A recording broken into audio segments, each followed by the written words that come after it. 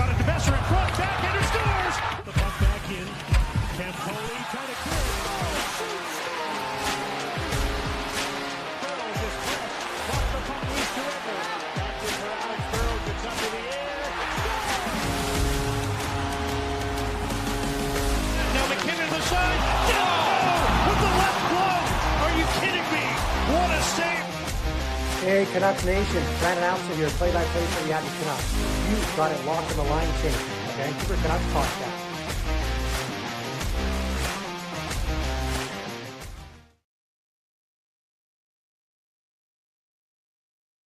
What's up, guys? Welcome to our latest live stream watch party. Of course, this is our doubleheader where we're doing the Minnesota Wild and Dallas Stars, which is just about getting ready to get underway. And then we'll, of course, be doing the Philadelphia Flyers and the Pittsburgh Penguins game 4 for both of these series. A doubleheader of 2 game 4s. Tomorrow, we're going to be doing a triple header for game 4s tomorrow, starting at 1:30. That's going to be a lot of fun. But let me get a couple polls up to start this. I'm going to get this one up and show it here. Up here. So, who wins game 4 between the Minnesota Wild and the Dallas Stars? Type a 1 in the chat if you think the Minnesota Wild are going to win here tonight. Type a 2 in the chat if you think the Dallas Stars are going to win this game 4 here tonight. Let me know in the chat. Like I said, drop a 1 in the chat for the Minnesota Wild and drop a 2 in the chat for the Dallas Stars. And of course, I will leave this up, or this poll up, until the second intermission, and then we'll take a look at it in the second intermission or prior to the start of the third period. So the game is just getting ready to start. Of course, the Carolina Hurricanes and the Ottawa Senators game is still going on. Carolina is actually up 2-1 in that series, or in in this game. They're up 3-0 in the series with about a little over 6 minutes left in that one. And of course, if you guys have been watching that game, it's been rough in this one. There's been a lot of physicality in that game, a lot of rough stuff, big hits, tiffs going on between the two sides. Obviously, Ottawa is fighting for their lives in that one, being down 3-0 in that series. So that, that game is still going on. I was watching a little bit of it before we got started here, as well as the Blue Jays game as well. That game is actually just about ready to wrap up itself. But yeah, right now we got Bobby in the chat. Good to see you, Bobby.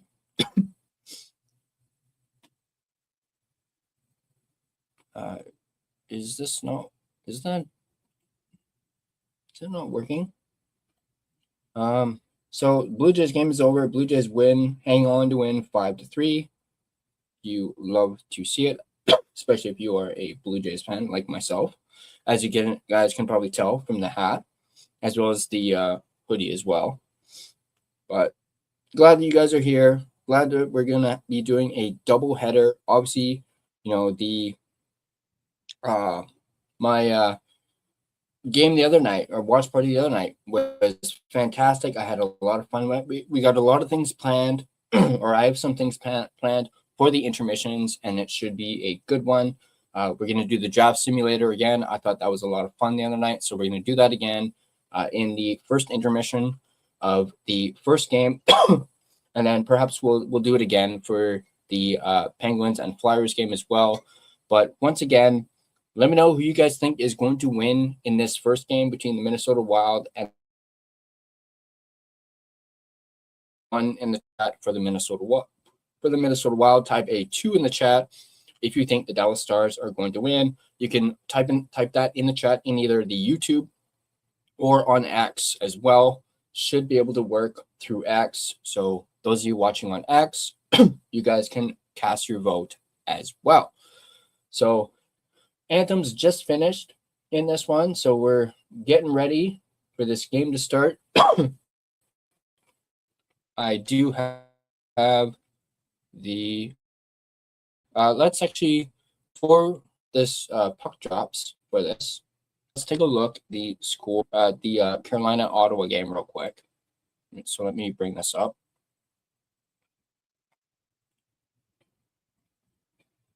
So we're going to share this instead. So here we go. So little over 5 minutes left in the third period. The Hurricanes up by 1 goal, but the Senators are on the power play. Goals in this one, Stankoven is the one who put the Hurricanes up by 1 on the power play, assisted by Miller and Taylor Hall. Another goal from the Senators. Batherson scored in the second. He is the lone goal for the Ottawa Senators in this one. And of course, we're getting ready for the Stars and Wild. Of course, later we are going to have Game 4 of the Flyers and Penguins. So,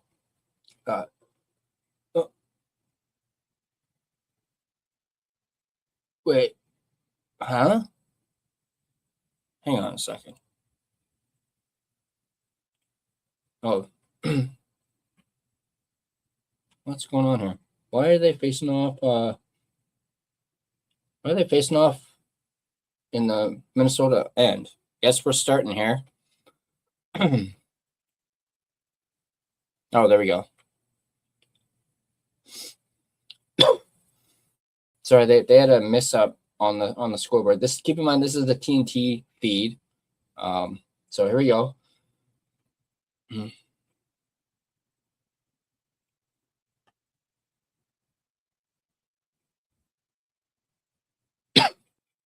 There we go. That's a good one. All right, here we go. So, whistle. Offside for the Wild in this one.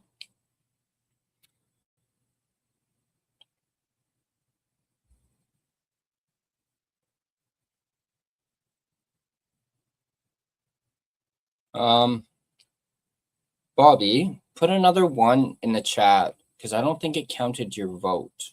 Because usually it shows me what the votes are.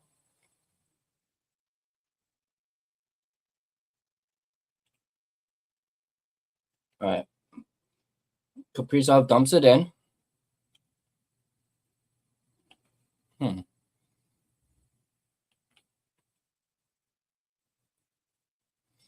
right. Kaprizov, wide shot. Wild with it at the point. Back down into the corner. Down into the corner again. Dallas regains possession of the puck and fires it out. Able to clear it out. All right, let me reset this. See if this works.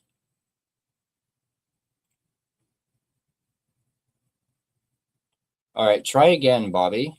Sorry, try inputting a 1 in the chat again. See if this works.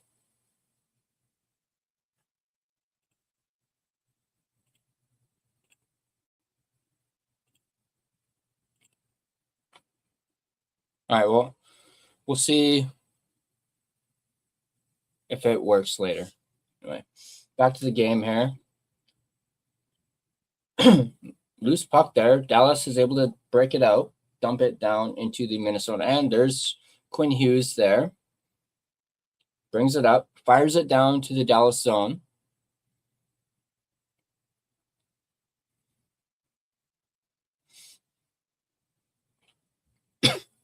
All right. Puck down into the Wild zone.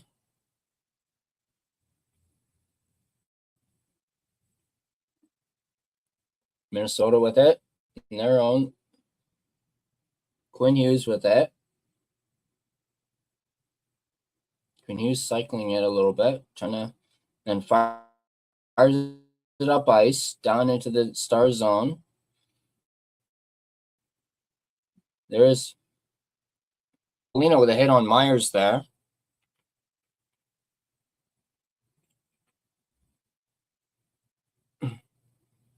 Puck behind the net, back down to the point.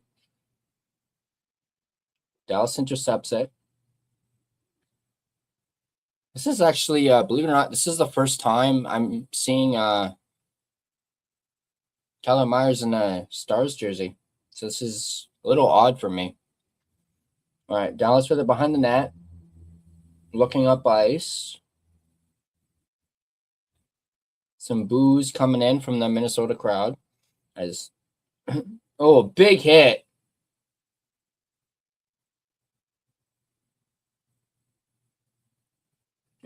Puck loose in front. Dallas is able to clear it. All right. Bork and Brodin in the corner there. Puck around the boards. Big hit there in the corner. Minnesota dumps it in, and here's Johansson. Round to the point. Quinn Hughes with it. To the point. One-timer shot. Missed the net. Rebound.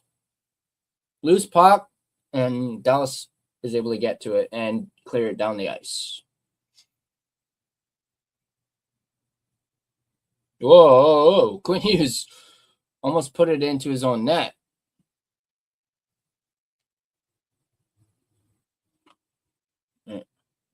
Stars with it.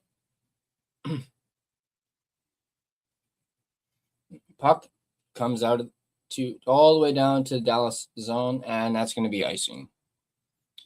To answer your question, Bobby, I actually can't remember who the Hurricanes play next. I have no clue. Right now, score update in the Carolina-Ottawa game. Carolina is now up 3-2 with 1:49 left in the third period. So, like I said earlier, the Ottawa Senators, they are fighting for their lives in this one. So 2 quick goals in this in a matter of minutes since the last time that we looked at it.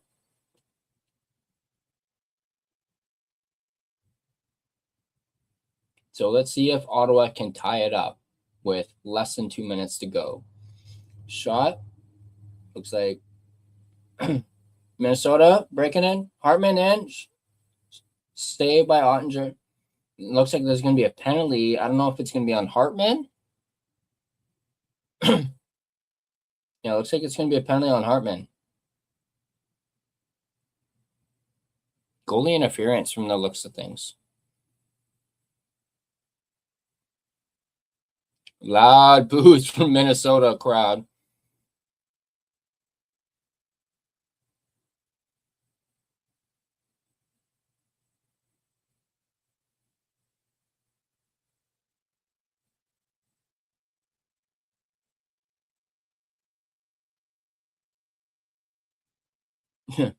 Yeah, Hartman bulldozed right into Ottinger.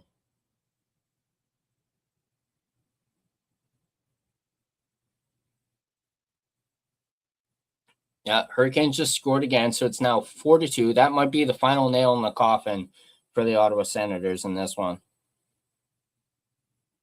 All right, so the Stars on the power play with it at the point. Here's Rantanen, down low, back to Rantanen, down low to Roberts. Is that Robertson? Yeah. Back to Rantanen, down to Robertson. Or sorry, Matt Duchene. Apologies. Duchene back to Rantanen. Duchene, nice little pass there behind the net. Back to the point, over to Rantanen. To Heiskanen. Robertson with it. Elected to shoot, but decided not to. Rantanen with it. Cross ice to Robertson. Shot wide. Looks like Wolsey got a piece of that one. Here's Duchene. Back to Rantanen.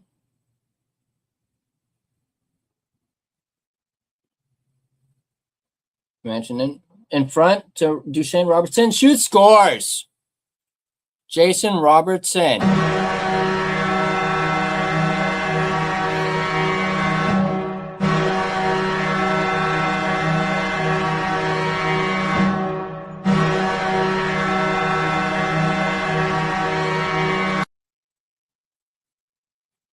There you go. I told you guys I'd get a new goal horn.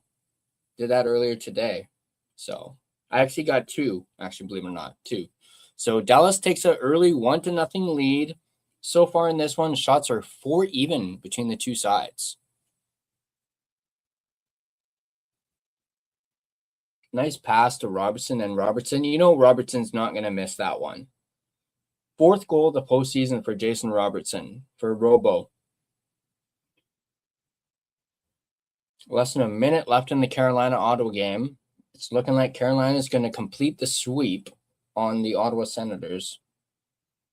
Puck down into the wild zone. Puck around the boards. Kaprizov with it. Breaks it out. Here comes Jonas Brodin's shot. Saved by Ottinger. Ooh, big hit there in the corner. Or just somewhat in the corner. All right, Lundqvist up. Now here come the Stars breaking it out. Shot. Saved by Wallstedt. Little pushing and shoving there in front of the goalie.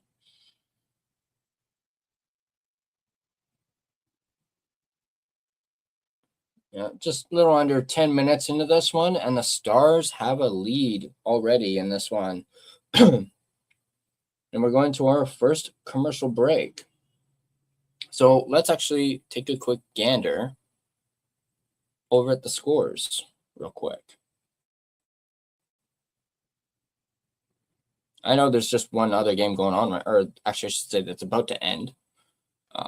There we go. 16 seconds left in the Senators Hurricanes game. Sebastian Aho is the one who got the empty net goal to put them up by 2 again. And then Dylan Cousins is the one who scored the second Senators goal. And of course, Sebastian Aho. Wait. Oh, there was 2 empty netters. So Aho with 2 empty net goals in this one.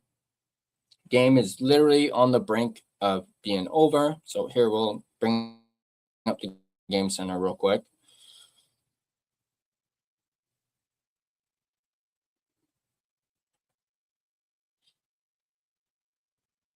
So you see here Taylor Hall scoring in the second period, Drake Batherson, Logan Stankoven, then Aho with 2, and with Dylan Cousins' goal in between.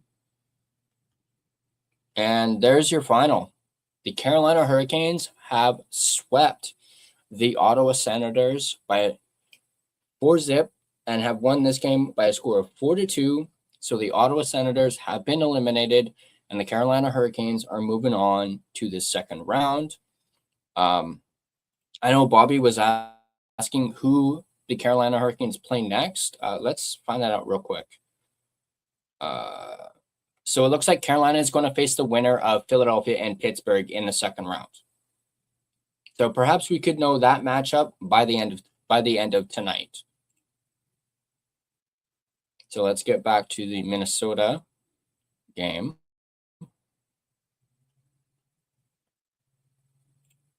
There we go. Puck dropped. We're back now. Minnesota with it around the net. Pass up to center ice.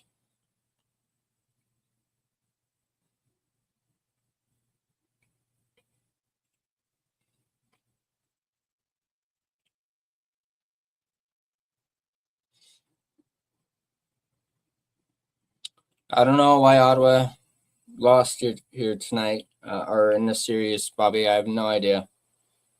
At least they showed some fight there at the end. Got to give them that. Hey, Harry, how's it going, buddy? Yeah, 10 days until the draft lottery. I cannot freaking wait.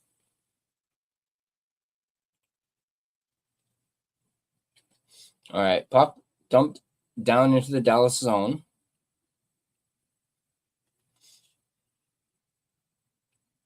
There we go. Dallas with it. Dumps it into the Minnesota zone. Robertson not able to get to that puck. Battle against the boards here. While they're able to get it out. Whistle. Oh, looks like offside. A loud "Let's Go Wild" chant in the, the XL Center? Isn't that what the Minnesota Arena is called still?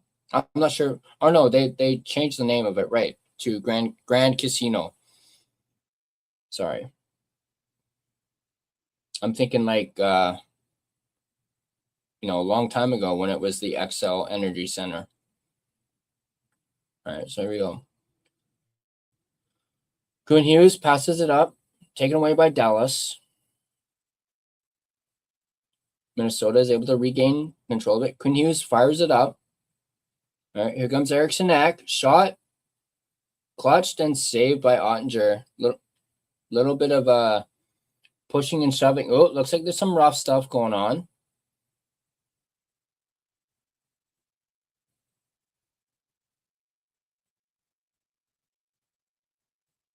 Boldy with a little like smug like smirk on his face. I saw that. Who do you think will be the GM for the Canucks? I don't know. I really want Ryan Johnson. That's just my own personal preference. But after doing that Gillis and Gilman video the other day, I wouldn't mind having Gillis come back. Looks like there's going to be a penalty against Dallas, it looks like. Looks like it's going to be Maverick Bourque going off for roughing.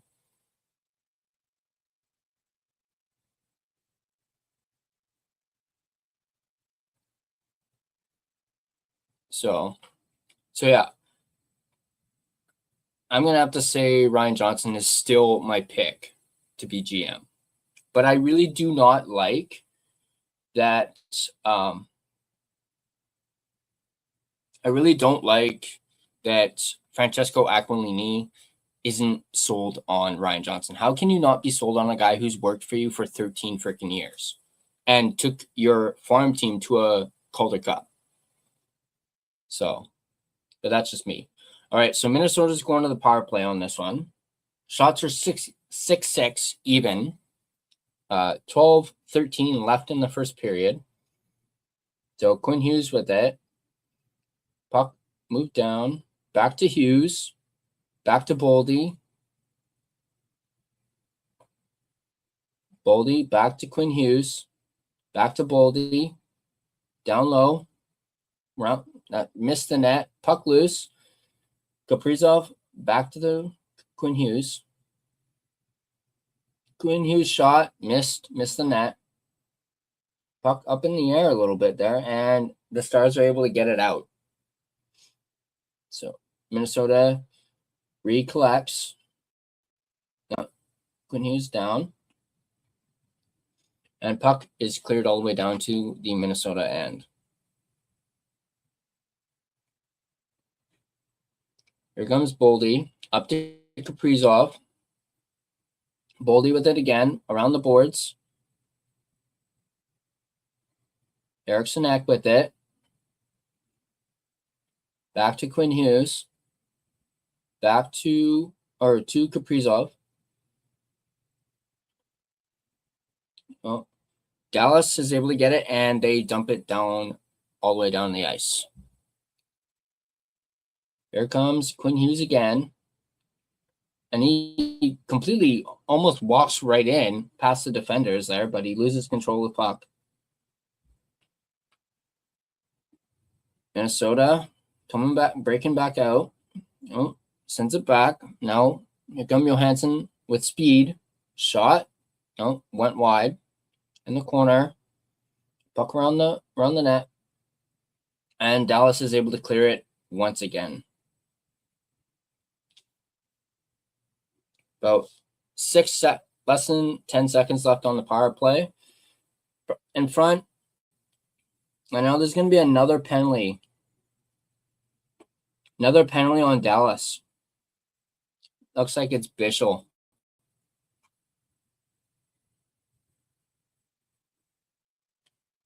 Two-minute minor for hooking on Bichel. So Minnesota's going right back out on the power play.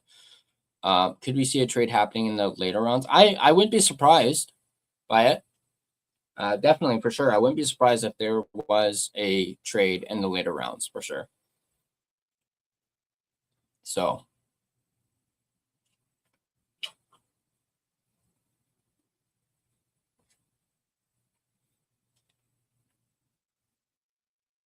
Showing a replay here.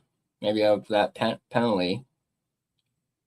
So the power play just expired. So this is a new power play. So it's not a 5-on-3. So, but here come Dallas, shorthanded. It looks like Oscar Beck there. Quinn Hughes with it. Just looking ahead. Pass up. Back. Now here comes Boldy walking right in. Loses control of the puck. And Dallas is able to clear it once again. Quinn Hughes with it.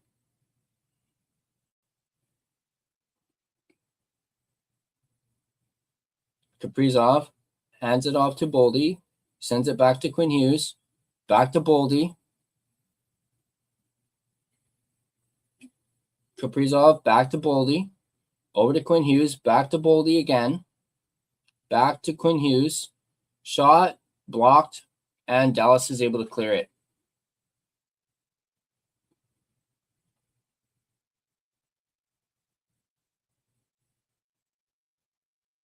All right. Here comes Marcus Johansson.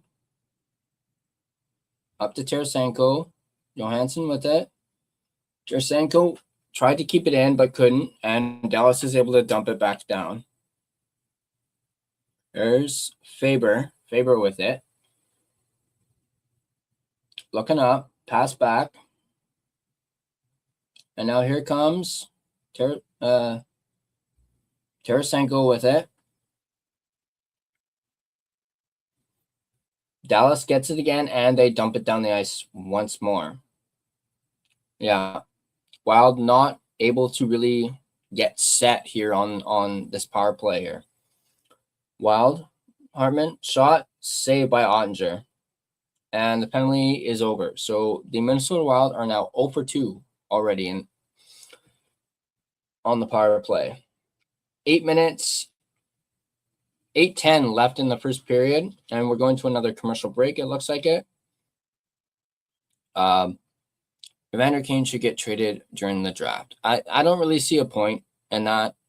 I mean, I get what you're saying, Harry, but he's going to be a UFA, and we know he's not coming back. So there's really no point in trading him at the draft.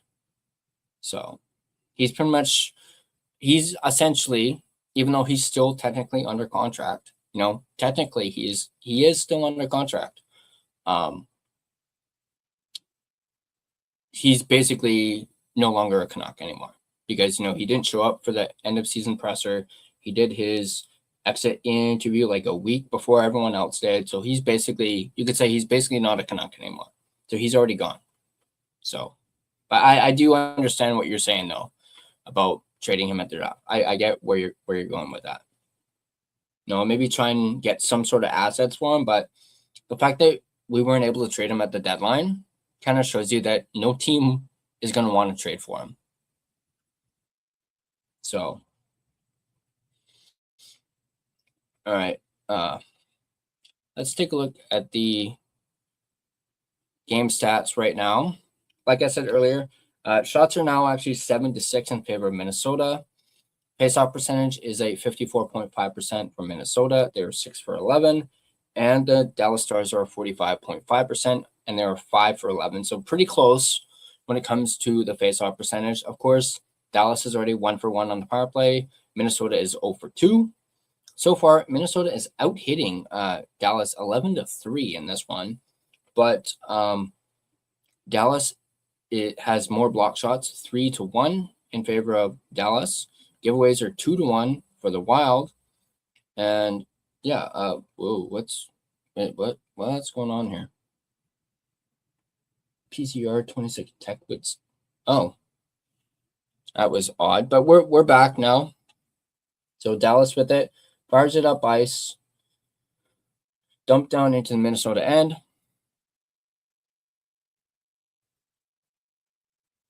All right, Dallas, quick shot.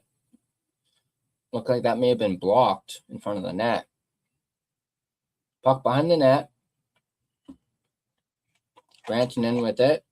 Tried to put it in the slot, but puck goes all the way down to the Dallas net.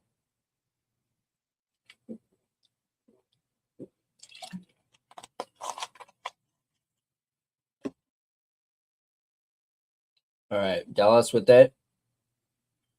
Puck loose. Dallas moves it up. Matt Duchene with it. He's battling for it with, I believe that's Middleton. Puck back to the point to Myers. Shot.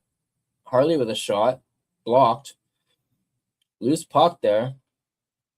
But Minnesota is able to regain control of it. Here comes Minnesota.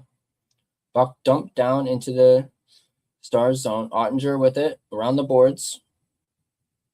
Up, and here comes Dallas, 2-on-1. Shot, nice save by Wallstead.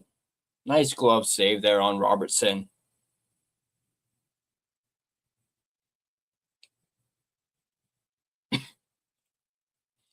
EP40 likely gone. I don't think Pedersen's going anywhere. Harry, Pedersen's not going anywhere anytime soon. So yeah, they're not trading him. Not right now. It's like that video I did, on, why, they shouldn't trade him during this rebuild. You're not going to get anything for Pedersen at this point. So you shouldn't trade him right now, because you're going to get pennies on the dollar, like I mentioned the other day. So I don't think he's going to be gone.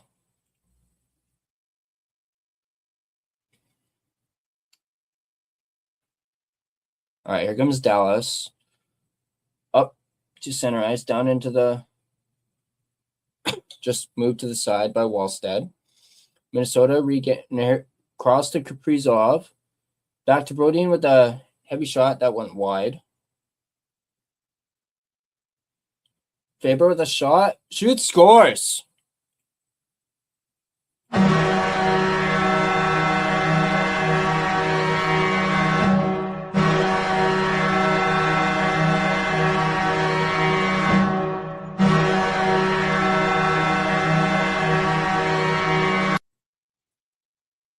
Brock Faber ties it up. Although it looked like that was deflected.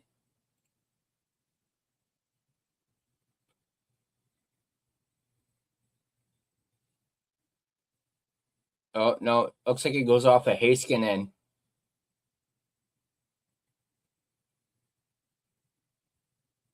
Yeah. Yeah, so Faber's got the Minnesota goal there, and we're all knotted up at 1.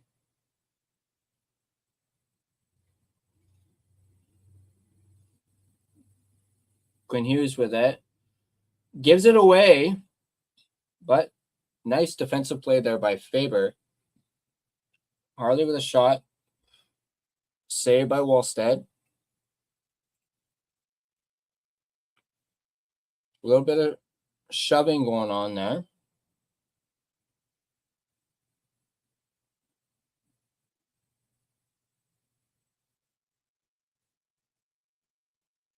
Looks like we're going to another commercial break here.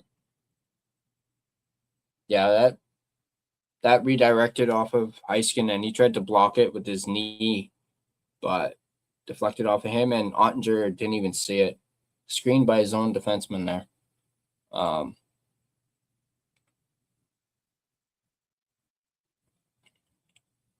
Who do you think will likely be gone other than Kane? I'm thinking DeBrusk, probably. Out of all of them, I think it's going to be DeBrusk. Then again, I could also see DeBrusk staying as well. But yeah, other than Kane, got to be Jake DeBrusk, at least for me, anyway.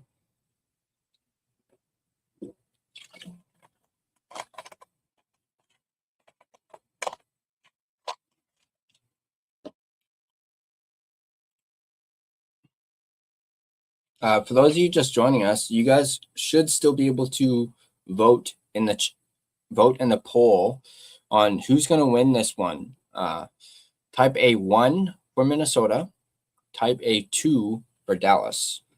I know Bobby already voted earlier, and I'm actually not sure if its poll's actually working. I might have to just restart it all over again, but we'll see. Do you do Demko and Lank for next season, or Demko and Tolo? I still think they're gonna run a 3 goalies next season. I think they're gonna run Demko, Lankinen, and Tolo, because remember, Tolo is no longer waiver exempt after this season. He's gonna have to clear through waivers if they want to send him down, and I honestly do not think that Tolo's going to clear waivers, and that's just my opinion anyway. So I think they're going to run with 3 goalies, and they're probably going to like monitor Demko's games. Like he's probably gonna play like maybe 20 to 30 games, not 40. And they might split it between the three of them. So just so they can give Demko, more rest. So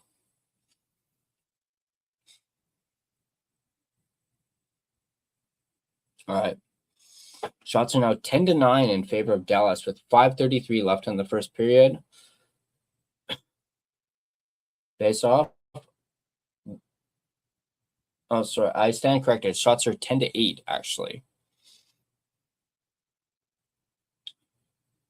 Dallas with it in the corner. Back to the point. Nils Lundqvist. Shot went wide. Puck around the boards. And then Boldy with it. Puck down into Minnesota end. Rantanen there in the corner, battling for it. Now here comes Minnesota, 2-on-2. Marcus Johansson went to go dump it in, but it looks like that got blocked. Dallas with it behind the net. Thomas Harley over to Myers. Pass up. Minnesota is able to. Here comes Kaprizov. Shot. What save by Ottinger with the shoulder.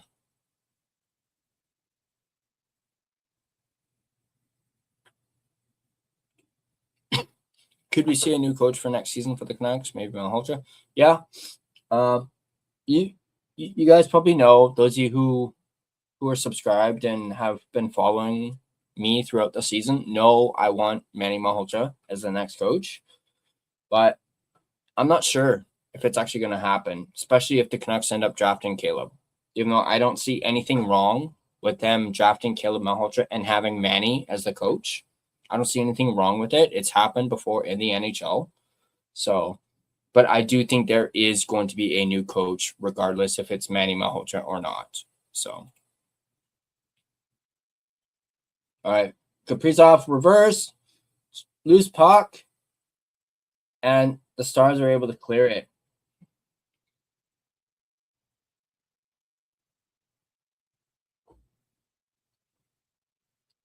Puck around the boards, behind the net. Minnesota with it. Quinn Hughes around the net. Shot. That went wide. Big save by Ottinger there. Minnesota was a couple great chances right there. Bork with it. Minnesota regains control of the puck. Back to Quinn Hughes. Around the boards. Bounces it off the boards. Back down into the Minnesota end. Faber with it. Behind the net. Back to Quinn Hughes. Getting pressured there. Dallas sends it right back into the Minnesota zone. Jamie Benn with it. Pass.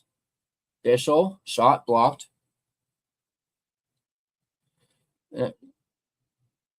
In front. Oh. Great save there by Wolstad.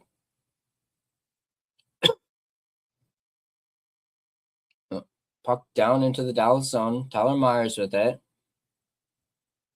Fired up ice. Dumped into the Minnesota zone. Puck around the boards.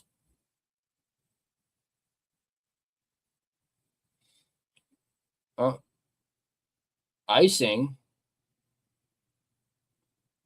Yeah, they're calling icing. You hear boos from the crowd. Sturm didn't like that call.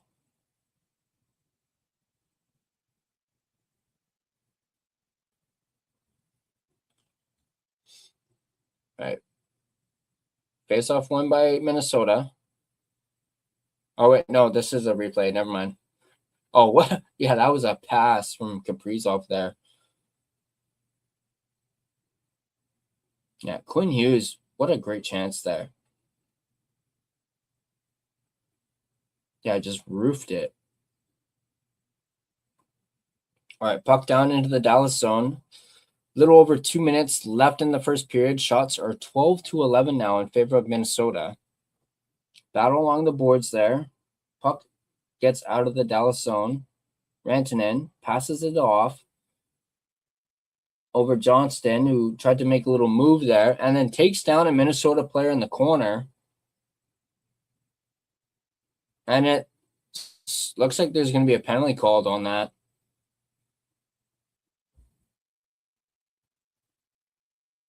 So Wyatt Johnson's going to the box for that. So Minnesota gets its third power play of the night already with 2 minutes left in the first period. Yeah, let's see this again. Oh, yeah. Was that high sticking?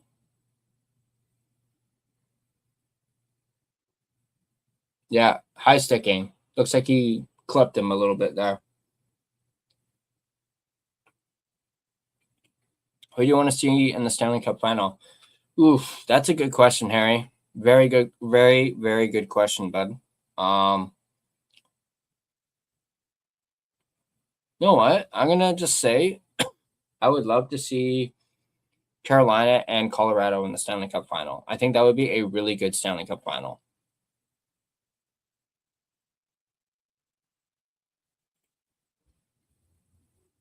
All right.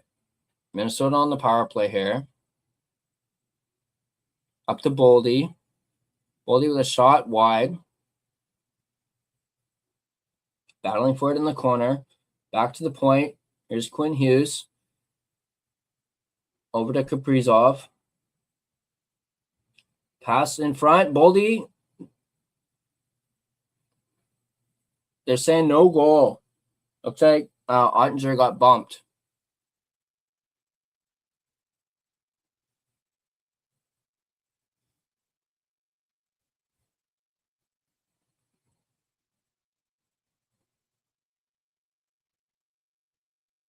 Looks like it might be goalie interference.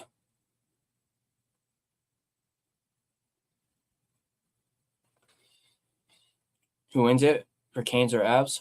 Oh, that is extremely. Oh, that was like behind the. That was like between the legs from Boldy there. But who wins it for Canes and Avs? That is extremely difficult because I like both teams. But I'm gonna say Avs just edge it out. So because I've picked Colorado to win it since the start of the season. So I gotta stick with that. As much as I love the Hurricanes, I'm gonna go with the Avs. As far as games, yeah, I'm gonna say Avs in 7. I think that would go a full 7 games in that one. So no goal on that. Minnesota's still on the power play though. Here comes Boldy over. Kaprizov to Hughes. Back to Kaprizov. To Boldy. Back to Hughes. Back to Boldy. Back to Quinn Hughes. Back to Boldy. Boldy almost lost it there, but is able to regain control of it. Boldy with a shot. Great save by Ottinger. 42.7 seconds left in this first period. Flyers are sweeping tonight. Well, we'll see. We'll see how much fight Pittsburgh shows in that game. That'll be, of course, game 2 of this doubleheader that we're doing in just a little under 2 hours from now. All right, Boldy with it. Down low. Hughes with that one-timer, missed the net. Puck loose, and Dallas is able to send it down the ice. 20 seconds left in the first period. Here comes Bobby Brandt. Quinn Hughes, backhand pass there. Minnesota, Kaprizov shot, stopped by Ottinger. Hughes could have shot it there. I don't know why he didn't. Chaos here at the end of the first period. Minnesota trying to put it in, but that's the end of the first period. Shots are 14-11 in favor of Minnesota at the end of the first period in this one. Yeah, I don't know why Quinn Hughes didn't just shoot the puck. If you guys are watching this, did you guys see that hesitation? So kind of like PD vibes there, which is a little ironic, at least for me anyway. But yeah, we're coming up to our first intermission here. So let's bring up the draft simulator. Excuse me. Let's go to scouting.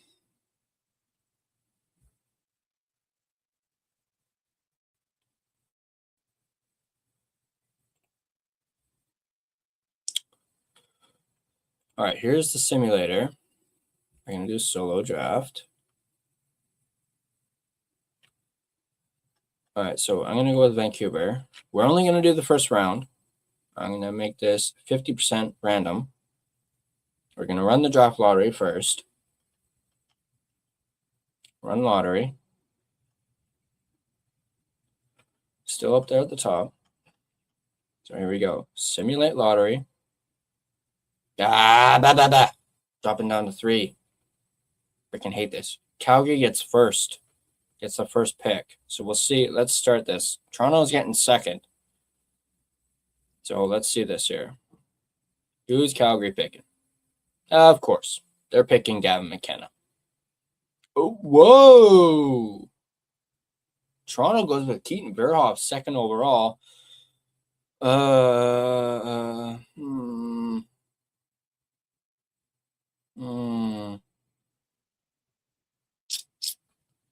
What? Fuck it. I'm going to go with Caleb Malhotra, third overall. I haven't done that. I've usually... Chicago picks Stenberg. Ooh, imagine that. Stenberg and Connor Bedard playing together. Woo. Tynan Lawrence going to Winnipeg. Florida picking Vigo Bjork. San Jose goes with Carson Carrolls at 9th. Oscar Hemming to Nashville. Hermanson to St. Louis. Rudolph to New Jersey.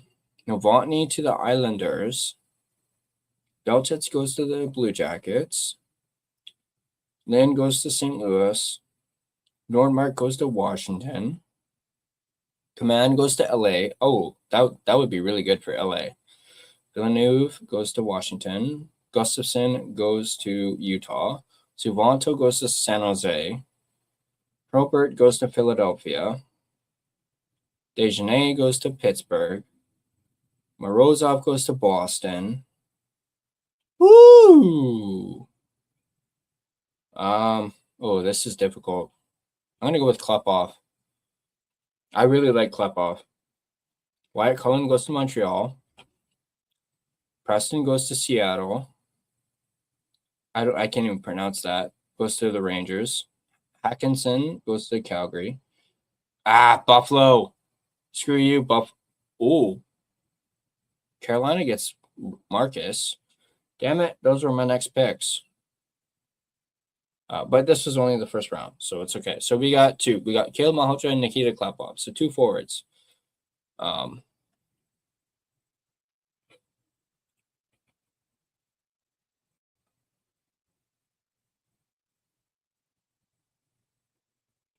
Oh, Harry's going to the team store right now. Awesome.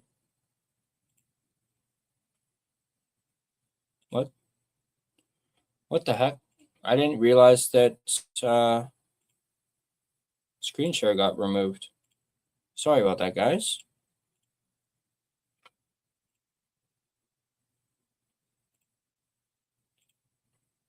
Oh, right. I forgot. Yeah. Anyway, sorry about that. I forgot I closed the other tab. So here's Caleb. So yeah, that was my simulation there.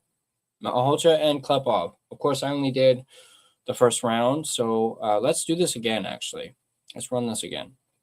Solo draft, since you guys did not get to see it. My apologies on that, by the way.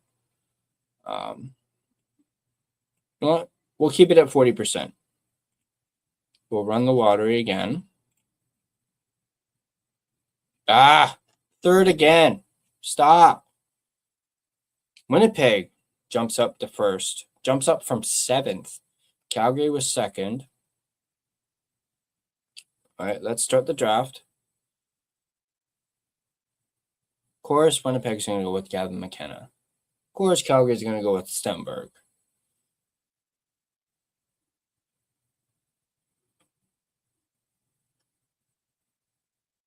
All right, I'm going to go with Chase Reed. I'm going to, switch it up here.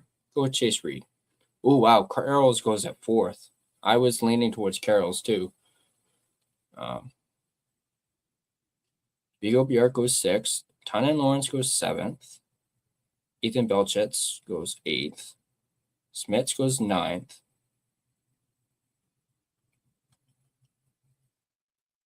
Wow, Matt Holter drops to 11th. Drafted by St. Louis. Wow. You know what? I'm going to... Where's Washington? Washington has 2 picks.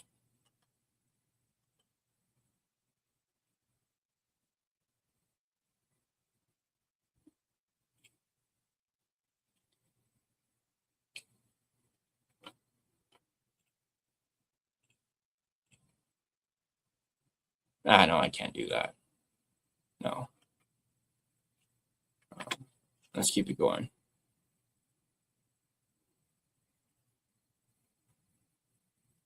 Ryan Land goes 16th.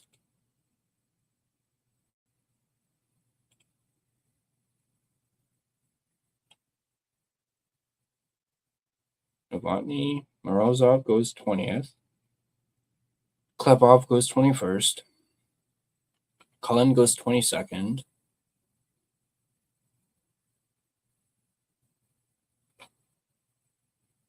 And we'll go with Liam Rupp. Just because I like Liam better than I do Marcus. I also think Liam has a bit more upside than Marcus. But that's just me.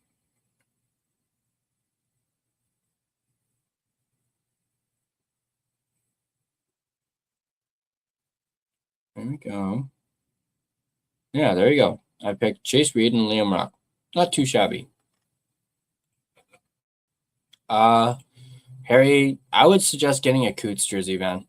Since it's not a guarantee that we're gonna get McKenna, I would get Coots. At least we know he's here and he's gonna play for the Canucks. I would definitely get a Coots jersey for sure. But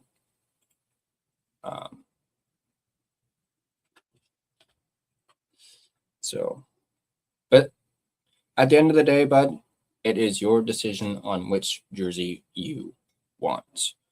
Let's take a look at an article since we've done the simulator. We'll, of course, come back to the simulator a little bit later. Let's see if Canucks Army's got anything juicy.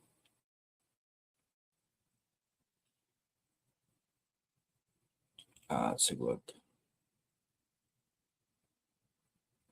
Oh, this is interesting. This is actually, you know what? I'm going to save that for a video. You know what? So let's take a look at another year in review on Canucks Army. This one about Teddy Bluger. Teddy Bluger probably won't remember his 25-26 season with the Vancouver Canucks as one of his best. It was the worst team performance of his career. Here, let me maximize this so you guys can read along. It was the worst team performance of his career by far, and only the second time in his 8-year NHL career that he's missed the playoffs, with last year being the first. It was also his most injury-laden campaign to date, with Bluger missing chunks of preseason, all but 2 games in October, all of November and December, and the majority of January as well. But on a purely personal level, this could be considered Bluger's best showing to date. It was an odd season to be sure, but one in which Bluger did the best he could with the minimal opportunity and support that he received, good enough perhaps for Bluger to earn a contract extension despite the organization's move toward a rebuild. His impact has been that positive. It's hard to talk about Bluger's 25-26 experience without talking about the injuries, so we'll start there. Bluger played in 4 preseason games but sustained an undisclosed injury somewhere in there that was listed as week to week and would ultimately keep him out the first couple of games of the regular season. He, of course, returned on October 17th against Chicago, scored a goal 2 nights later against Washington, and then exited the lineup again. This latest injury was undisclosed, though it was later described as lower body. It was unclear whether it was related to the first ailment. Either way, it would keep Blueger out of the lineup considerably longer. Blueger himself described what happened next. There were 2 setbacks throughout the process. I think the whole timeline ended up being double, if not more, than what I kind of originally anticipated. That double timeline wound up keeping Blueger away from October 19th all the way through to January 21st. In the meantime, the Canucks had already fallen well out of the playoff race, but Blueger, for his part, picked up right where he left off and then some. There's just no rest for a veteran body on an active Adam Foote roster. Blueger played 18 minutes and 24 seconds on that January 21st return, would average 16 minutes and 31 seconds on the year, easily the most ice time he's ever received. From January 21st onward, Blueger received 14 minutes and 37 seconds of even-strength ice time a night, just 4 seconds behind Elias Pettersson at 14:41. In many ways, Blueger was played as a 2C down the stretch, and at times as a 1C. To be fair, he earned those minutes in several ways. Now, Blueger went through a couple tough stretches, including a 4-game pointless streak in late February, a 10-game pointless streak in March, and a 3-game pointless streak to end the season. Other than that, he got on the scoreboard most nights, ultimately ending up with 9 goals and 17 points in 35 games, which in my opinion is actually still pretty good considering he missed a majority of the season. That's a pace for 21 goals and 40 points over a full 82-game schedule. Those would be career numbers across the board.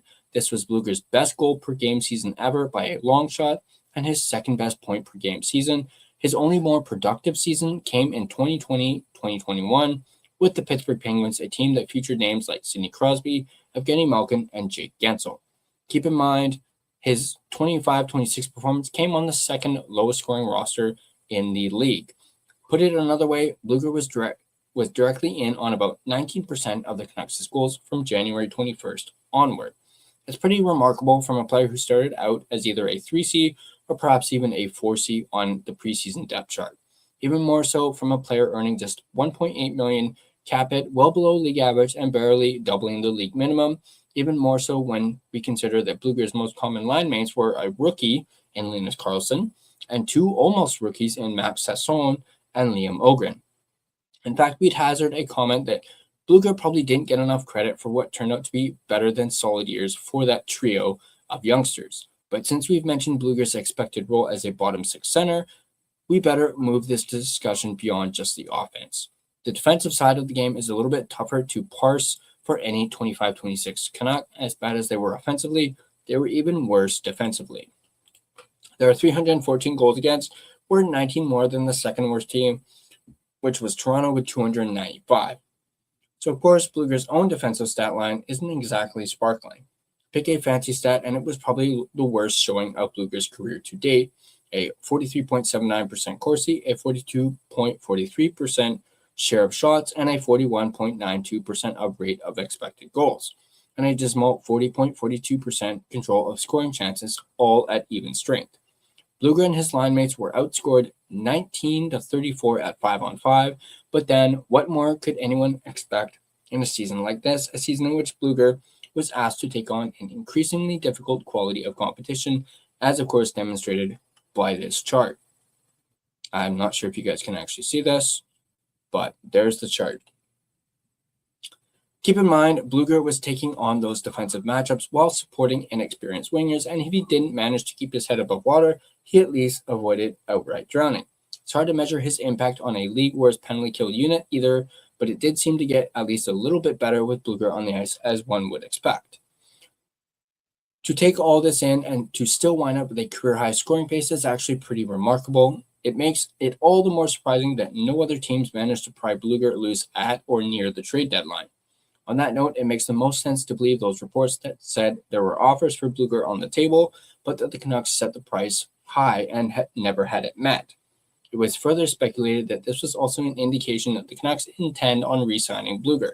They are able to. Heck, some even suggested it's time for Blueger to get a letter on his chest. That will have to be a decision made by a new Vancouver GM, but it's hard to look at this season of work and not say that Blueger has earned an extension. in a season where the entire team around him took a step back. Blueger, of course, took a step up, and that's got to, of course, count for something. So there you go. There's that article. Really great article talking about the year in review for Teddy Blueger. Still just waiting for this second period to get going. Probably going to be started in a couple minutes or so here. So let's bring this back and let's get back to NHL.com.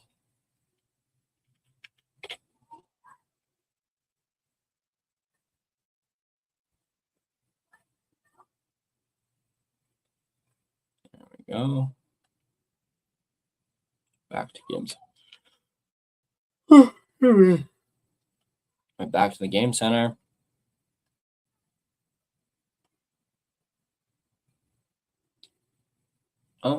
Maybe about another minute or so before the intermission ends. But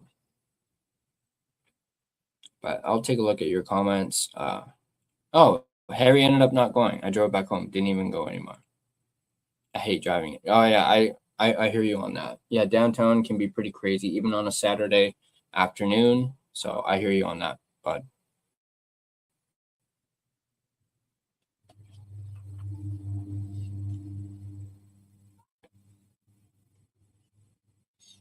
I'm actually going to reset this poll.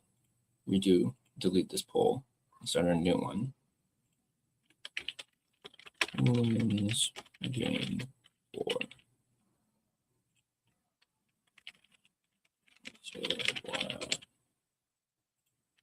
Dallas Stars.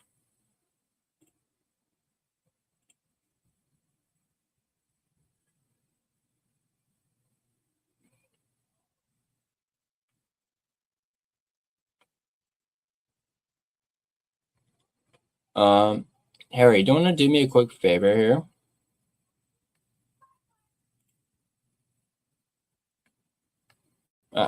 There we go. Yeah, Harry, do me a quick favor and vote for who you think is going to win in game 4. Type a 1 for Minnesota or type a 2 for Dallas. And if Bobby, if you're still in here, recast your vote as well if you're still in the chat. And for those of you joining or who've been in chat, definitely vote for who you think is going to win this game here tonight, game 4 between the Minnesota Wild and the Dallas Stars. And then, of course, we will check this at the end of the second intermission and see what you guys voted on. But the poll should be working now.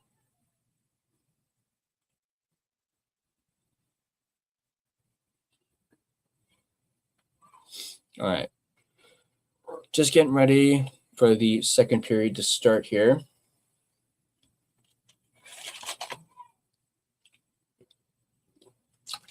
All right, come on, enough of the advertisements already. Give me a little snack. Got some snacking on some. Oh, looks like Jack Hughes is in the house to watch his brother Quinn. All right, here we go.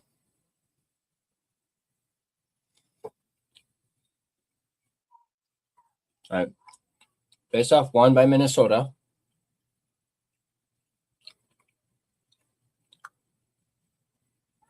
Oh, that was almost offside there. Dallas is able to get it. Dragged it, shot, rebound, saved by Wallstead. Minnesota regains it and dumps it down the ice. Not enough for icing.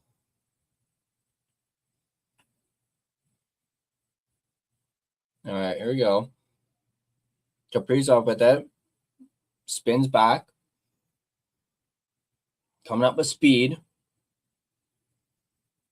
Hartman into the corner. Bobby Brink with it. In front, Kaprizov loose. Oh. No Minnesota Wild player is able to get to it. There. Kaprizov tipped wide. Hartman around the boards. Kaprizov with it. Back to the point. Spurgeon with a shot. Looked like that may have went off a body. Brink in front. Over to Kaprizov. Spurgeon shot. Saved by Ottinger there. Minnesota pressuring here to start the second period. Back to the point. Brodin shot. Blocked. And Dallas is able to regain control of it. Rantanen just dumps it down into the Minnesota end.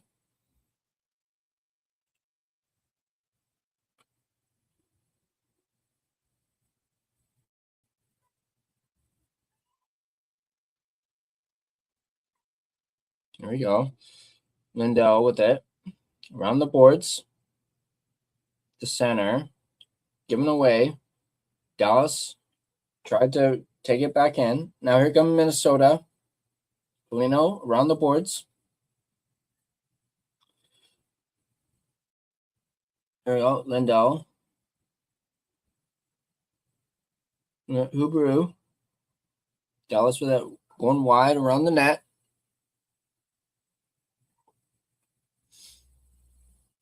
Puck sent around the boards behind the net in the corner.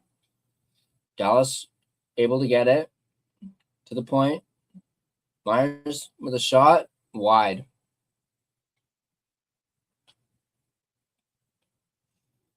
There you go. Minnesota battling, little puck battle there. Dallas gets it back to the point. Myers with a shot wide. Bischel, another, saved by two. So 2 saves by Wallstead there. Back with it. Around the boards. Tyler Myers with it. Fakes the shot. Boxer with it.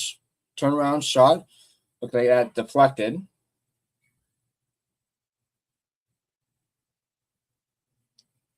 Callis with it.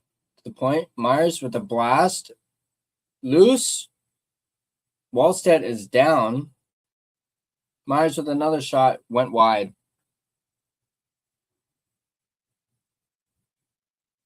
Star is pressuring here. Boxer with it. Back down. Robertson cycles it. Duchesne, Harley. Myers shot. Tarasenko is able to. Minnesota is able to get it out. So a whistle. Nice little back and forth pressure there by both Minnesota and Dallas to start this second period. Oh, yeah.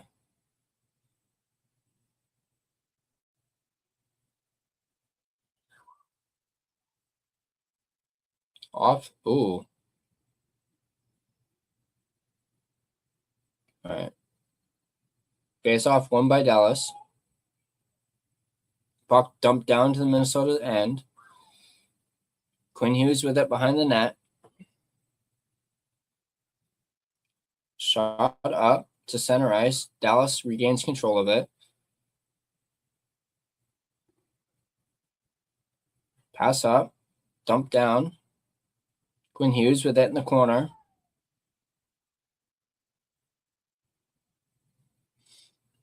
All right. Clears through down to the Dallas zone. Oh, almost gave it away there. Now here come the Stars breaking out. Dump down into the Minnesota end.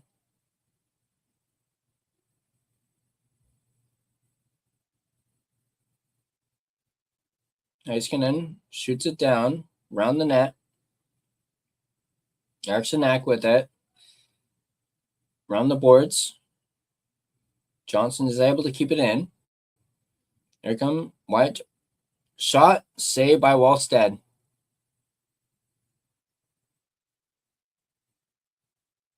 There you go. Wyatt Johnson with it. Keeping it in. Round front. Saved by Wallstead. Good battle there between Johnson and Boldy. Heiskanen with a shot wide. Or no, looks like Wallstead was able to get a stick on that one. Redskovian in front. Johnson turns, pass, back to the point. Heiskanen. Dallas pressuring here right now. Back. Rantanen with it. To Heiskanen. Back to Rantanen. Back to Heiskanen. To Rantanen. Shot. Just tipped wide. There we go. Dallas really, really pressuring here. Heiskanen with room. Slot in front. Loose puck. Behind the net. Minnesota. Behind the net. Puck battle going on behind the net right now. And it's back out. Yeah, Minnesota is gassed right now. Dallas is all over them right here.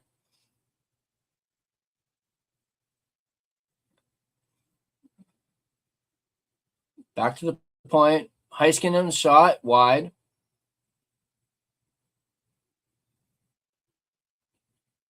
Wild trying to get it out of the zone. They can't. Yeah, Wild are gassed.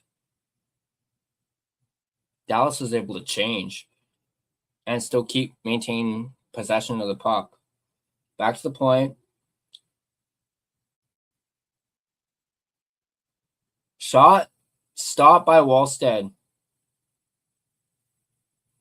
A little bit of shoving there at front of the net. Now Minnesota is finally able to get some fresh legs on the ice.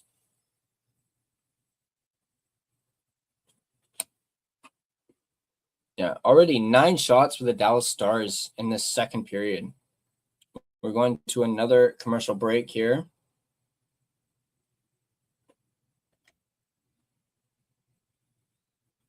For those of you just joining, do be sure to vote in our poll. Who do you think is going to win this Game 4 between the Minnesota Wild and the Dallas Stars?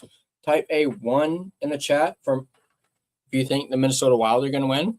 Type a 2 in the chat if you think the Dallas Stars are going to win. And then, of course, we will close the poll at the end of the second intermission, and we'll take a look at who and what you ended up voting for.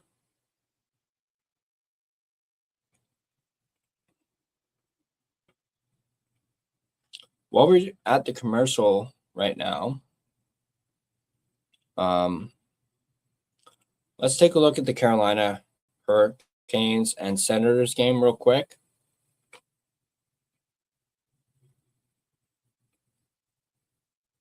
Or well, let's take a look at the series. So game 1 was back over a week ago, or about a week ago. Hurricanes shut out the Senators 2-0 in game 1 to take a 1-0 series lead.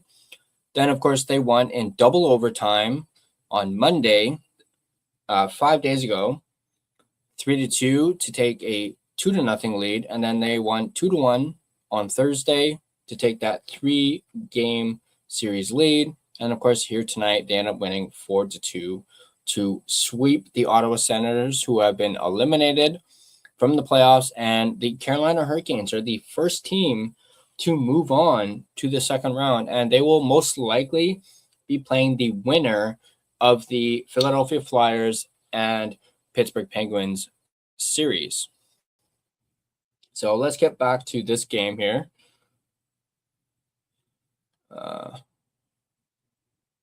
Back to the game center.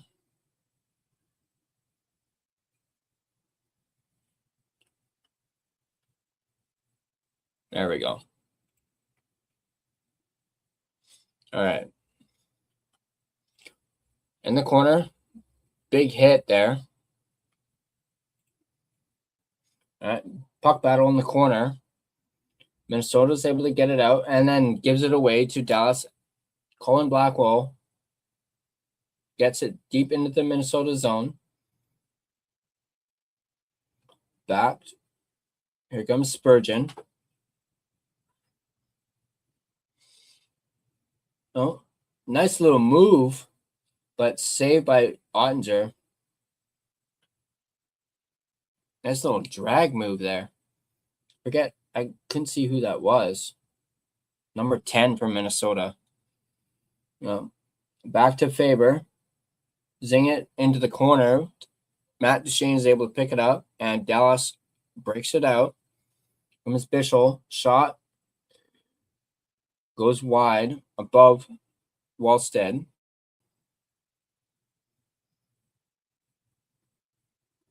Comes Quinn Hughes. Round the boards. Picked off by Dallas. Hartman across to Hughes. Back to the point. Zach Bogosian. Shot. Saved by Ottinger there. Dallas are able to bring it back down into Minnesota zone. Johnson. Mavic Bork run then one-timer by Robertson, saved by Wallstead.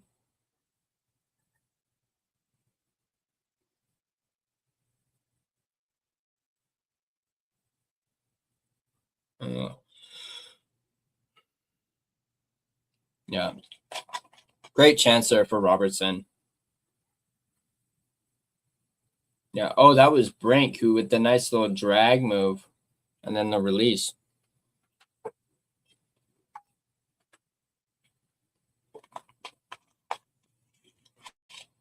All right. Face off to the right of Wallstead.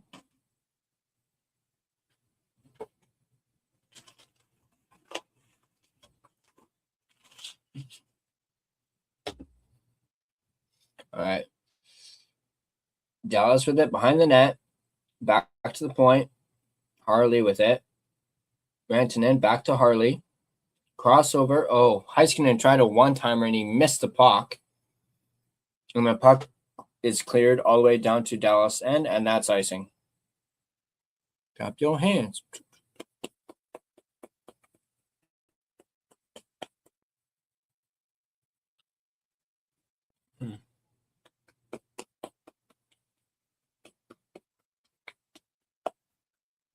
Clap your hands. All right, face off to the left of Wallstead. Minnesota wins it. Puck battle there in the corner.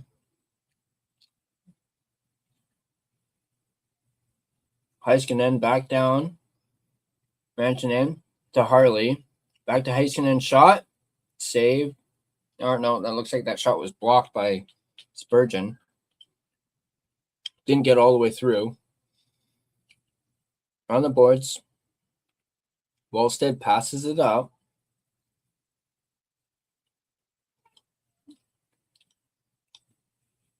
Wild get it down into the Dallas zone. Dallas moves up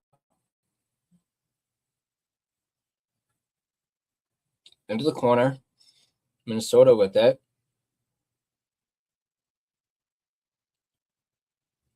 Minnesota moves it up. Around the net. So slot, Boldy with a shot missed. One-timer just wide.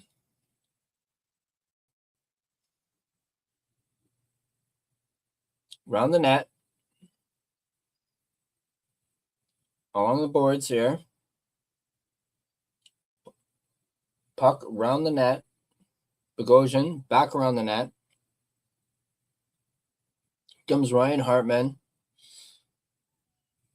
Pass to Bogosian. Over to Quinn Hughes. To Kaprizov. Shot wide. Blocked by Lindell. Here comes Kaprizov. Kaprizov still with it. Bogosian. Quinn Hughes with it. Circling around. Tees it up. Blocked. And the puck escapes the Dallas zone. Minnesota gets it back. There we go. Hartman denied by Ottinger there. Great save by Ottinger. And it comes all the way back down the other end. Wallstead. Beck is able to stop it there. Hughes. Puck battle there in the Dallas regains control of it in the Wild zone. Bischel. Myers fakes the shot.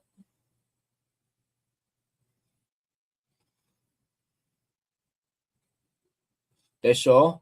Awkward angle there with the shot. Beck is able to keep it in. Downstairs for Blackwell. You know, Bishop has room shot. Blocked in front. Loose puck.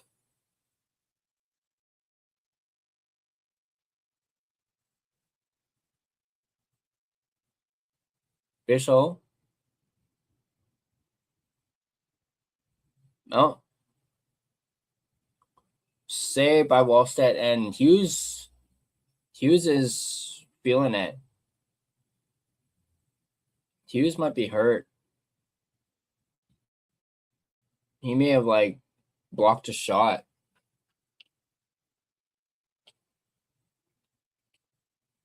As we go to a commercial here.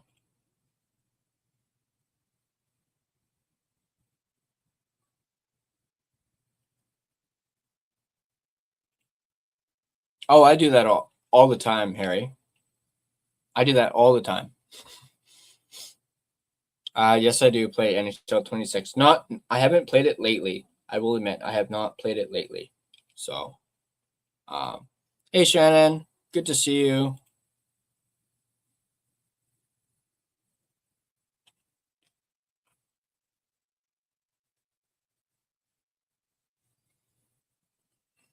All right, quick commercial here. Gonna go through your comments. Have you played Hut? Yeah, I played a little bit of it. Haven't gotten very far in it. I don't usually play a whole lot of Hut. I mainly play Be a Pro. That's my bread and butter. So I also don't like how you have to, pay to get better cards. So yeah. So yeah, I don't play a whole lot of Hut, but I have, dipped my toe into a little bit of Hut in the past. Just got a 96 overall Tim Hortons. Nice. And a 93 Nathan McKinnon. Nice. Going back and forth from here to Russell. Yeah, I saw Russell is doing a triple header today. He's doing the same thing that I'm going to be doing tomorrow. Oh, yeah, I guess I haven't really revealed that yet.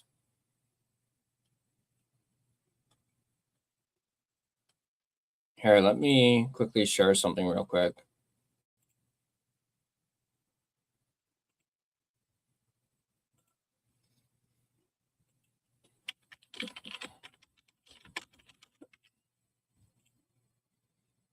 I'm gonna. No, I'll wait. Got 7 minutes left in the second. I'll wait till the intermission. All right, puck down into the Dallas zone. Someone's lost a stick there.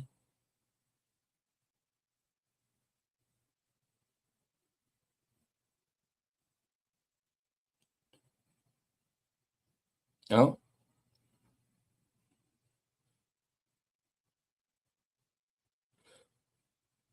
Someone's down.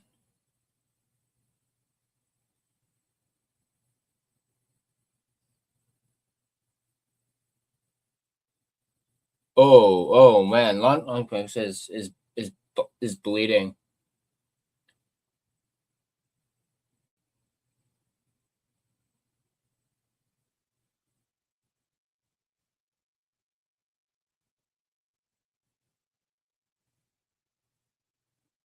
Oh, jeez.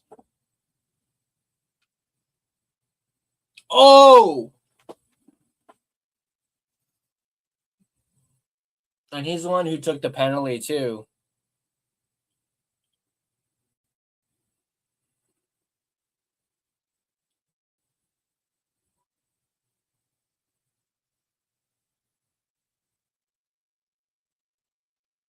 Man, that was brutal. Yeah, Maverick Borg's going to serve the penalty. Who would you have back for the Canucks, trade back if you had the power to do it? I have two. Actually, I guess technically three. It would be Bo Horvat, Andrei Kuzmenko, and JT Miller. Those would be my three. If I had the power to trade back, those would be it. Harry says Miller, Hughes, Bo Horvat, Zadorov, Garland, Dakota, Joshua, etc. Yeah, so I'm going to go with Horvat, Miller, and Kuzmenko. All right, but back here, of course, Minnesota is on the power play here. Yeah, that was scary right there from Lundqvist.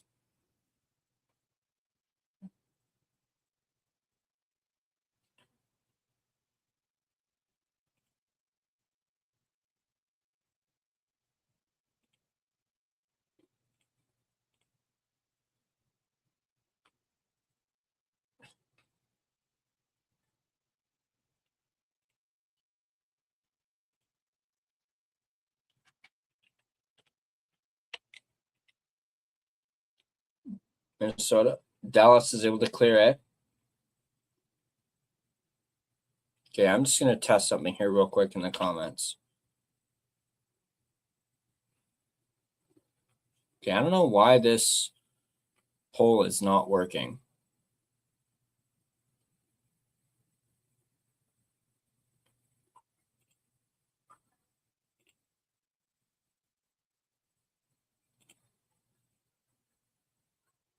Yeah, I don't know what's going on with this poll. I don't know. I'm not seeing it working, so, but it's okay. We go. Quinn Hughes back out on the ice. Shot wide. 10 seconds left on the power play here. Hartman, save by Ottinger. Puck to the corner. Quinn Hughes with it. Shot wide. Penalties over. Minnesota is now 0 for 3 on the power play.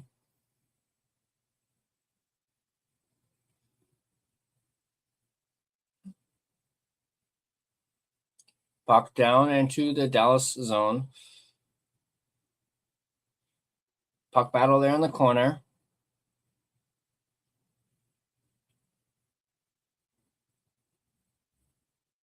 You know.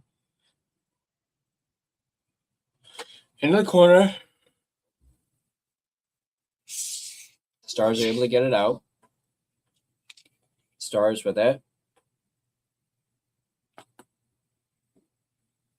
Robertson. Ooh, almost gave it away there. Maverick Bork with it. Back to the point to Heiskanen.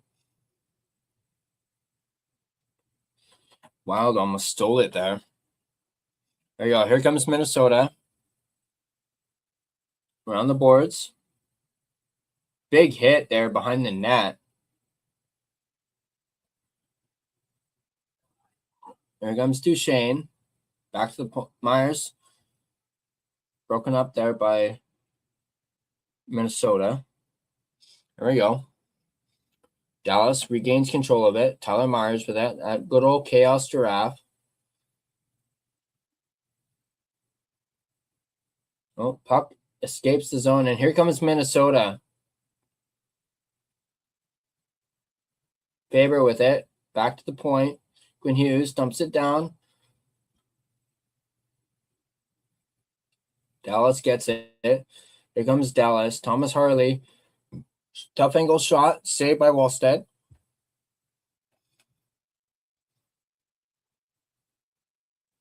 Harley dumps it down. Rantanen spins, fires, shot by Wallstedt. And that's going to be icing on Minnesota.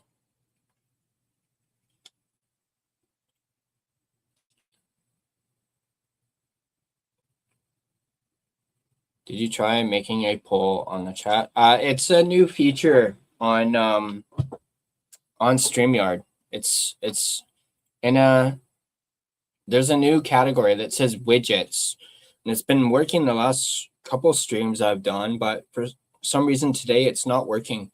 I don't know why. I don't know if it's just this stream issue or if it's like a StreamYard issue. So yeah, for some reason that's not working. I don't know why. All right. Looks like there's a delayed whistle or delayed penalty on Brock Faber, the Minnesota Wild. Jamie Benn.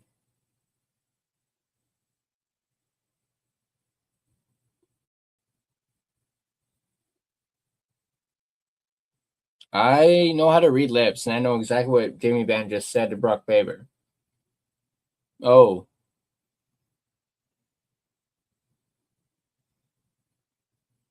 Yeah, 2-minute penalty on Brock Faber. We're going to a quick commercial break here.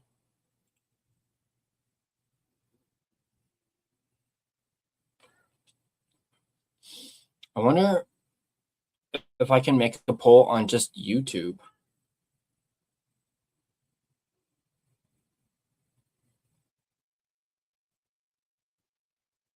And let me see if I can do it through just YouTube.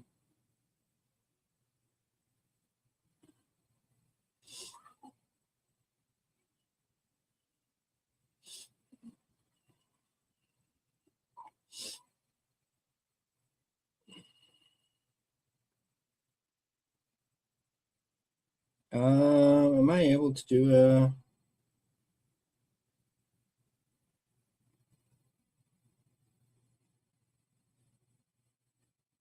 How do you do a poll?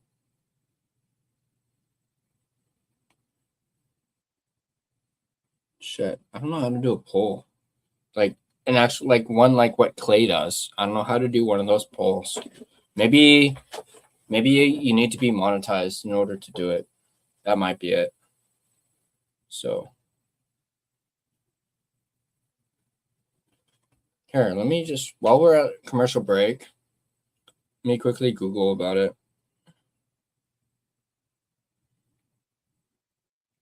Poll on YouTube.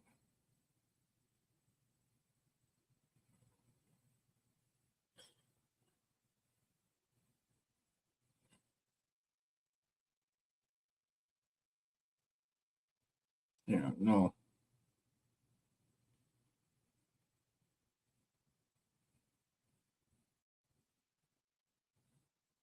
It's YouTube app or website to start your stream. Oh, I don't think I'm gonna be able to do it. It's okay. It's okay. There we go. You know, Dallas with it.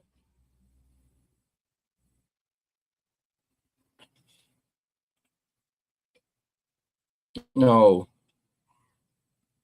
Wow. And the puck gets dumped all the way down to the Dallas zone. Minute 40 left in this second period. We're all tied up. Here comes Dallas. Puts on the brakes. Here comes Johnson. Jason Robertson battling for it and along the boards there. Heiskanen held in by Dallas. Spins it. Dane. Cross. Rantanen. Heiskanen back to Rantanen. Pass over to Duchesne. Missed the net. Duchesne with it. Back to Duchesne. Shot. Blocked. Back to Heiskanen. In front. That's out of play.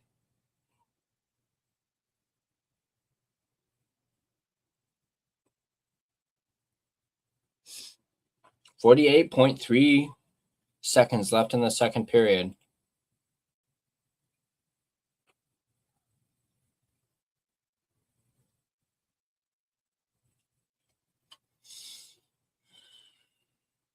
All right, I'm going to look up how to do that poll again.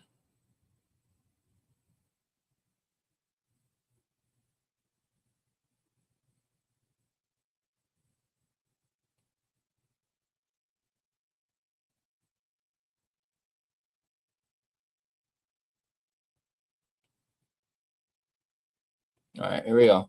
Dallas, shot, blocked. Rantanen, down low. Heiskanen, shot, scores!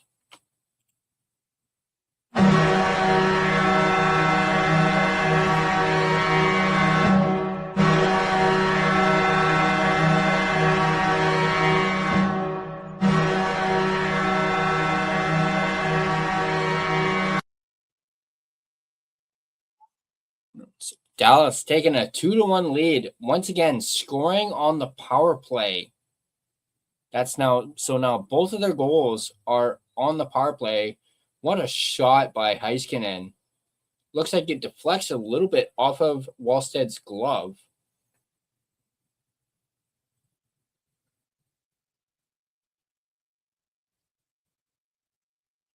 .9 seconds left in the second period.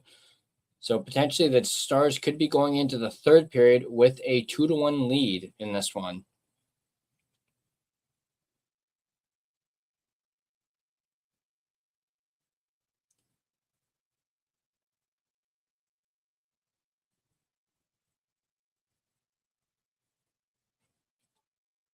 Ten seconds left. Dallas with it. While China, and that's going to be the end of the period. Looks like some little bit of rough stuff at the end of this period here. Who's that down? Oh, it's fucking Hartman.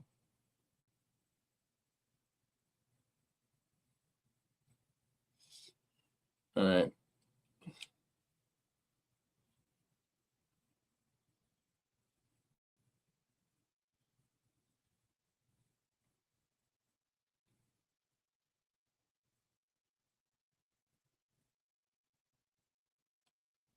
All right, now that we're at the end of the period,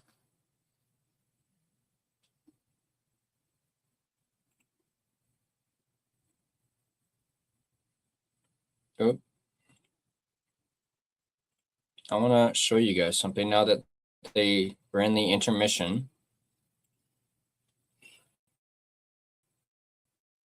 And this is for tomorrow. This is for tomorrow. Sorry, I'm just waiting for it to load up. Come on. Come on. There we go. Waiting for it to load. There we go. Let's see if this works.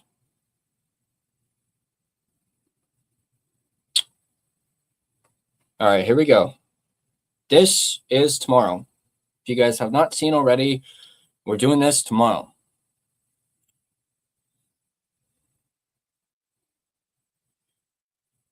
Tomorrow, we're doing our own triple header. I know Russell's doing his triple header right now. We're going to do a triple header tomorrow.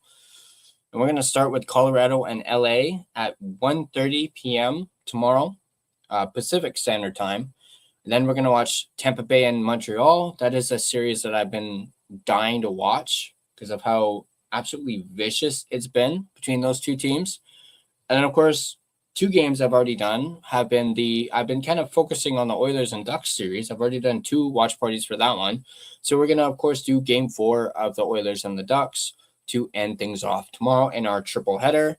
So hopefully you guys can join and hang out and we can watch all 3 of these games. Should be a good one. I had a blast the other night doing the Ducks and Oilers game. So yeah, tomorrow a triple header on a Sunday starting at 1:30 p.m. Pacific time for the Avalanche and Kings game. Then we move over to the Tampa Bay and Montreal game.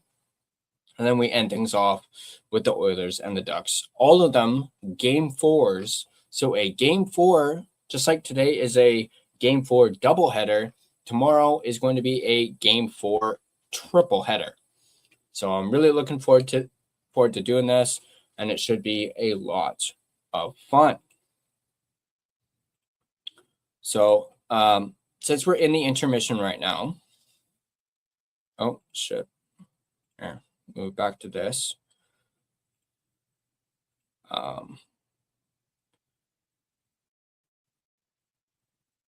Remove from studio. There we go. Since we're in the intermission, let me do my sponsor read because actually I realized I completely forgot to do my sponsor read yesterday. But that's okay. So I'm going to do it now.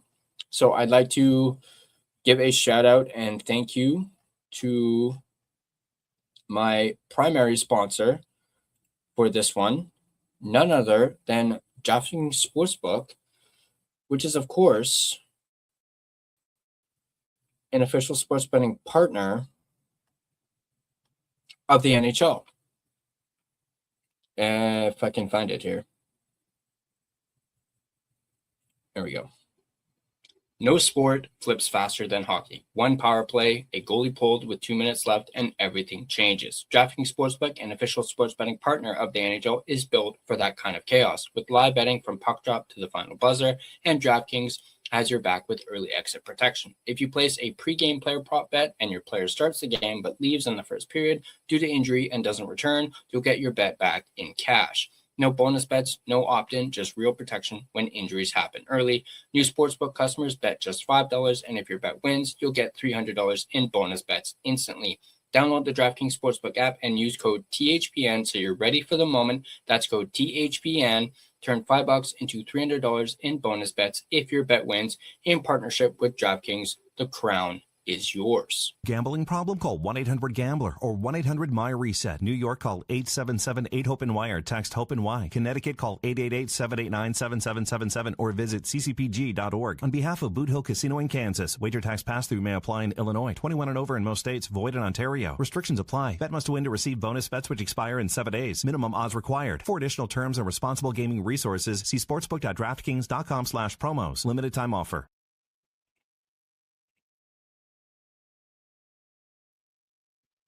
This video has been a presentation of both DraftKings Sportsbook as well as the Hockey Podcast Network. Be sure to check out the network for your favorite podcast covering your favorite team at thehockeypodcastnetwork.com, the home of hockey podcasts, where it's every team, everywhere. All right. So let's take a look at an article. Let's do the draft simulator. Or no, let's do the tankathon. Let's do the tankathon. We haven't done that yet.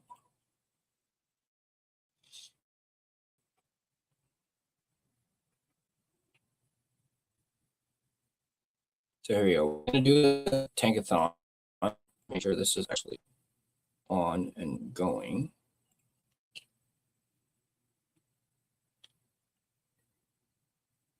Come on.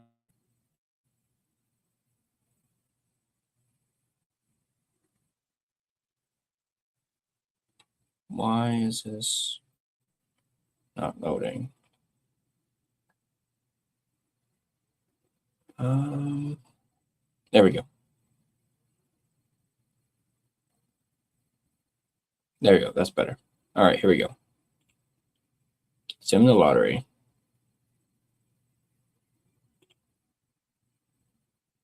Whoa! Look at that. First try. Canucks get the first overall pick. Let's go, baby.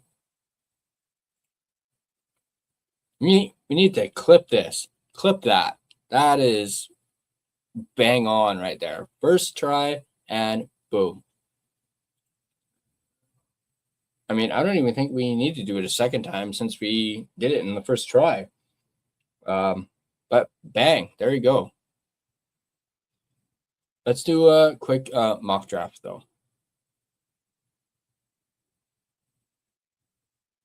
Here we go.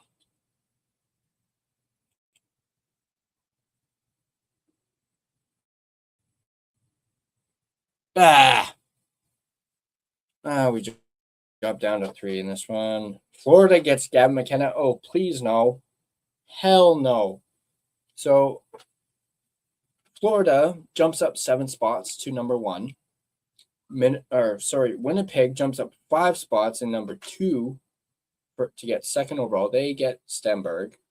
We drop down to 2, get Chase Reed. Mihalcha goes 5 to the Rangers. We draft Reed. Perils goes to Calgary. Who do we get with our Igor Shilov? Don't even draft the Rocks. And then, of course, they go. Ottawa goes with Liam Ruck for the final pick there. All right, we'll do it one more time. One more time. What a freaking little... I mean, it stopped on the Canucks logo there and looked as though we were going to get it. Just for that, we're going to do it again. Florida again.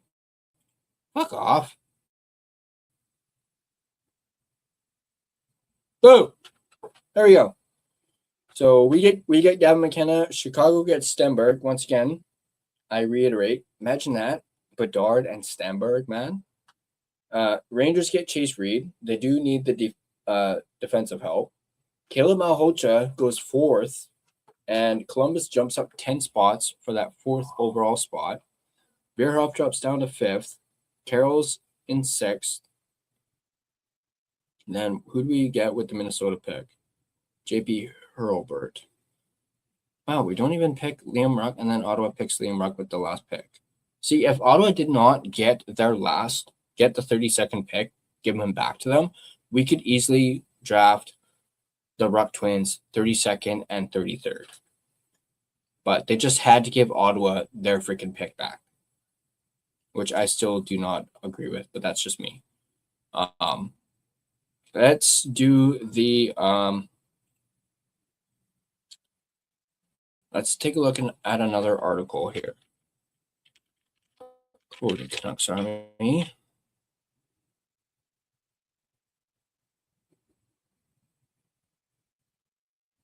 All right, so we already went over the Teddy Bluger year in review.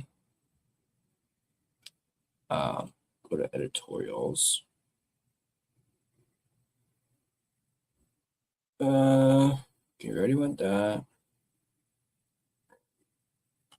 All right, let's take a look at Daily Hive. See if they got anything.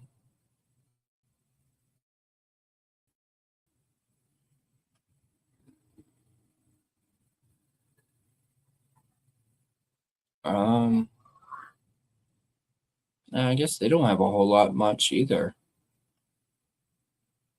Oh, is this that save that Patera made? Is that what Beggsy is talking about in this one? This is from this morning by our good buddy Trevor Beggsy.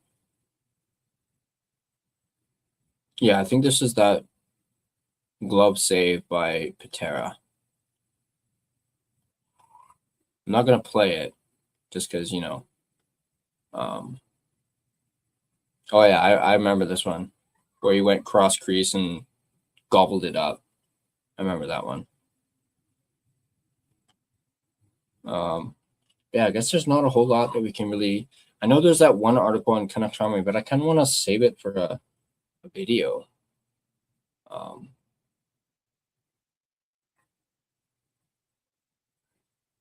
So here, I'm going to check out your guys' comments.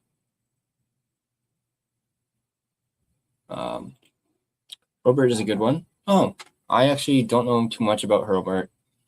To watch him in Kamloops this last season. Okay. I'll take your word for it, Rain.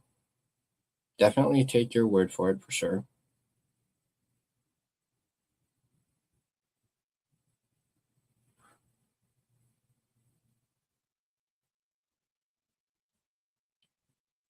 Also, Rain, if you want in the Penguins Flyers game, if you want to hop on for the one of the intermissions, forever how long, I wouldn't be opposed to that.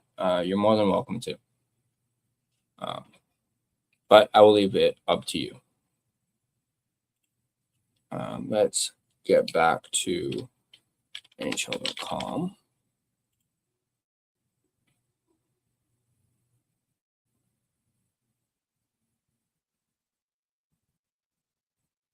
Actually, what? While we're here, why don't we look at the brackets? Since we got a couple games that could potentially end the series with, the Flyers and the Penguins. We already saw Carolina and their series. So, of course, they're going to face either Pittsburgh or Philadelphia. And, of course, vice versa. Colorado, LA tomorrow will likely to face the winner of Dallas and Minnesota in the second round. Vegas, Utah, winner of that series will face either Edmonton or Anaheim. Tampa Bay, Montreal will face the winner of Buffalo and Boston. I actually would absolutely love to see a Buffalo-Montreal matchup in round 2. I think that would be super cool to see. That would be a very exciting series. If I'm being completely honest. I also think Utah Anaheim series would be pretty cool too. That would definitely be a series that I'd be interested in. Young team like Utah and also another young team like Anaheim would be pretty cool. Obviously, would love to see Dallas and Colorado in the second round. So, but yeah, there's your brackets right there.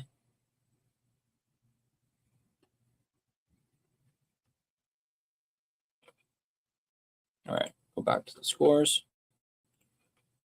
Go back to your comments. Scumbag hockey. They're showing, I guess they're highlighting the Pittsburgh Flyers game that's coming up after this in about 30 minutes. So Rain said he's down to hop on. All right, tell you what, we'll do first intermission of the Penguins and Flyers game.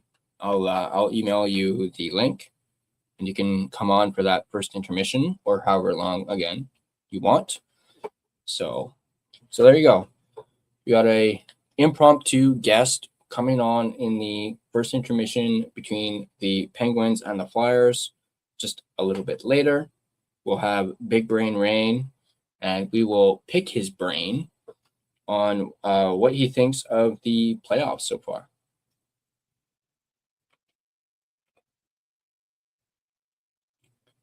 So let's get back to Game Center.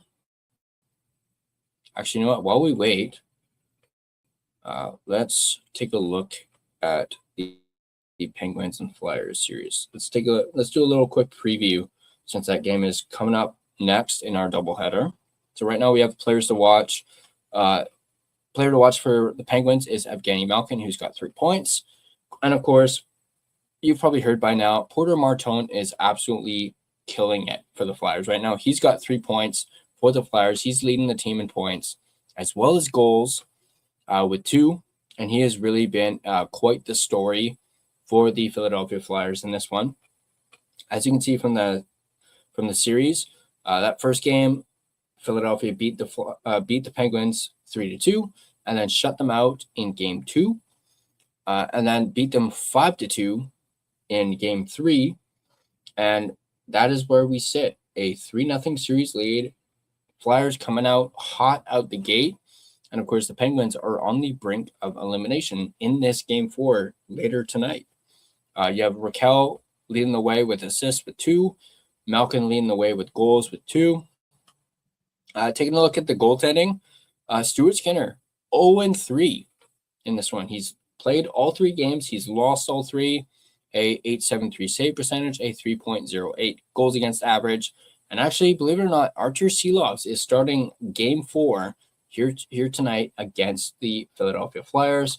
So there's going to be a arty party in Philadelphia here tonight.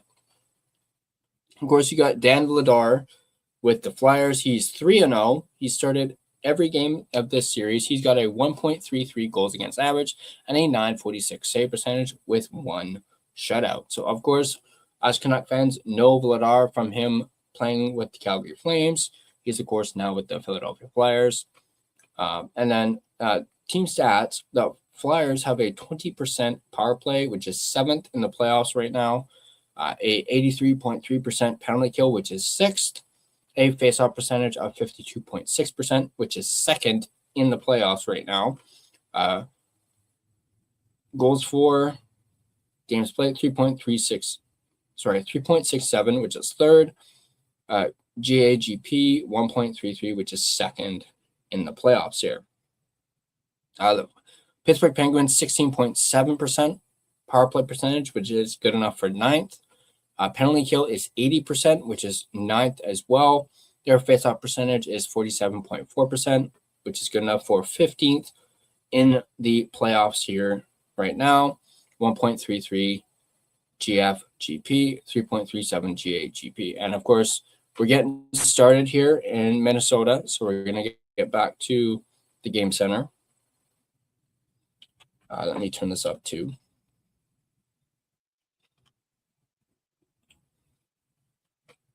There we go. Wild with it in their own end, looking to break out here. Boldy with it through center, flips it, and Ottinger is able to take it.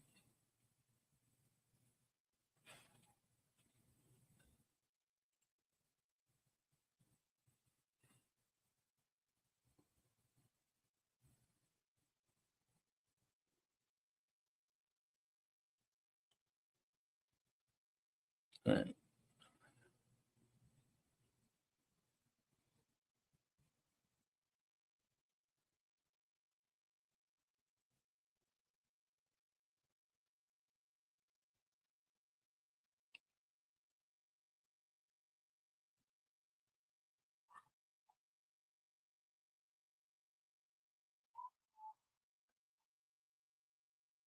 All right, here we go. Minnesota breaking it out here. Comes Faber. Nice little move there. Lost the puck there. Over Brodin. Over to Brink. Dallas is able to clear it. Brink with it. Up. Errant pass there, and it goes all the way down to the Dallas end.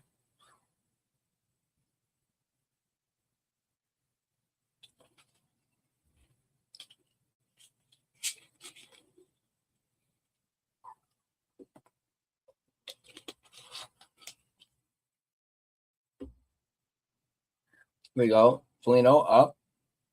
Bischel is able to steal the puck. Errant pass there. Loose puck. Wild. Dump it down. No icing. Ottinger for Bischel. Here's Tyler Myers. Here's Blackwell. Loses the puck. Takes a hit from Foligno. Shot. Out of play.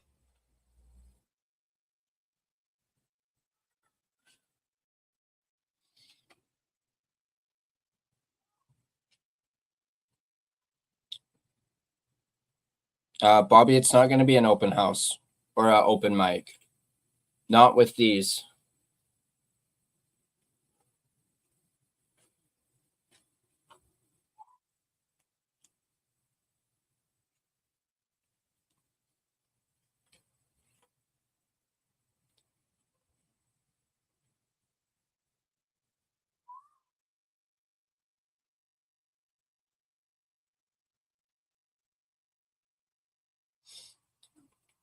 All right.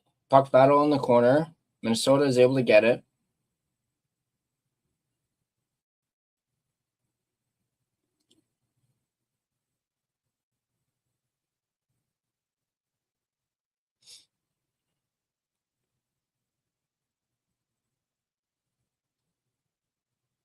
Marcus Foligno with it. Back to Quinn Hughes.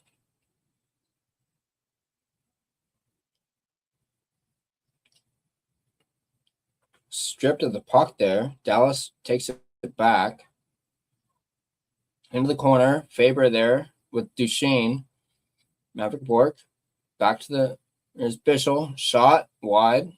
Puck comes out. Right in front of the net. Robertson with it. Back. Bork with it. Over to Lindell. Shot. Wide. Maverick Bork with it. Quinn Hughes pressuring him there. That Duchesne with it. There's Quinn Hughes. Shoots. Saved by Ottinger. I wasn't sure if Johansson was going to be able to stay on side. Quinn Hughes with it. Down. Shot. Tries the shot. Blocked. Bork there, able to stop Hughes from getting a shot off there.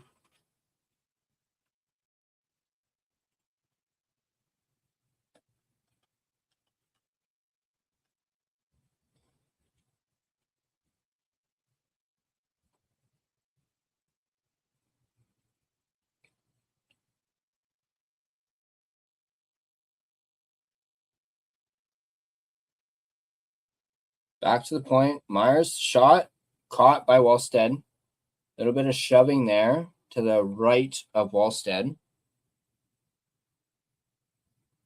Or sorry, to the left of Wallstead, I should say, actually.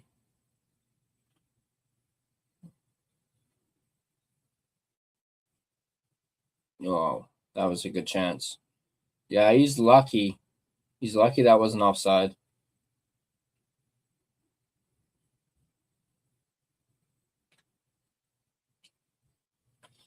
There we go. Face off to the left of Wallstead. Minnesota wins the face off. Yeah, Lundqvist still hasn't returned after taking that skate to the face. That was very scary.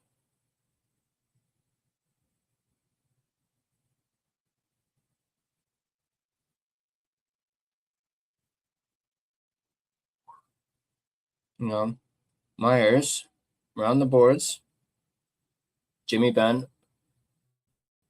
Here comes Thomas Harley. Around the boards. Steal with it. Harley regains it. Back to Heiskanen. To Jamie Benn. Fakes the shot. Back down. There you go. Dangling with it. Round the net. Looking for an open body. Ben Bischel, the shot went wide. There's Minnesota's able to regain possession of it. Bischel, pass over to Heiskanen, who dumps it down. You know, Backstep powers his way through. Yeah. Here comes Marcus Foligno. Myers with a big hit there in the corner on Foligno.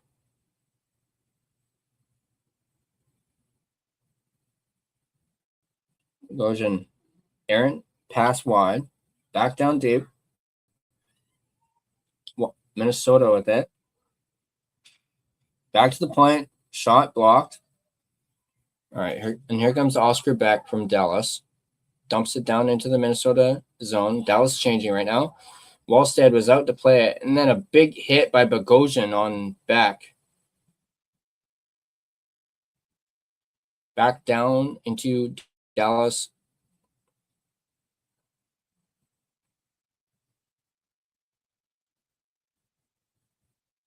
Minnesota with it. Looks like Quinn Hughes with it. Shot up. Dallas is able to intercept it, then bring it down.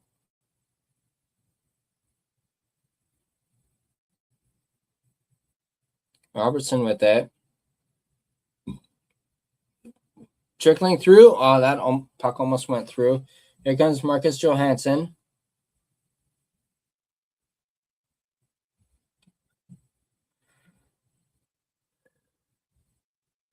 It's like Robertson was tripped there. Some yelling. Here comes Minnesota. Kaprizov with it.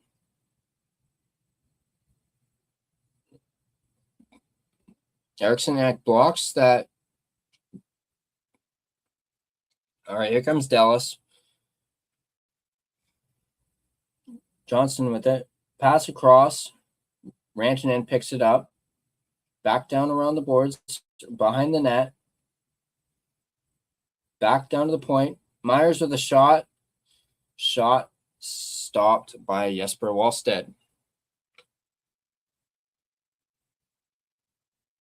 And 12:02 left in the third period. Dallas still up by 1 against Minnesota. As we go to a commercial break here.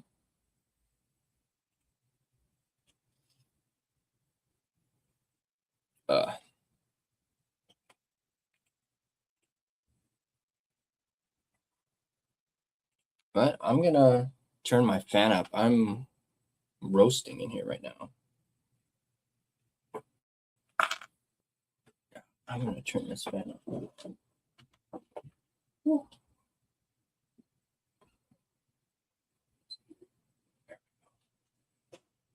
Oh, the control is right there. Or I should say the remote's right there. So I'm going to take my hat off for a sec. I am sweating. I know I'm wearing a hoodie, but it's comfortable.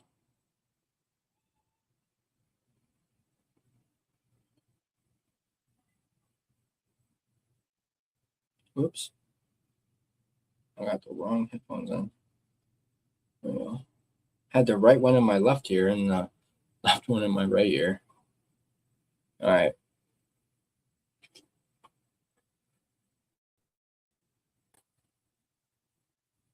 There we go.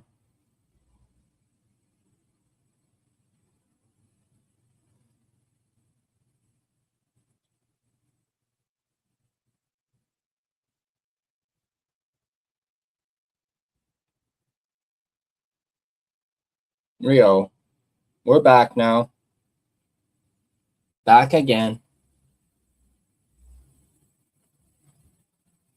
Of course, we are about maybe a little over 10 minutes away from the Penguins and Flyers. Yeah. Yeah, about just under 12 minutes left in this third period, and then we'll go straight into the Penguins and Flyers game.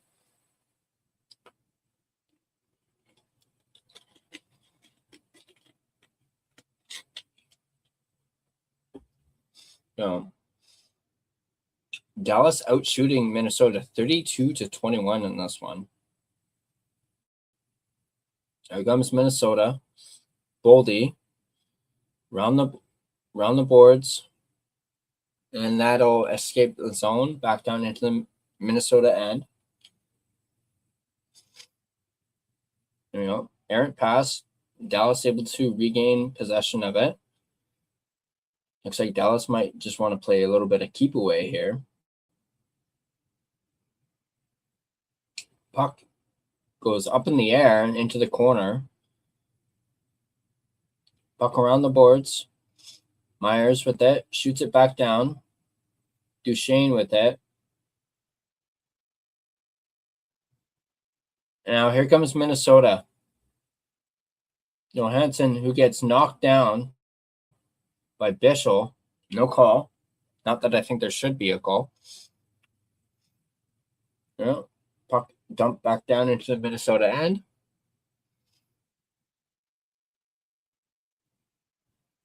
There you go.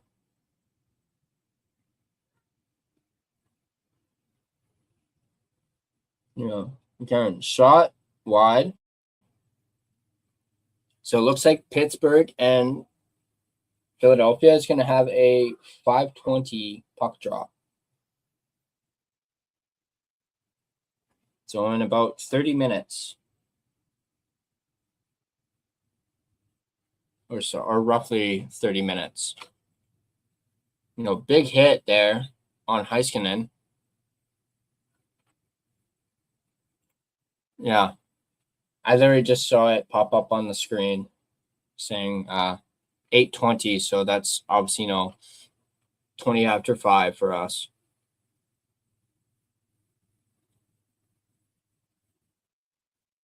Puck goes out of play. It looks like we're going to another commercial break, even though there's 9:35 left in this third period. Yet another commercial break here. But let's take a look at the stats so far. So as I mentioned, Dallas out shooting the Wild 32-21. Faceoff percentage is 40.5% for the Stars, 15 for 37. Minnesota slightly better with a 59.5% faceoff percentage, 22 for 37. Dallas, of course, 2 for 2 on the power play. Minnesota 0 for 4 on the power play. Minnesota out-hitting Dallas 31-16. They have Dallas actually has more block shots, 12 to Minnesota's 9. Minnesota also has 14 giveaways in this one, and Dallas only has 4. So 2 takeaways apiece. Looking at the series, obviously that first game, Minnesota was all over Dallas, beating them 6-1. And then since that game, it's been all Dallas. So Dallas wins 4-2 in game 2, wins 4-3 in game 3, in double overtime, might I add. Of course, this has been the lowest scoring game of the series so far. So we'll see if we get more goals in the next 9 minutes and 35 seconds between these two teams. But this has been the lowest scoring game of this series. So it could go either way.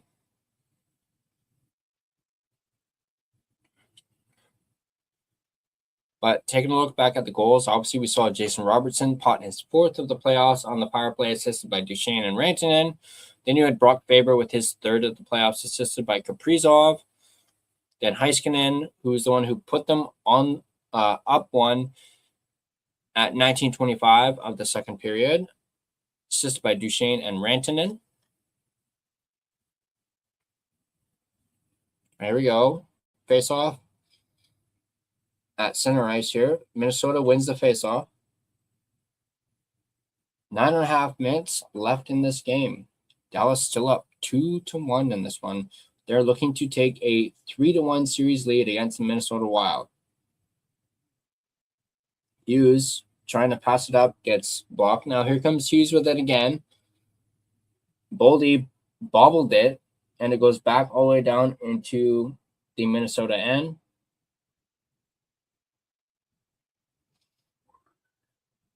Quinn Hughes passing it up to Eriksson Ek, to Kaprizov, back to Eriksson Ek. Wind it, shot, stopped by Ottinger, loose puck. Nope. Ottinger is able to cover it.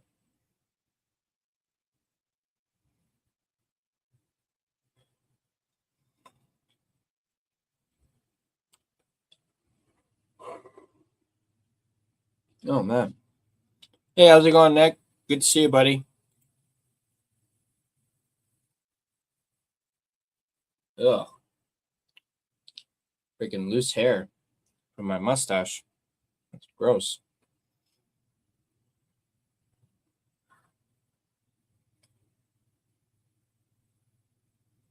Well, tipped high, puck out of play.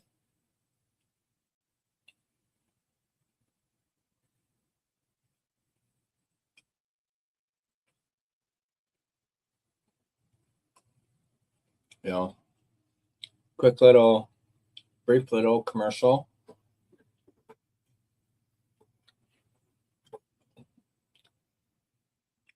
There we go. Face off. Won by Dallas. Puck dumped down to center ice. Here comes Rantanen with the puts on the brakes. Then he gets knocked down. Here comes Johansson coming out with speed. Hartman with the shot, saved by Ottinger.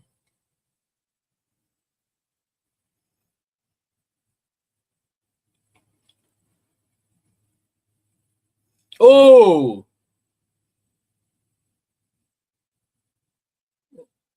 Loose puck. And that puck is... Wow. How did that not go in?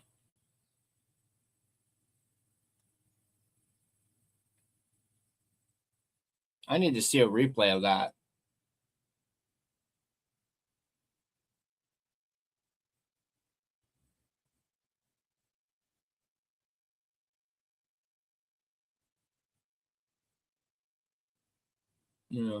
Harley with that round the boards. In front. Shot wide. There you go. Harley with it. Tyler Myers with it. Puck out, down into the corner. Bork with Faber. Clears it. There we go. Puck into the corner. Minnesota trying to clear it. Kaprizov almost able to walk right in there. Shot off the blocker. There we go. And puck out of play.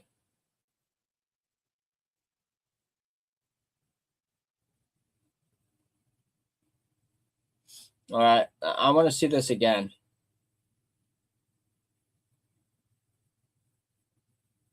Oh!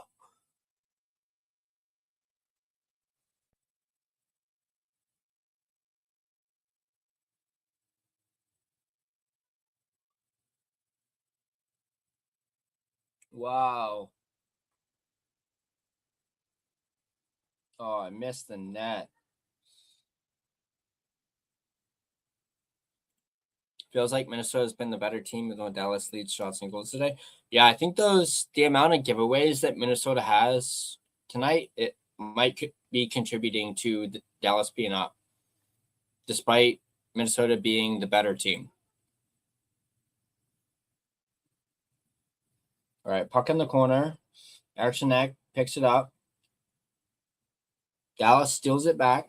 Shot. Looks like off a body. Here comes Kaprizov.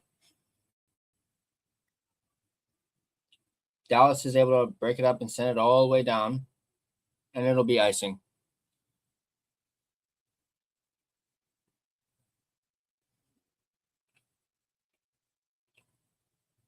Oh, off the crossbar.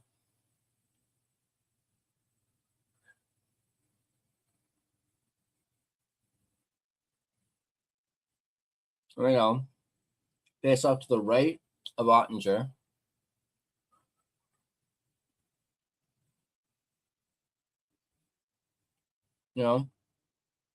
One by Minnesota. Looks like it. Faber with it. Dallas regains possession of the puck. Moved up past center ice, down into Minnesota zone. Matt Boldy with it. Back. There's Quinn Hughes. Pass up. Mikko Sturm. Goes on the brakes. Over to Ottinger. Or Ottinger. So there's Quinn Hughes. Ooh, breaking ankles. Faber with a shot. Stop my Ottinger. Rebound. Minnesota with it. Quinn Hughes. Over to Faber. There's Sturm. Shot. Saved by Ottinger. It's score.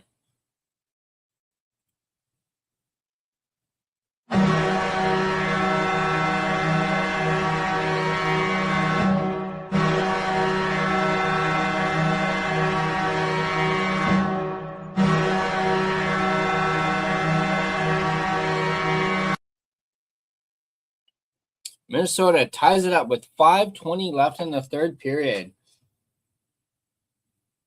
Yeah, Hughes, man. Yeah, Andre was way out of position on there.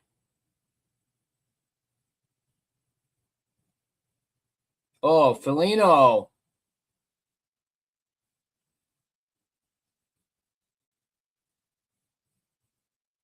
Wow, what a goal.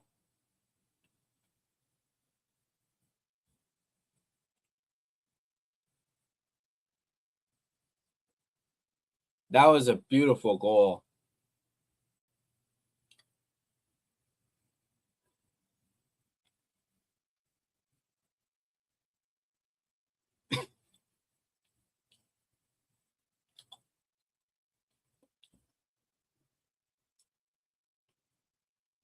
There we go, Dallas with it.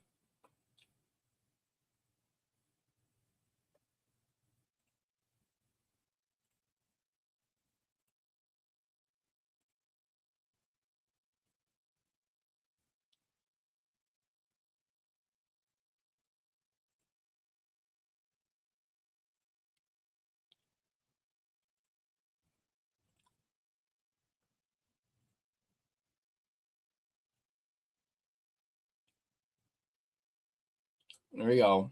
4 minutes and 30 seconds left in the third. Shot saved by Ottinger. Dallas gets it back.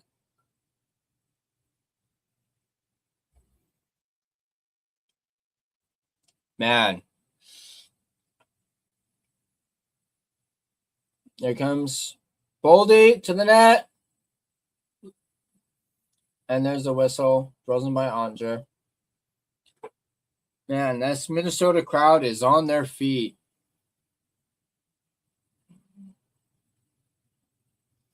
We're going to a commercial break with 4:09 left in the third period. We're all tied up. Yeah, that was definitely a clutch time goal. I still can't believe he was able to bat that in while also kind of like leaning over Ottinger too. That was nice from Foligno. Got 50 goals in here. Welcome. We'll probably go into overtime. Yeah, I'm counting on it.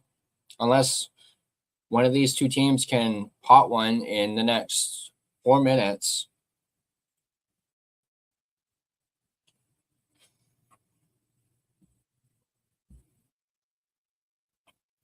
Oh, man, all these Old Spice commercials, man.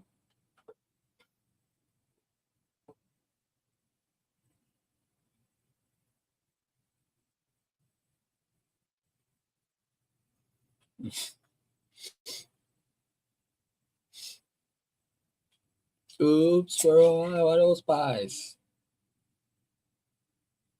Brings up a new one.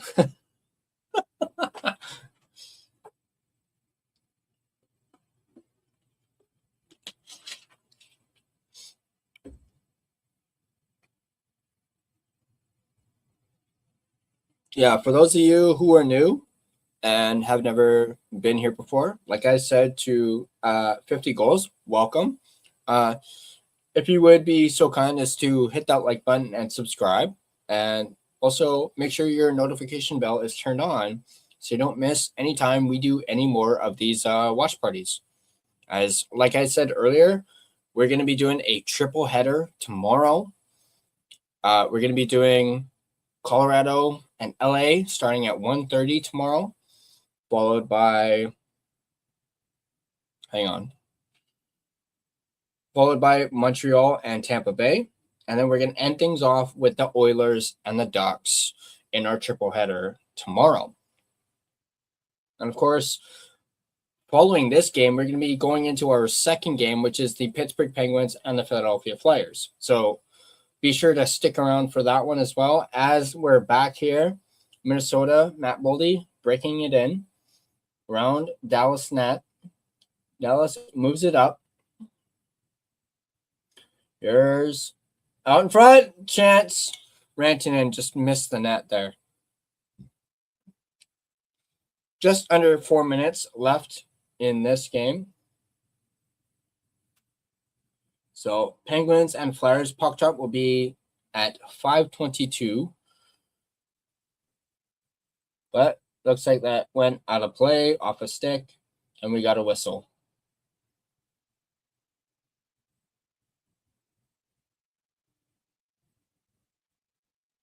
There we go. Yeah. We will see if I see 50 goals. Go Habs, go. Yeah, I'm cheering for the Habs tomorrow for sure.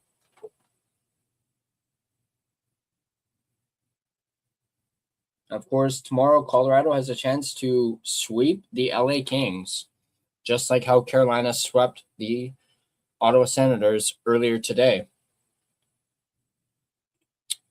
Thank you, 50 goals. I really appreciate that. There we go. Spurgeon shoot. Tipped wide. There's Matt Duchene. Moves it up. Here comes Bork. Stops. Puck battle there in the corner. Robertson in there. There we go. Trying to get it out. Dallas is able to move it along to Tyler Myers at the point. Shoots it all the way around. Minnesota is able to intercept that. Maverick Bork moves it deep into the Minnesota zone. Comes Minnesota trying to clear it, and they're able to get it out, but Dallas reorganizing at center ice there. Back. Ooh. Now, Minnesota's got it, and now here comes Quinn Hughes with some speed. Fires it around the boards. Oh, off a stick and exits the zone.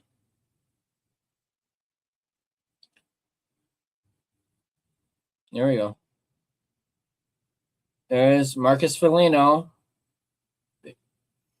Dallas is able to regain position.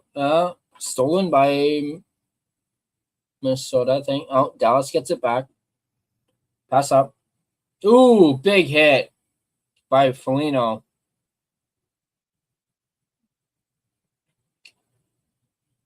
Little over a minute and a half left in this third period. Shots are 35-30 in favor of Dallas. Tie game, 2-2. Here's Dallas scoping up to Heiskanen, who fires it around the boards.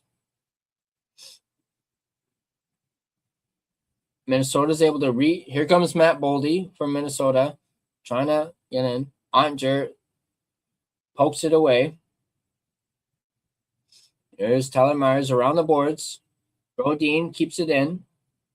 Myers with it again. Back down.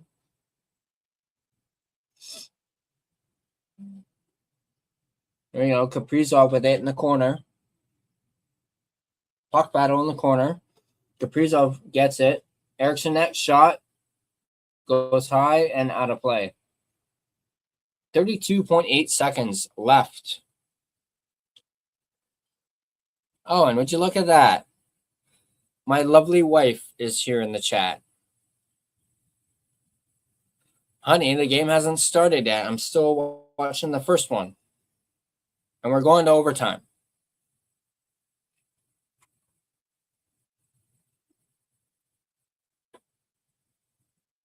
All right, here we go. Face off. 32.8 seconds left in this one. Johansson with a quick shot saved by Ottinger. Dallas battling for it in the corner.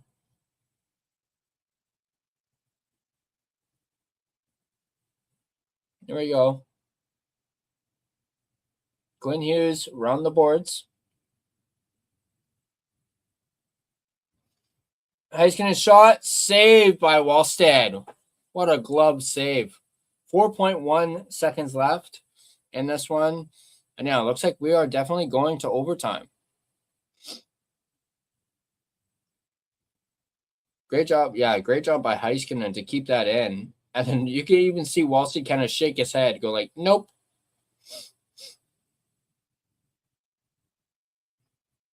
I got to say, a little surprising that Gustafson's riding the pine for the Wild. There you go. Dallas wins it. 2 seconds shot, blocked, and that's going to do it. We're going to overtime. Shots after 60, 36-31 in favor of Dallas.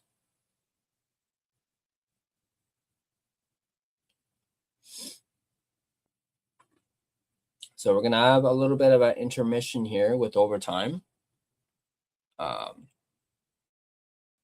Yeah, will it be the second sweep of the day? Who knows? We shall see.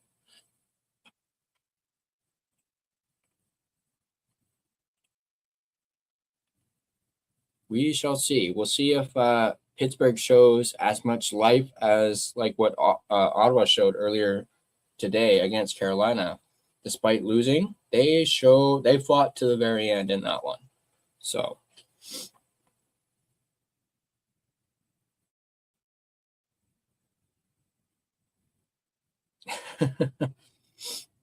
my wife just texted me.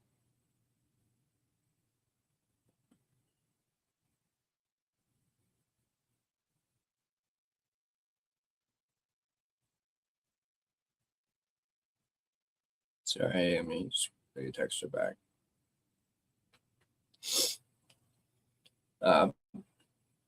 Just so you guys know, my wife is actually she's not in Philadelphia.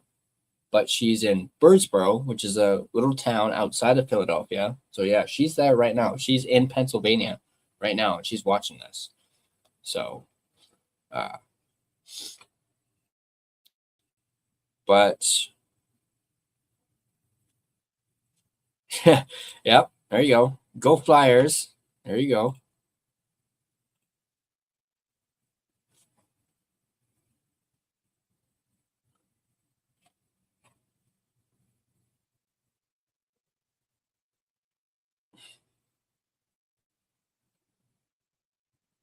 All right, I don't know how long this intermission is going to be going. We've already done the draft simulator. Should we do it again one more time? Just to kill some time here. She says, all hail King Gritty. Yeah, Gritty is great. He is something else for sure.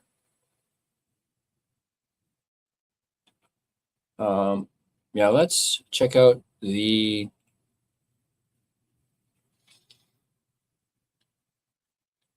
let's go to Scout Chain.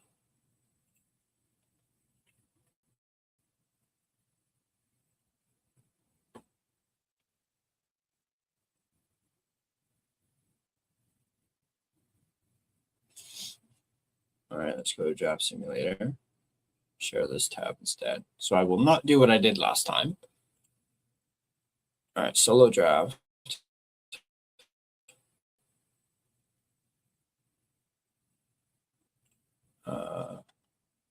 Vancouver. All right, screw it. We'll do 2 rounds. Yes, we want draft lottery, run lottery, simulate lottery. Drop down to 3 again. Really? Really? San Jose gets first overall. They move up from number 9. That is some bullshit right there. You don't know who they're going to take. Of course they're going to take McKenna. Man, McKenna and freaking Celebrini? Oh, man, I do not even want to think of that. Well,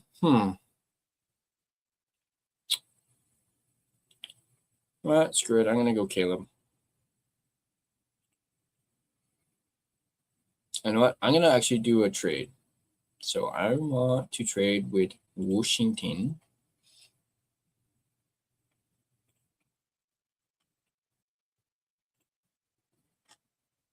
Damn it.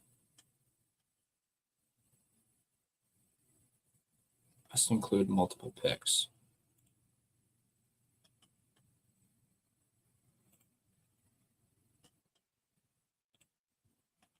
Ooh. Okay. I'm going to do that trade. So I just traded up in this draft. Oh, shit. Let's pause. There we go.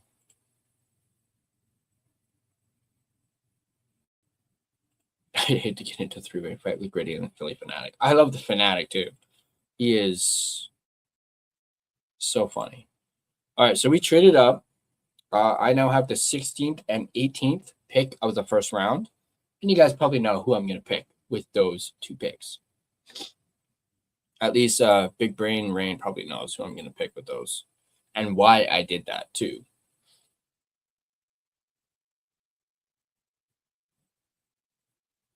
Wow, Carroll's goes 14th. Wow. Where are they?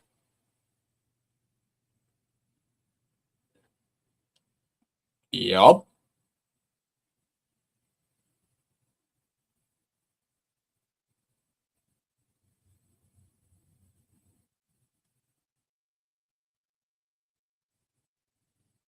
Where'd it go?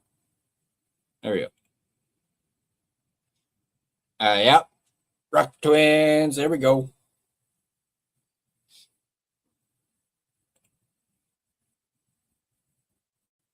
That's what you really think, bro. LOL.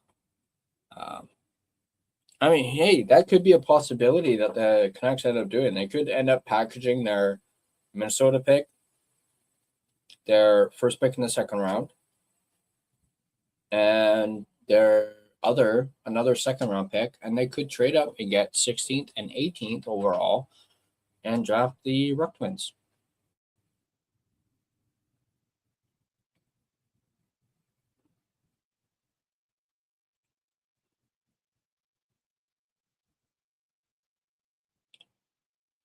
So I don't think we have another pick in this.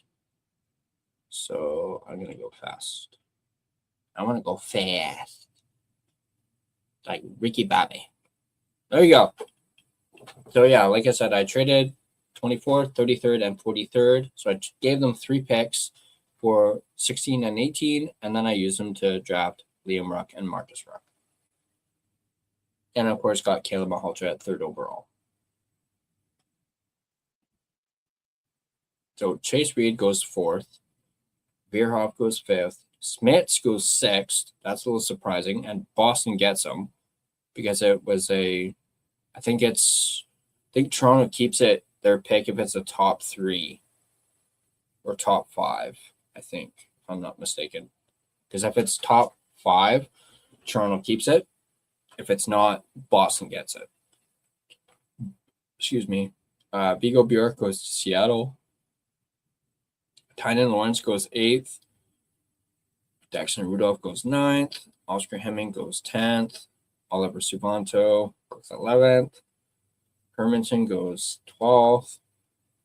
I'm really surprised that Carroll's dropped all the way down to 14th because they're saying he's going to be like a top 5 pick. Ryan Land goes right before Liam Rock. Ethan Belchitz goes to LA. And then, of course, we got Marcus with the 18th pick.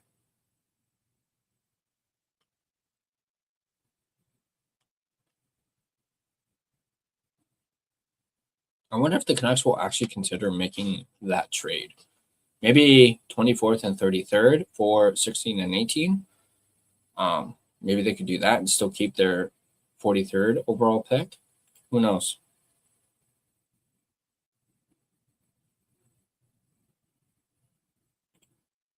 Fair point. Fair point. Very fair point, Rain. Very fair point. Very fair. Toronto keeps if it's top 5. If Toronto gets top 5, that becomes unprotected for Boston in 2027. Okay. Okay.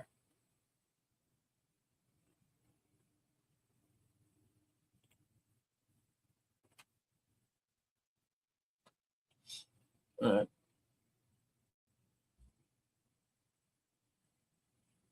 Here we go.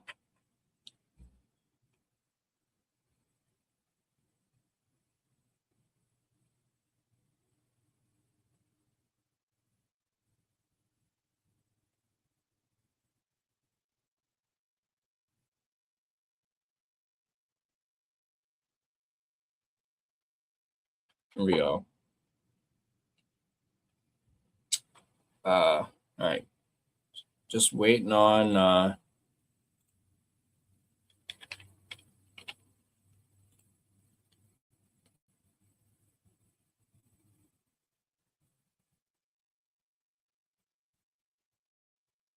so Philadelphia is 10-0 all time when leading up 3-0 in a series. That is interesting.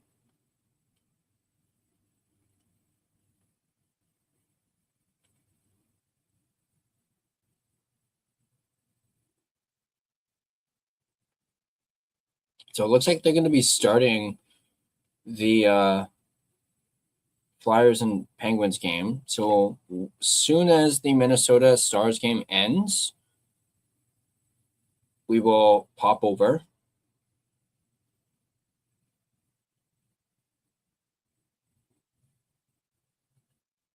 So a little bit of cross right there because of this Minnesota-Dallas game going to overtime. We still got like another, looks like 6 minutes before overtime starts. Looks like it. Let me see here.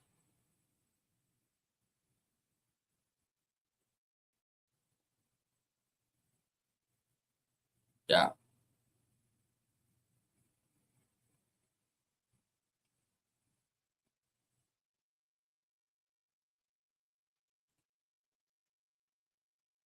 So, yeah, it looks like we've got another 6 minutes. So,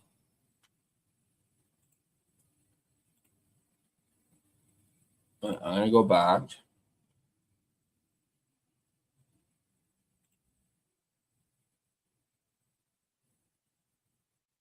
I'm going to go to this one. Puck hasn't dropped yet for the Flyers and Penguins.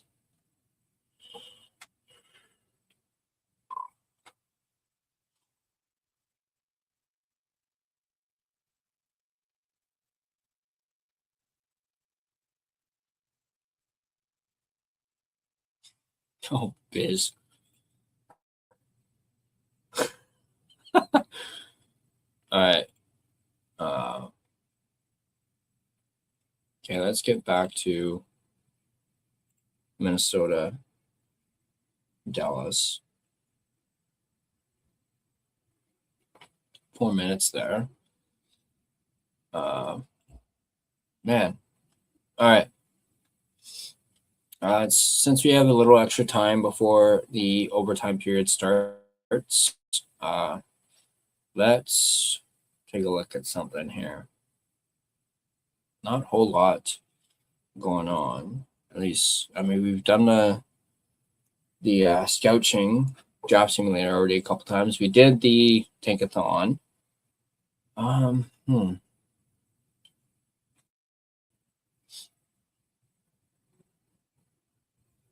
That's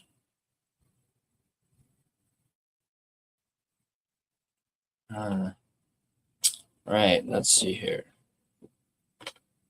Let's take another look at one of the series for now. Let's take a look at Buffalo and Boston. All right, so game one, we'll do like little recaps of the games while we wait. Sunday, game one, Sabres win 4-3. They go up 1-0 in the series, and then Boston comes back in game two by a final score of 4-2, Clay's favorite score. Series tied up at 1, and then of course Buffalo beat the Bruins on Thursday to take a 2-1 series lead. Their game is at 11 a.m. Pacific time tomorrow, where Buffalo will look to take a 3-1 series lead in game 4. And then let's take a look at Montreal and Tampa Bay, since we're going to be watching that game tomorrow.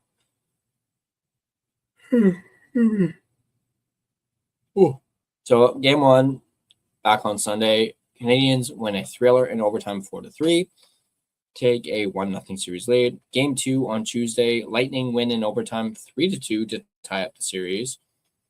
And then game three on Friday, Montreal wins it 3-2 against the Lightning in overtime. So all 3 games so far have gone to overtime. And Montreal, of course, has a 2-1 series lead. And of course, tomorrow at 4 o'clock Pacific time, we're going to see game 4, and we're going to see if Montreal is going to be able to take a 3-1 series lead, and whether or not this game will also end in overtime like the 3 other games prior to this. But we're getting ready for the start of this, so let's go back here.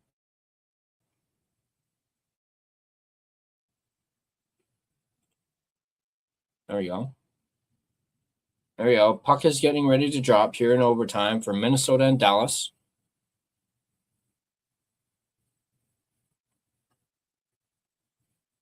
Of course, Penguins and Flyers have started already. Don't worry, we will transition over to it once this game wraps up.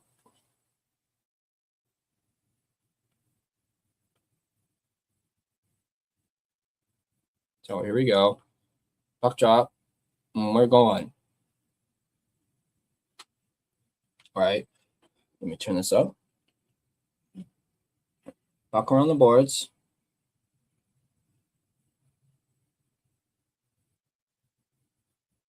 Here comes Minnesota. Coming up with speed. Kaprizov. Tough angle shot. Saved by Ottinger there. Dallas recovers it. Now here comes Dallas. Up to Heiskanen. Shot.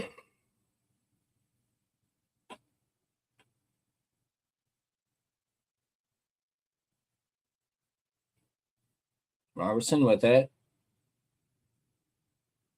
Over to Johnston. Harley, the shot blocked. Myers saved by Wallstedt.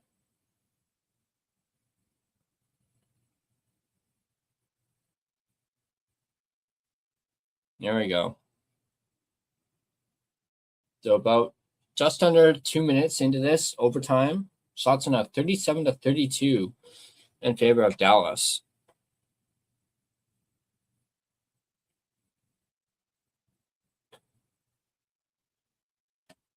There we go. Face off to the right of Wallstedt.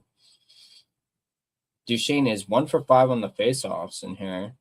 Obviously, Hartman's been a lot better on the face-off dot. But Duchesne wins it. Back to Harley. Over to Myers. Shot. Saved by Wallstedt.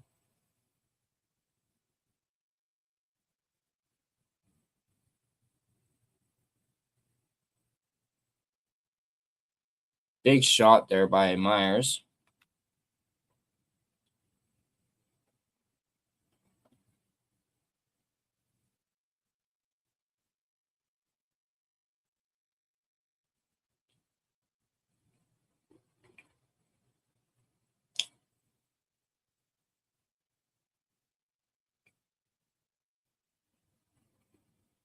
Here we go.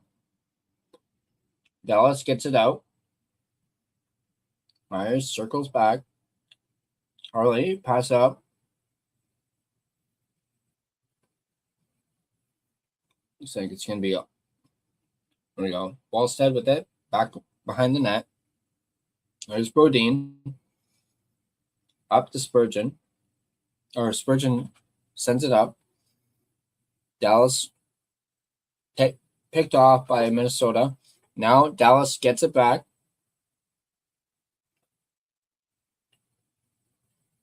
There's Sam Steele. Mundell with it. Back to Steele. Drops it back down. Dallas with it. Sends it back. Sam Steele. To the point. Bischel. There's Faxa. Here we go. Faxa shot wide.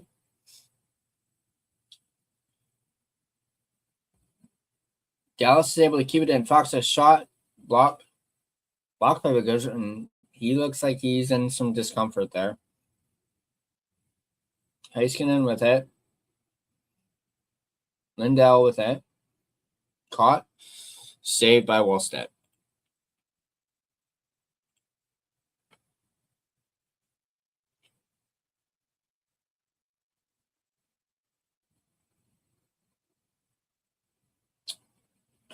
Currently scoreless in the Flyers and Penguins game, about 5 minutes into it. There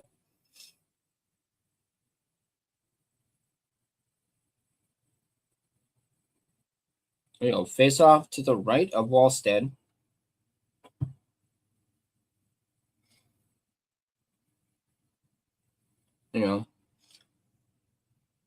Puck around the boards. Now here comes Boldy.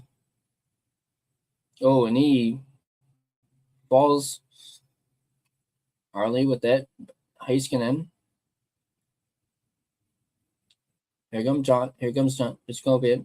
Harley with a shot wide.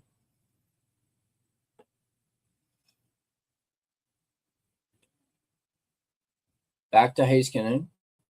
Harley. Ritzkovian. Over to Harley. Shot. Swallowed up by Wallstedt.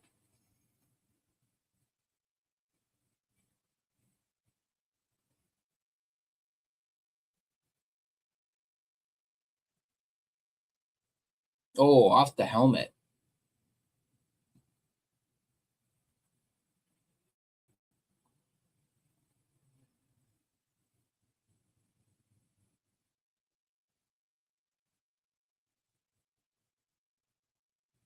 There we go. Face off once again to the right of Wallstead.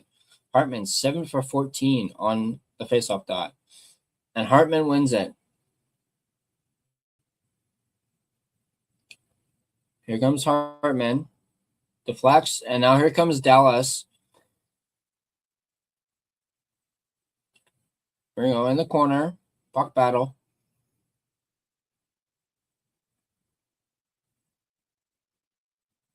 Duchesne with it.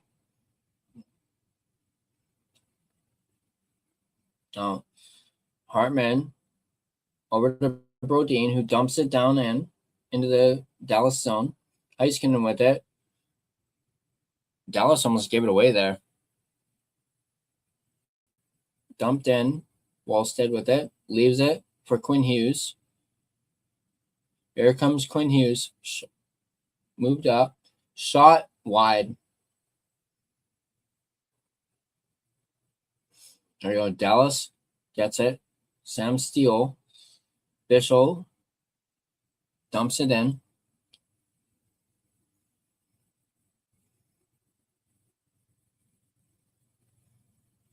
Here we go.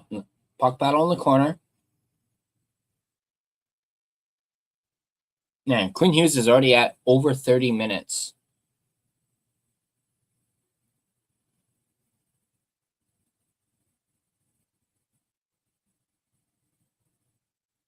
Here we go. Here comes Foligno. And that goes in the corner. Looks like Minnesota was wanting a penalty there on Foligno. Shot, blocked, loose puck, and goes to the corner.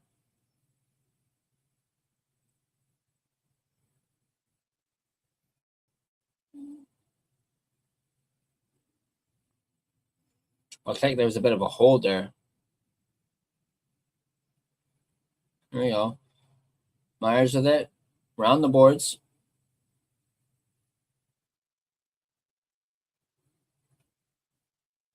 There you go.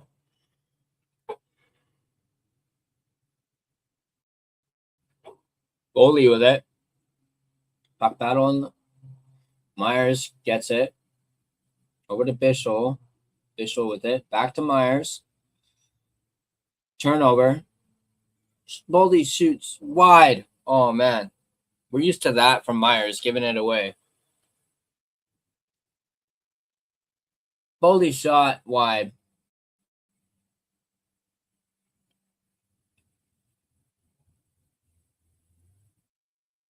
No, turned over. Minnesota gets it. With the shot. Loose puck. Dallas gets it. And they dump it down. Here comes Spurgeon. Errant pass goes into the corner. Minnesota keeps it in, though. Myers is still out there. Rantanen dumps it down, and Dallas is finally able to change. Why is Myers still on the ice? Myers, get off the ice. Here comes Quinn Hughes. Jesus, Myers.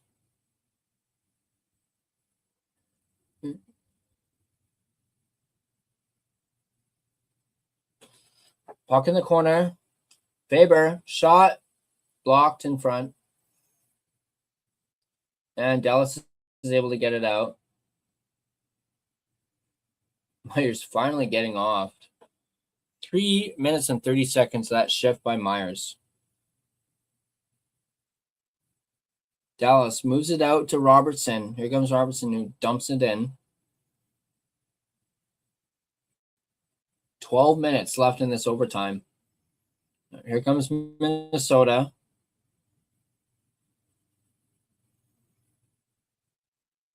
Saved by Ottinger, and we got a whistle.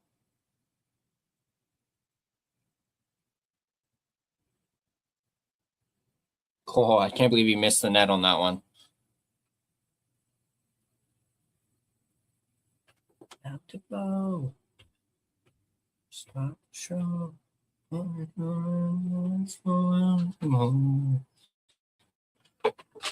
Oh. Yeah. Yes, and yes, they're playing Cody Rhodes' theme song in this game right now.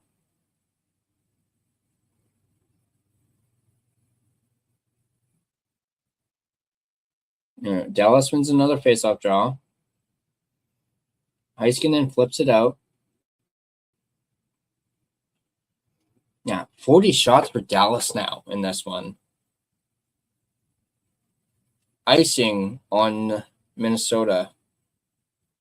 11 minutes left in the first period of Pittsburgh and Philadelphia. Still scoreless.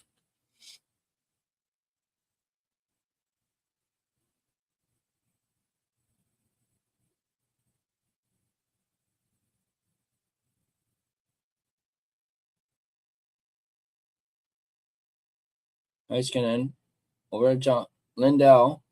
Shot taken, saved by Wallstedt.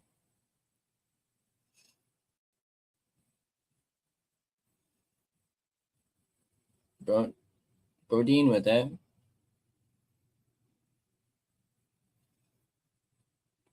Minnesota with it at center.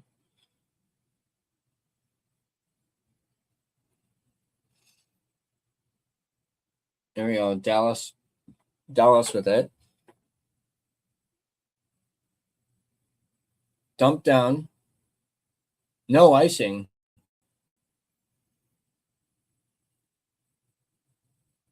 Kaprizov with the blocked.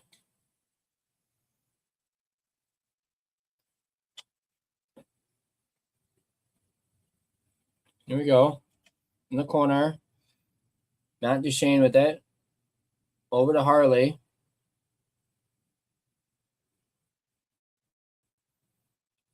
Harley loses a stick. Duchene. Over to Maverick Bork. Off to Duchene. Now Minnesota is able to pick it up, and they're breaking out. Here goes Marcus Foligno. The move. Oh, and he gets knocked down by Bischel. Spurgeon around the net. Yurov. And puck is out of play.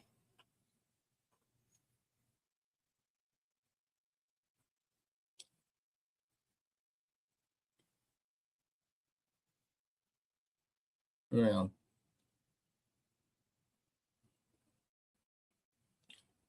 Yeah. Beautiful shot block there by Harley.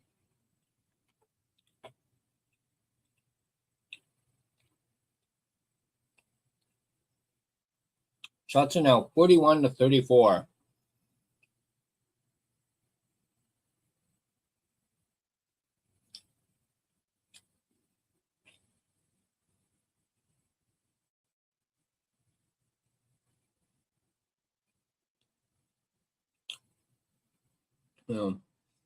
Puck battle behind the net.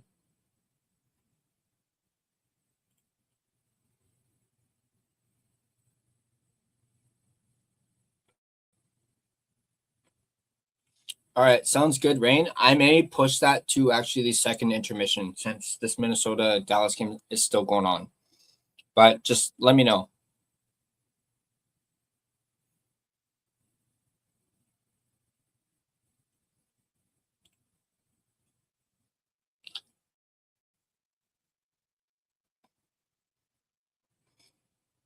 There we go. Jimmy Benn gives it away.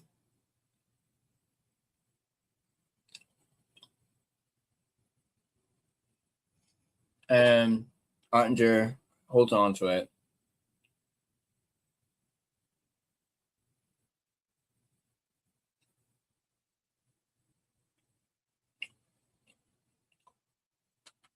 So it looks like we're going to have a bit of a commercial.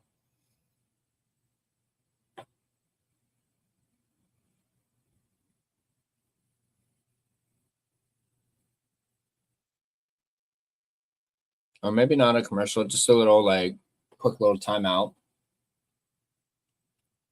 8:51 or 8.5 minutes left in the Pittsburgh and Philadelphia first period. Still scoreless in that one.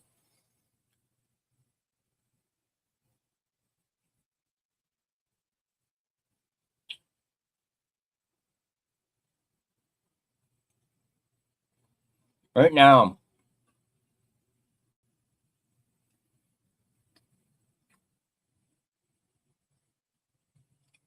Quinn Hughes at 32 minutes and 40 seconds of ice time here tonight. Crazy.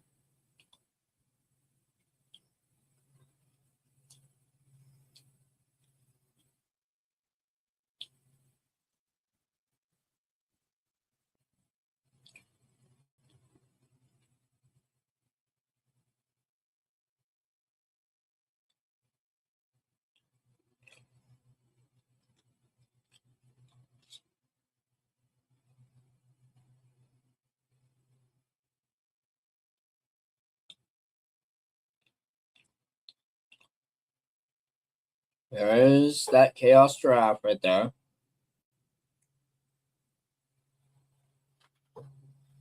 You go. Come on, let's get going. Come on.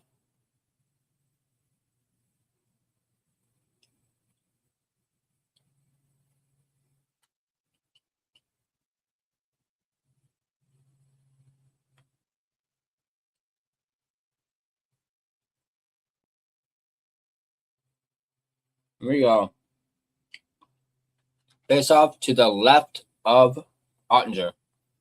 Dallas wins it.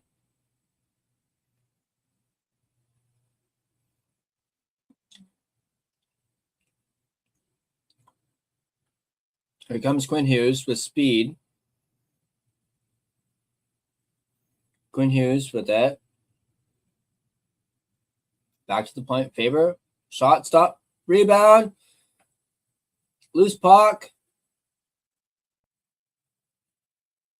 Favor another shot. Shot blocked. Ottinger has lost his stick.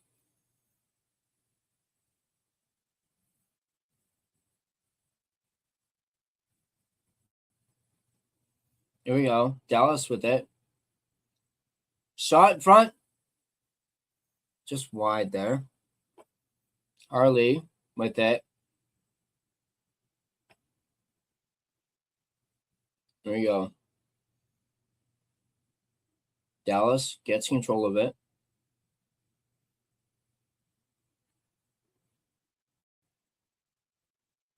There we go. Bork. Harley shot wide. Puck behind the net. Matt Duchene. Back down to Harley. Round the boards. Jason Robertson with it. Bork with it. Back. Myers. Shot. Kicked out by Volstead. Bork, another shot. Rebound. And Minnesota's able to clear it out.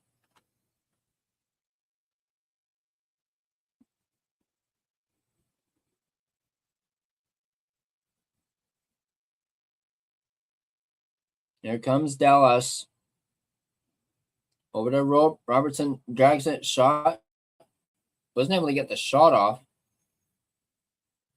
And Bischel is able to almost a breakaway there for Minnesota. Duchene with it.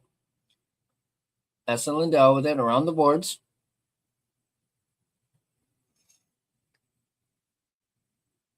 There we go. Dallas with it. 6 minutes and 40 seconds left in overtime. Shot. Stop. Rebound. Miss the net. Lindell. Bischel. Missed the net. No, Dallas isn't able to keep it in.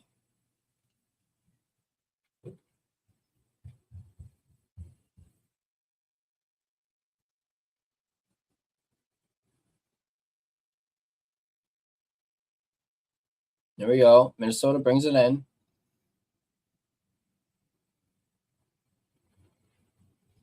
Dallas with that breaks it out.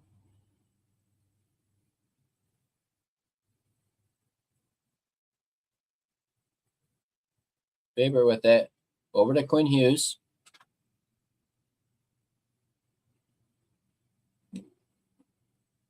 Robbed! Holy shit!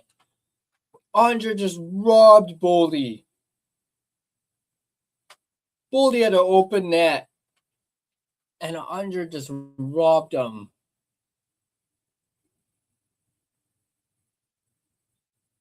Oh!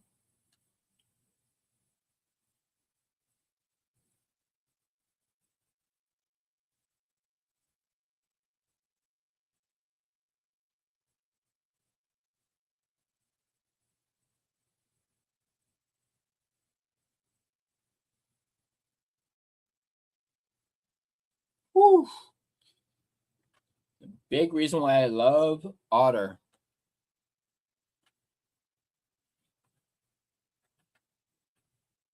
About a little over 5 minutes left in the first period for Pittsburgh and Flyers. Still scoreless.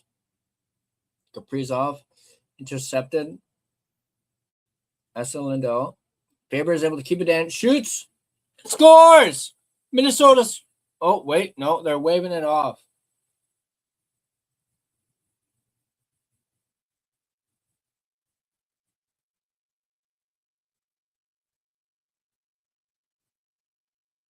Saying a distinct kicking motion.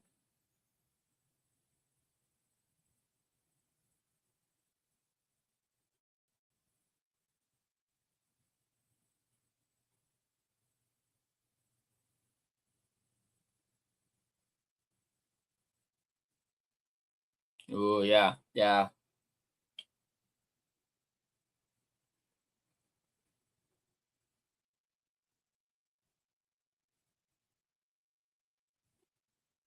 Yeah, sorry, Boldy. It's not soccer.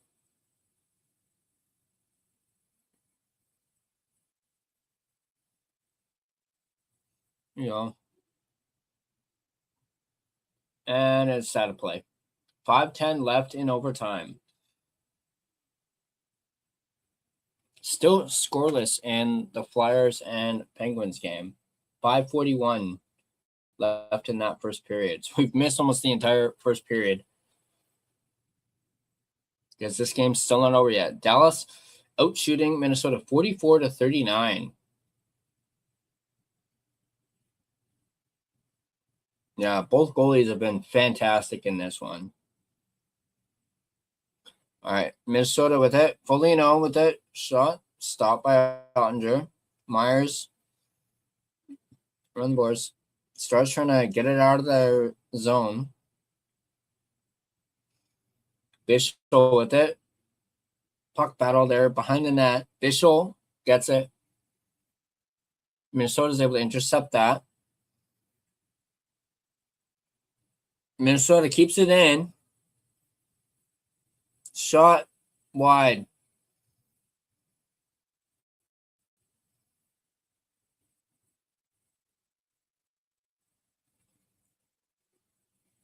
There we go. Yeah. Saved by Ottinger. I don't know what Bischel was doing there. Sending it into no man's land.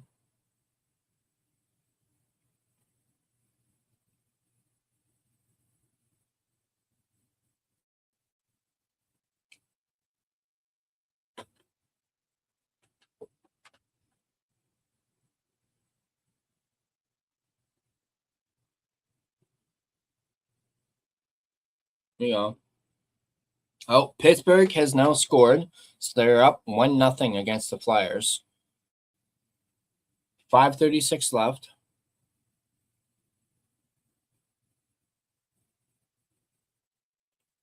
Yeah.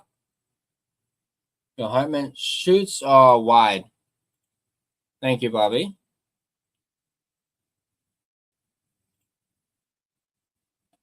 There we go. Now, Minnesota with it into the star zone, around the net, back to the point. Faber, Quinn Hughes spins around, back to Faber, shot, saved by but almost leaked through, but Ottinger is able to hold on to it. Ooh.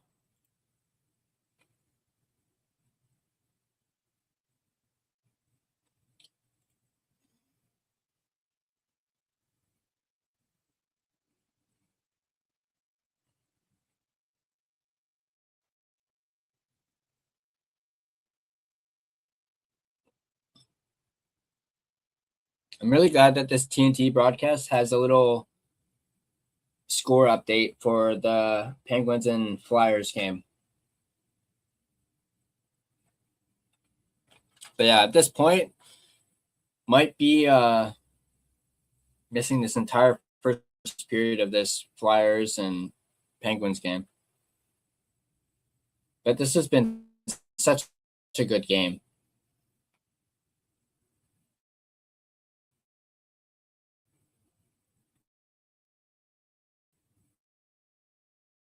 Here we go.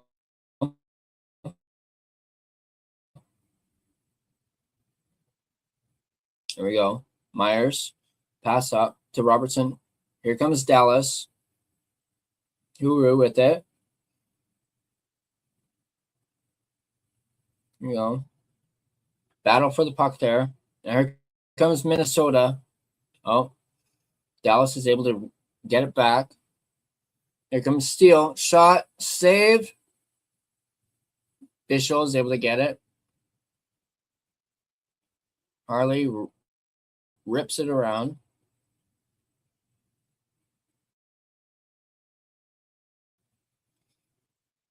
There we go.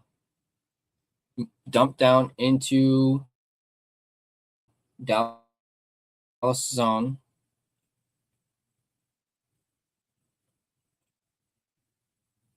Here we go.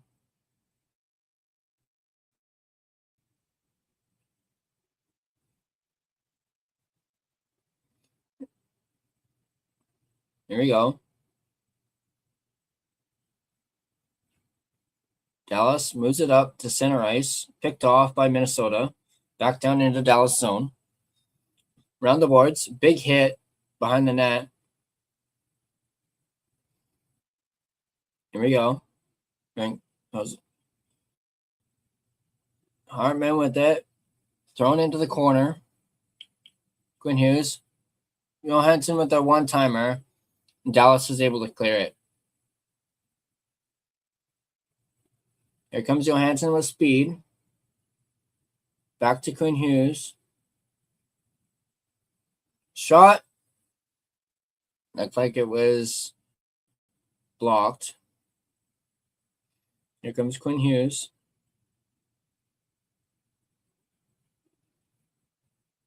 Pass out. Dumped in. Oh, no. Boldy's still with it at the line. Dumped in. Kaprizov. Myers with it. Round the boards.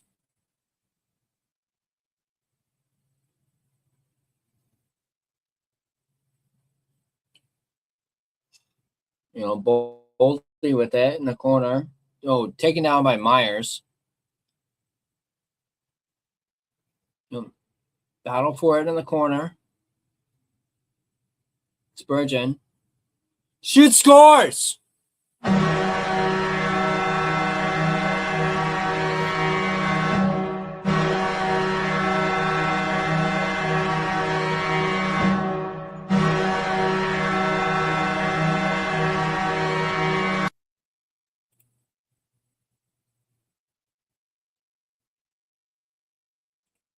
So the Minnesota Wild win it in overtime. Matt Boldy.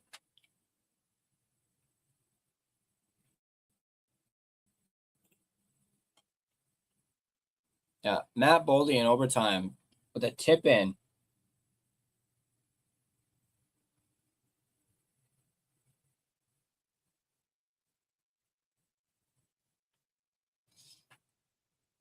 All right, let's get over to the Penguins game.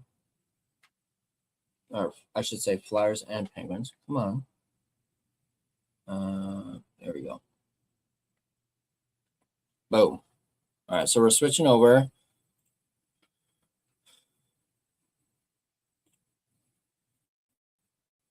And And it looks like Crosby is the one who scored for the Penguins here in this one. On the power play.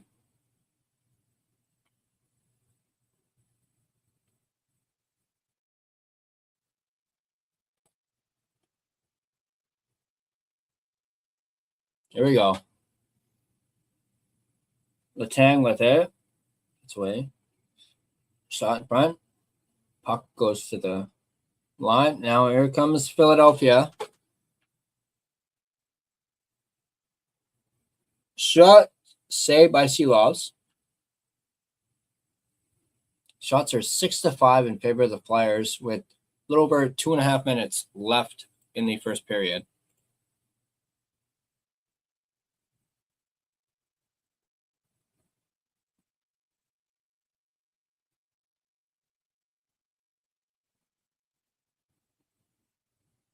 There we go. Shot blocked. Now here come the Flyers. Bring it out.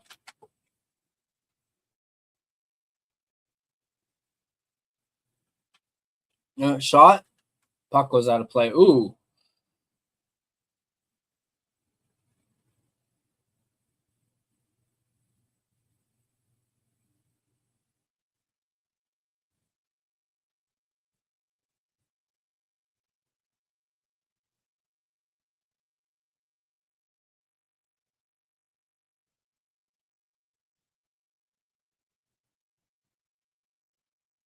Penalty on the Penguins here.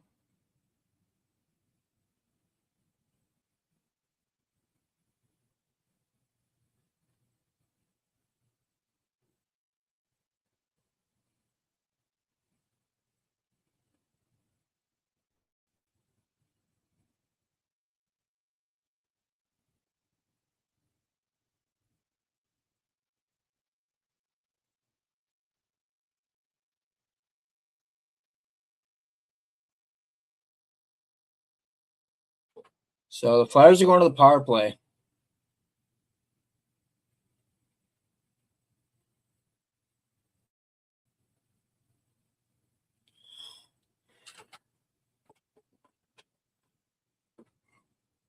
Here we go. Face off to the left, to the right of Archer Seelovs. Face off one. You know what?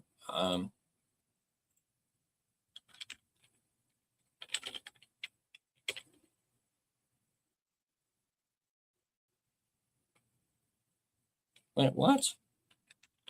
Oops. So I'm going to bring up TNT.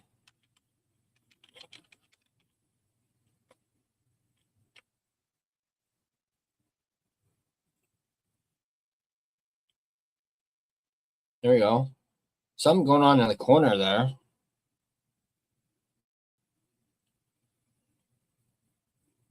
Flyers with that. Back to the point. Waiting a bit. Pass, one-timer, saved by Seelovs. Minute left in the first period in this one.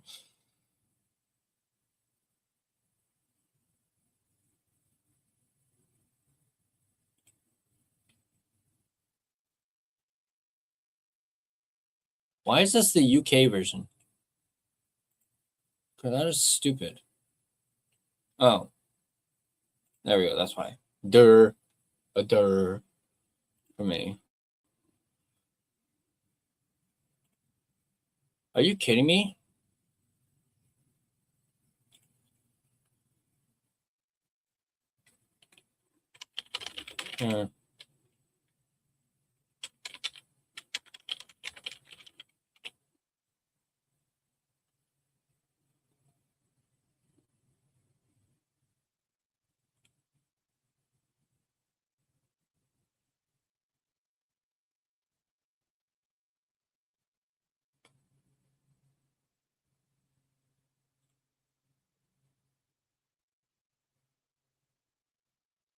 Here we go.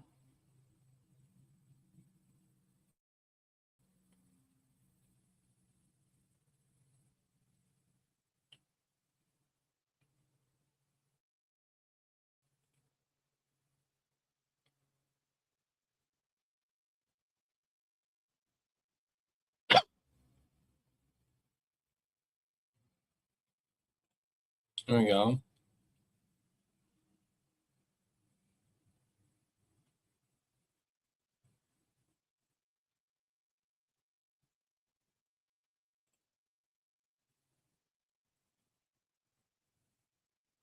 There we go. Oh, and escapes the zone there. 15 seconds left in the first period.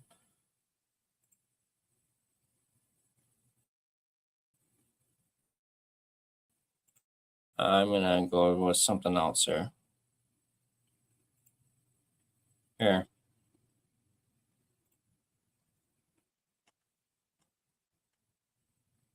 We'll go to here. So that's the end of the first period. So we were able to get into this game just towards the end of the first period here.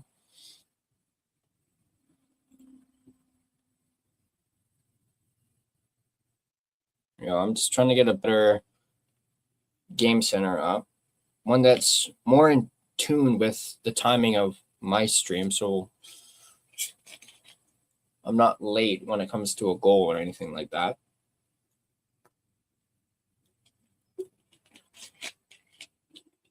I'm going to try and use ESPN. There we go.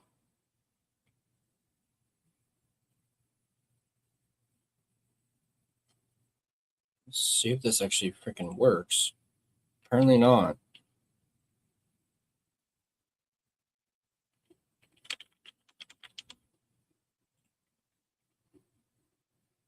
It's not freaking working right now. Trying to get it.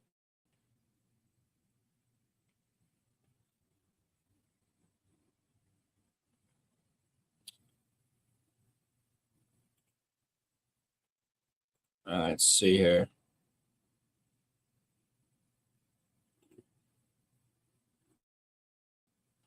Well, since we're in the intermission right now,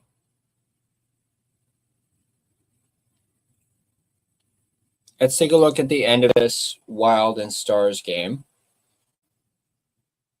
Let's go to the box score. Now let me bring this back up. And actually, before I bring it up,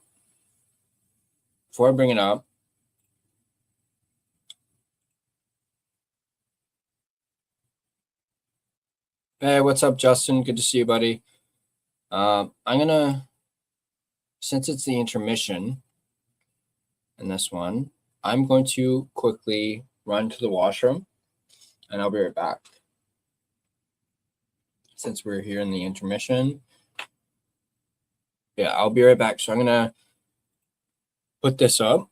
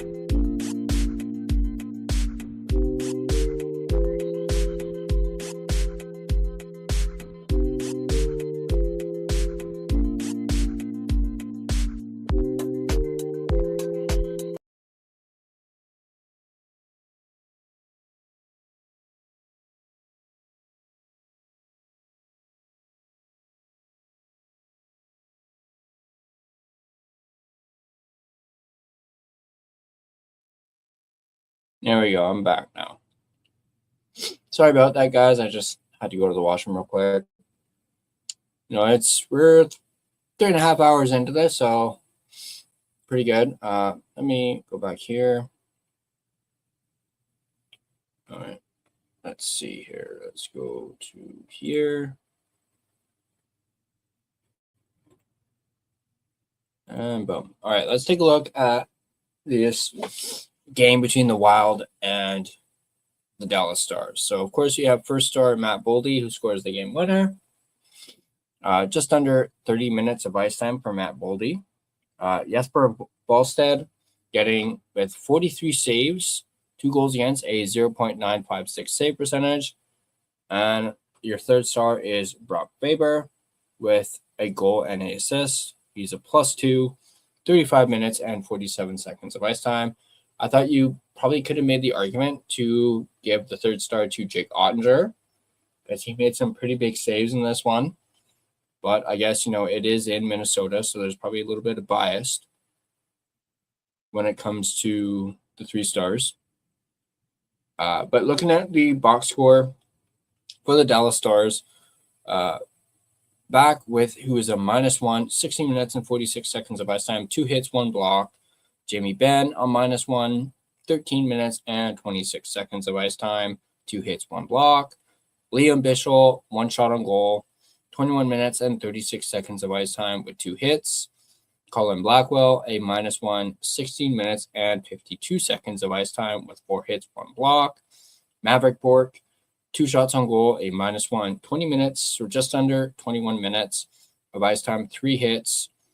Matt Duchene, 2 assists, so 2-point night for Matt Duchene, 3 shots on goal, just a shot at slightly over 21 minutes of ice time with 1 block. Faksa, a -1, 3 shots on goal, 17 minutes and 49 seconds of ice time with 1 block. Thomas Harley, 6 shots on goal, 28 minutes and 49 seconds, so just under 29 minutes of ice time, 1 hit, 1 block. Nero Heiskanen, a goal, -2, 6 shots on goal as well, 33 minutes and 33 seconds of ice time for Heiskanen, 1 block. And then Hirakawian, -1, 20 minutes and 10 seconds of ice time, 2 hits, 2 blocks. Pyrie, -1, 15 minutes and 34 seconds of ice time, 1 hit. Wyatt Johnson, -1, 3 shots on goal, 24 minutes and 30 seconds of ice time with 1 hit. Lindell, -3, 3 shots on goal, 34 minutes and 17 seconds of ice time with 3 blocks. Of course, Lundqvist only had 10 minutes and 32 seconds. Of course, he left after the second period when he took that skate to the face, which was absolutely brutal and terrifying to see. He had 1 shot on goal and 1 block. Tyler Myers, a -1, 6 shots on goal, 27 minutes and 25 seconds of ice time with 1 hit and 5 blocks. Mikko Rantanen, 2 assists, 22 minutes and 59 seconds of ice time, 3 hits, 1 block. Jason Robertson with a goal, 7 shots on goal, 25 minutes and 13 seconds of ice time. Then you had Sam Steele, a -1, 17 minutes and 41 seconds of ice time with 1 block. And of course, Ottinger, 40 saves on 43 shots. Another reason why I thought Ottinger should have been that third star, a 0.930 save percentage. Looking at the faceoffs for the Dallas Stars, Blackwell went 1-0, so he had a 100%. Back had 1 loss, so he had a 0 percentage. Maverick Bourque went 1 for 4, so 1 win, 4 losses, good enough for 20%. Duchene, 4 and 4, 50%. Faksa, 6 out of 9, 40%. Hirakawian had a 71.4% on the faceoff dot. Hyrie, a 75.0%. Wyatt Johnson, 56.3%. Rantanen had 100%, 2 faceoffs won. Sam Steele went 1 for 1, a 50%. Scratches, you had Alexander Petrovic, Ilya Lyubushkin, Michael Bunting, Cal Capobianco, Adam Ernie, Rope Hintz, and Nathan Bastian. Now let's take a look at Minnesota now. Zach Bogosian, 2 shots on goal, 14 minutes and 6 seconds of ice time, 3 hits, 2 blocks. Matt Boldy with the game winner, 4 shots on goal, 29 minutes and 52 seconds. So like we said, just under 30 minutes of ice time for Matt Boldy, 3 hits, 1 block. Bobby Brink, a +1, 1 shot on goal, 23 minutes and 34 seconds of ice time, 1 hit, 1 block. Jonas Brodin, a +2, 1 shot on goal, 25 minutes and 42 seconds of ice time with 2 blocks. Eriksson Ek, +1, 4 shots on goal, 28 minutes and 44 seconds of ice time, 3 hits. Brock Faber, a goal and an assist, 2 points, a +2, 5 shots on goal, 35 minutes and 47 seconds of ice time, 2 hits, 4 blocks. Nick Foligno, 15 minutes and 34 seconds of ice time with 4 hits. Marcus Foligno with a goal that ended up actually tying the game up. 2 shots on goal, 12 minutes and 25 seconds of ice time with 7 hits by Foligno in this one as well. Ryan Hartman, a assist, a +1, 7 shots on goal, 22 minutes and 42 seconds of ice time with 5 hits, 1 block. Quinn Hughes with a +1, 2 shots on goal, 37 minutes and 21 seconds of ice time with 1 block. Marcus Johansson, 5 shots on goal, 23 minutes and 43 seconds of ice time with 3 hits. Kirill Kaprizov, 2 assists, so a 2-point night for Kaprizov, a +2, and 4 shots on goal, 28 minutes and 35 seconds of ice time with 1 hit. Michael McCarron, a +1, 1 shot on goal, 60 minutes and 49 seconds of ice time, 6 hits, 1 block. Jake Middleton, 14 minutes and 26 seconds of ice time with 1 hit. Jared Spurgeon with an assist, +1, 26 minutes and 40 seconds of ice time, 1 hit, 2 blocks. And then you had Nico Sturm, a assist, a +1, 11 minutes and 20 seconds of ice time with 1 hit, 1 block. And then Tarasenko, 16 minutes and 24 seconds of ice time with 1 hit. And then Yurov, 11 minutes and 7 seconds of ice time. Then you had Volstead, who had 43 saves on 45 shots, a 0.956 save percentage. And looking at the faceoffs, Boldy went 2-0, so he had 100%. Eriksson Ek had 11 wins, 16 losses, 48.7%. Nick Foligno had 3 wins, 2 losses, 60.0%. Hartman had 8 wins, 8 losses, good enough for 50%. Kaprizov lost his only faceoff draw of the night. And then McCarron had 3 wins, 4 losses, good enough for 42.9%. Nico Sturm, 100%, only had the 1 draw though. Yurov, won 1 and lost 1, a even 50.0% on the faceoff dot. Lots of names on that were scratches for the Minnesota Wild here, as you guys can see. But taking a look, Kelly Sutherland was refereeing this game. Yikes. But looking at the final game stats, of course, as we mentioned, Dallas outshot Minnesota 45-43. Hits, while Minnesota out-hit them 42-22. Faceoffs won were 32-29 in favor of Dallas. Of course, Minnesota went 0-4 on their power play. Dallas capitalized on both of their power plays.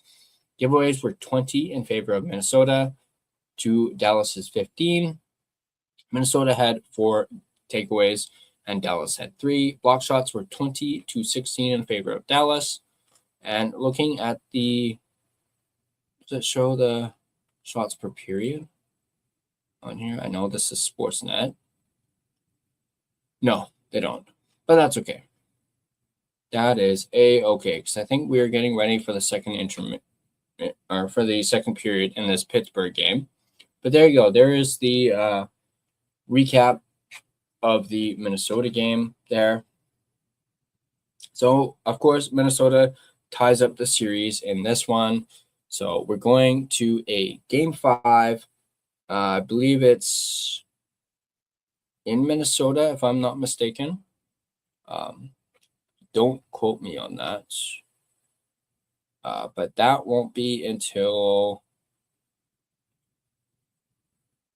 Tuesday. Or no, sorry, it's going to be in Dallas. That next game is going to be in Dallas on Tuesday. They don't have a time yet. Or no, it says 5 p.m. 5 p.m. on Tuesday. We'll see if I'll do a watch party for that one. I'm going to take a look at the, just the times and whatnot, and we'll decide. We're still a few days away from that, so I will see about that. But as you can see from the series, so as we mentioned, Minnesota won game 1, 6-1, and then Dallas won the last 2. And then, of course, Minnesota has won this one, so they've tied up the series.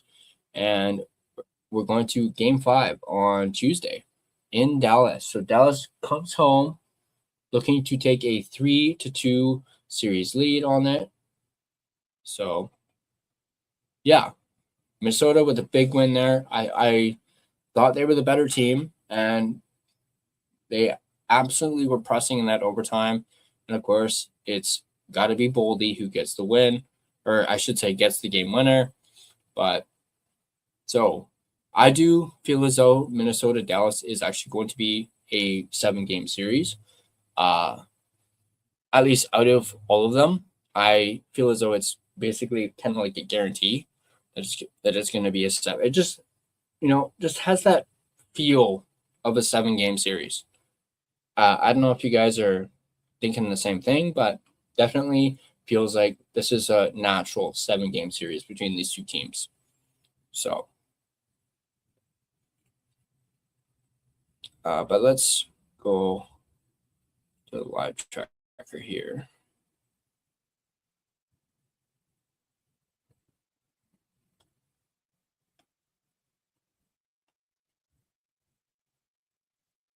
I'm going to actually do the NHL one. I kind of like that a lot better. So I'm going to go NHL.com scores. Don't get me wrong. I do like that Sportsnet has that face-off percentage stat. I really do like that, but I'm going to go with the NHL.com one. So once we come back to this,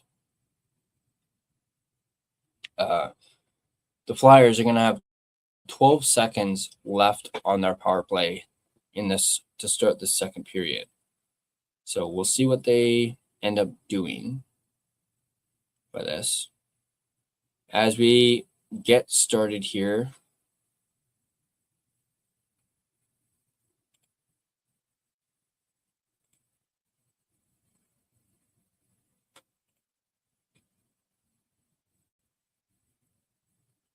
kind of wish there was a way I could not show this part.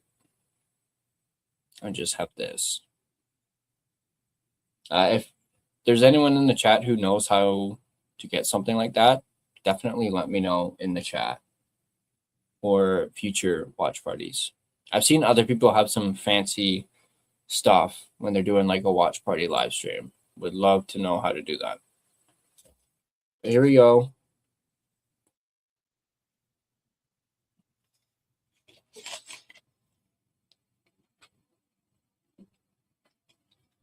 Of course, Blake Lizotte in the box. Another 12 seconds here, and the face-off dropped. Puck down into the Flyer zone. Power play is coming to an end for Philadelphia. Blake Lizotte back out of the box. Puck down into the Flyer zone. Puck around.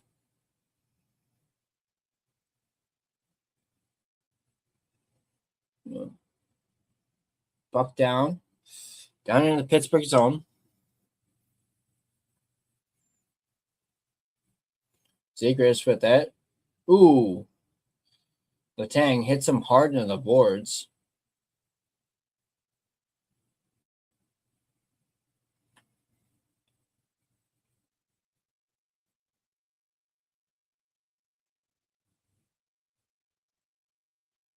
Oh, yeah. Raquel. Man, my wife is not going to like that at all.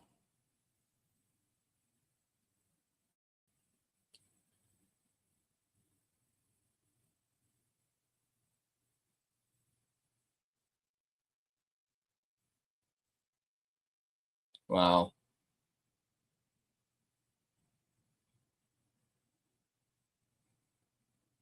Oh, yeah, that's bad on Vladar.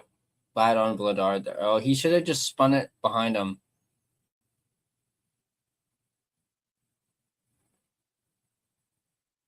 So 2 goals on 6 shots for Pittsburgh.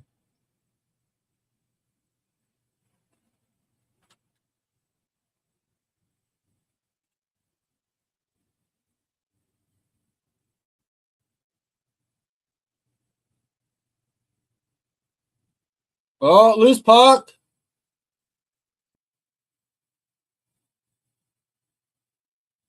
I saw that puck almost cross the line there.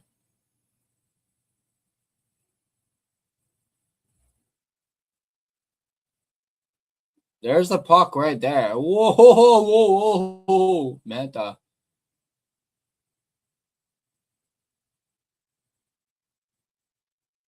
Maybe this is a better angle. Oh. Wow, what a play. Yeah. Dvorak, man. Wow.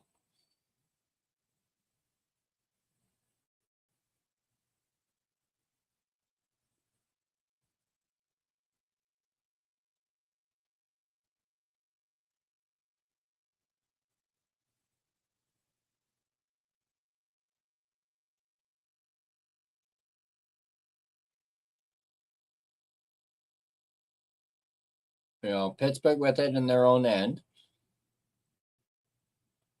Moved up. Oh.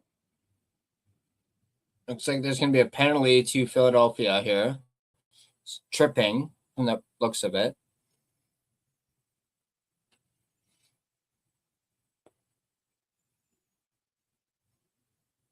So Pittsburgh's going to go to the power play. Yeah, Hathaway.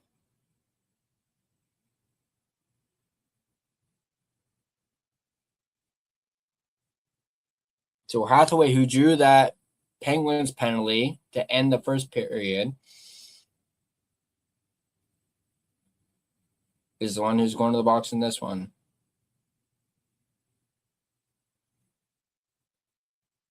There we go. Flyers 2-on-1, shorthanded. Shot saved by Seelovs.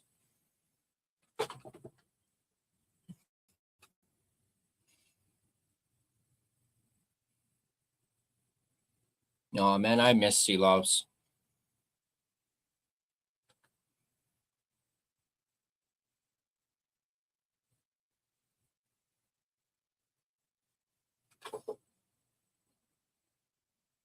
Here we go. 17:48 left. Ooh, nice save there by Seelovs.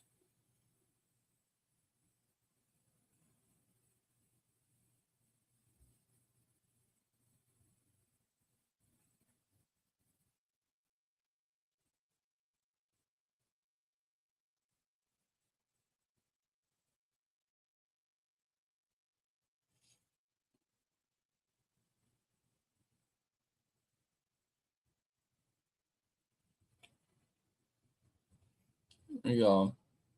Pittsburgh with it. Moved up. Here comes Pittsburgh. Oh. Flyers try to get out, but they can't. Pittsburgh keeps it in. Carlson. Now the Flyers are able to dump it.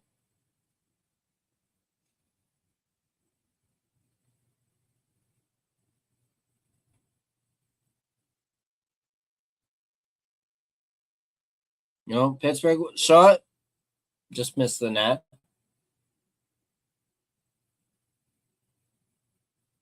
Pittsburgh cycling the puck around. Shot. Saved by Vladar.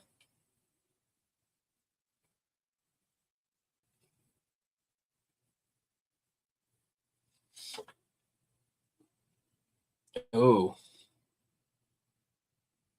Oh, yeah, that was a nice chance.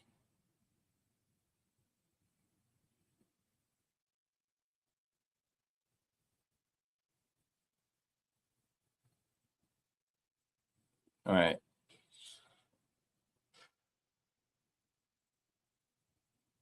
"32 seconds left in this power play.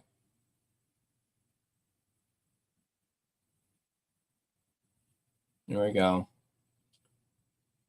Pittsburgh with it. Pass up. They get it past center ice. Bring it into the Flyers zone. Run the boards. Back to the point. Flyers able to get it and send it all the way down the ice again.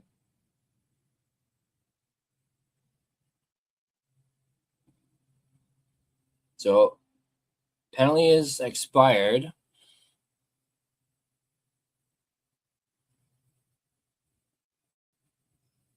Dvorak. Saved by Seelovs. Seelovs has lost his stick in this one.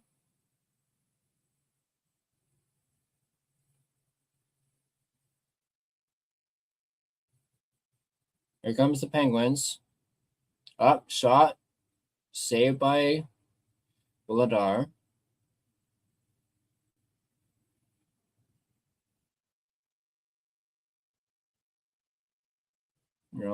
Puck back. Penguins with it. Shot. And the Flyers able to break it out. Here we go.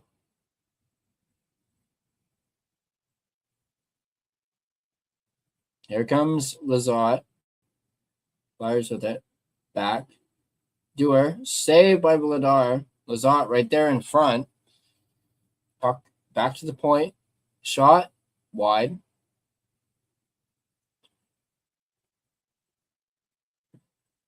Here we go. Back to the point. Penguins get it in deep. Back out in front. And now the Flyers are able to pick it off. And it goes down into the Penguin zone. Penguins are first back to get it. There we go. Philadelphia brings it back out. Oh, looks like there's going to be a penalty.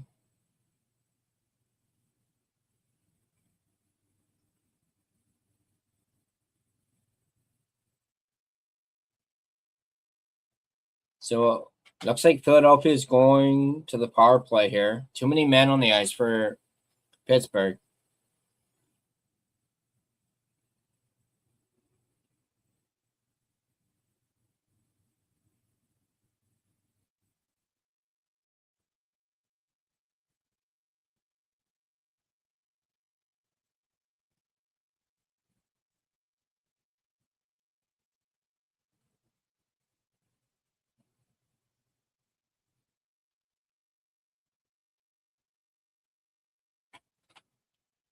Here we go. Is there not going to be a penalty? Wait. Oh, wait, yeah, no, there is.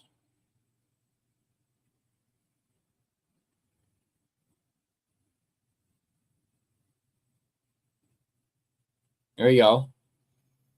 Puck in the corner.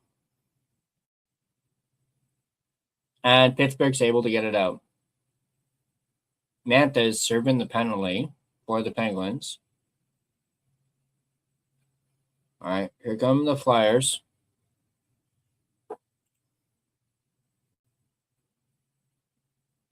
Yeah, I know, right? There we go. Oh, great save by Seelovs.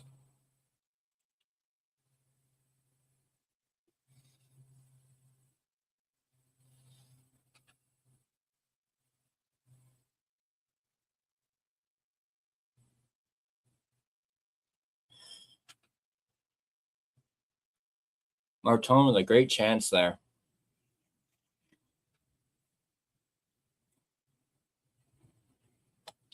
Almost gloved that one down.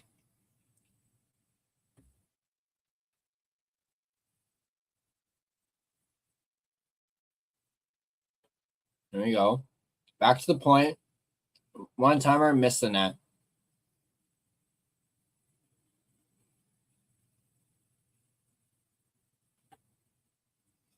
There you go. Cross connecting was not able to get to it in time, and Seelovs covers it.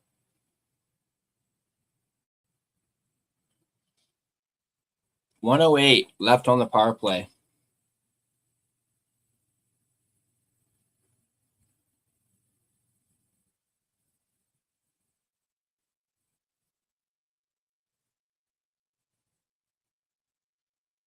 Here we go.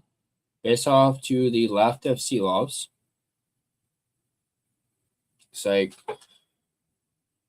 Flyers player got waved out of the face-off.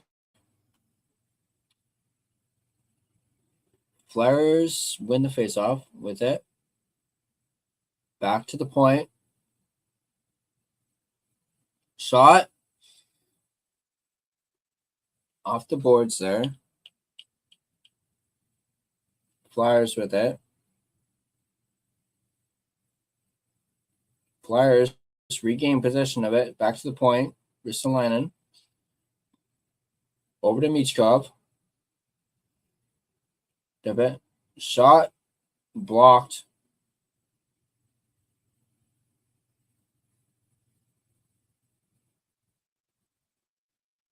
Down to the point. Shot. Looks like that was blocked. And the power play is over.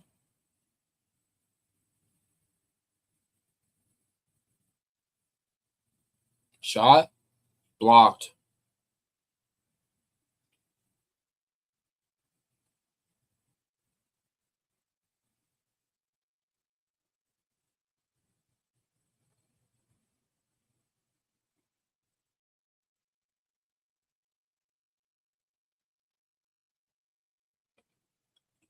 I'm going to switch over. Fuck it. I'm going to switch over to sports. I want to see if this is still faster on Sportsnet.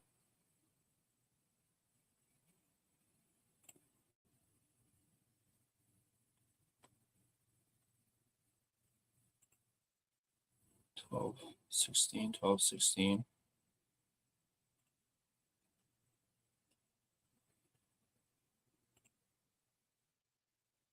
Yeah, this is still faster.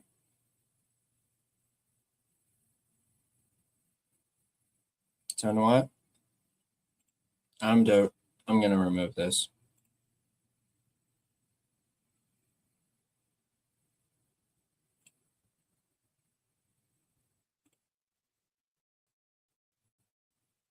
There you go. We'll go back to this. I'll just focus on this. All right, puck around the Flyers net. Manta with it. Around the boards. Carlson with it. Malkin with it. Shot. Saved by Villadar, who covers it.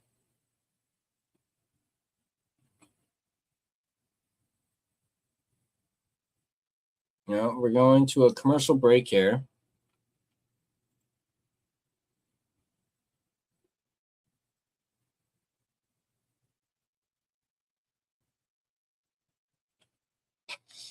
All right, quick commercial here.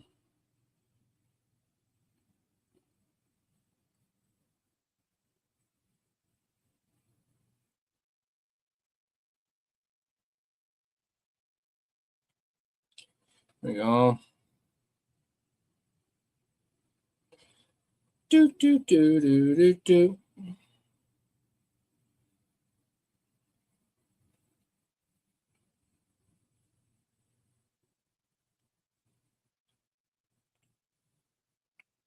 That's a fair point, Rain. Very fair point.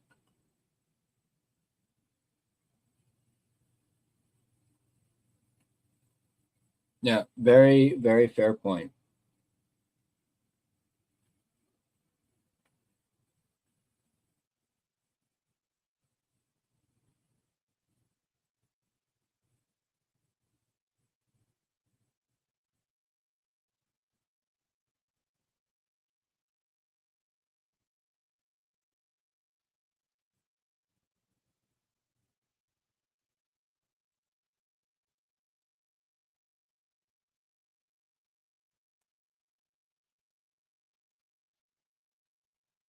All right, here we go.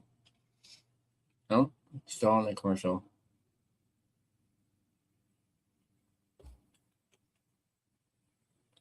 All right. There we go.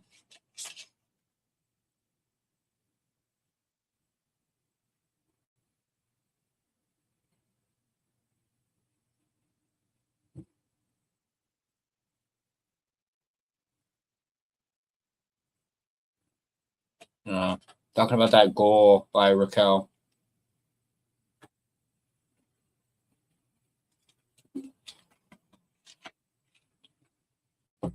We go face off, won by the Penguins.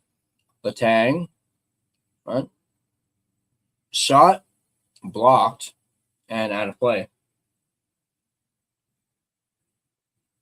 Hathaway with a block there.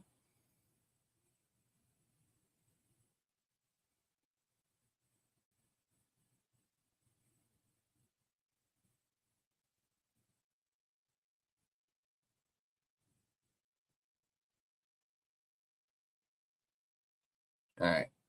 Face off won by the Penguins again. Yeah, it looks like Novak's hurting a bit there, but here come the Flyers. Pittsburgh gets it.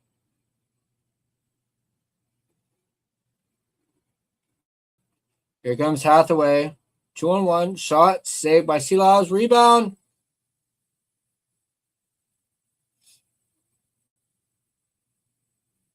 Pittsburgh with it on in the Flyers zone.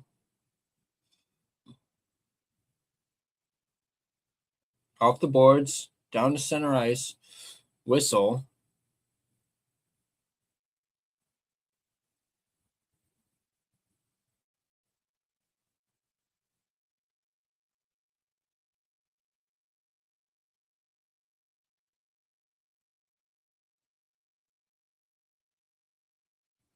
Man, what a save by Seelovs. And then able to get his pad over there. Boom.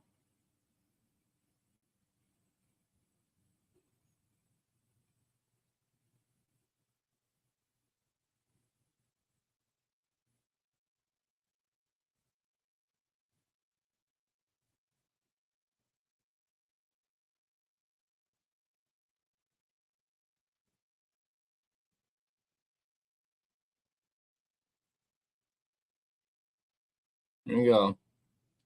Face off won by the Penguins. Shot. Saved by Villadar. Now here comes the Flyers.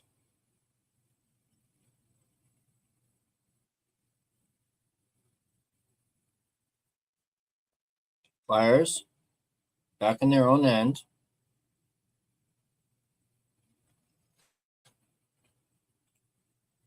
All right, sounds good, bud. I'll message you the link.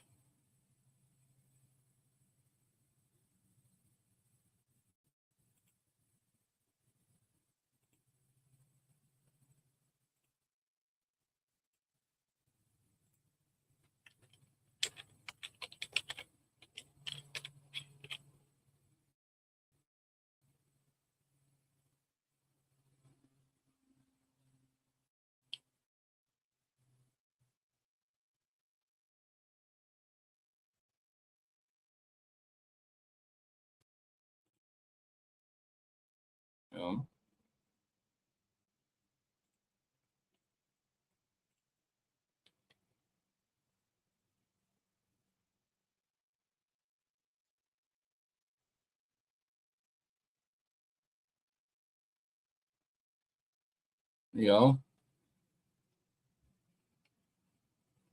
Puck at center ice. Crosby's out there. Rust, shot, saved by Villadar. Zegras with it. Dumps it down. Forster with it.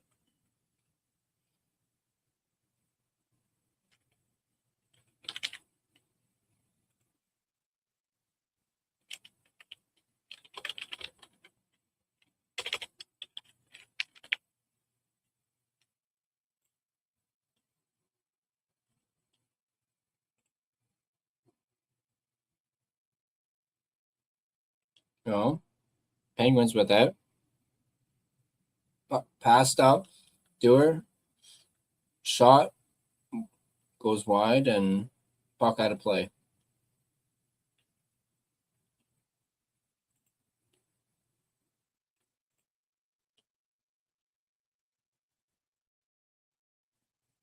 Well, going to a commercial here. 8:21 left in the second period.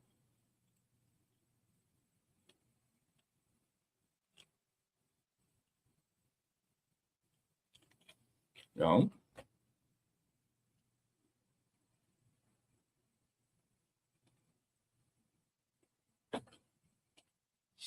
All right.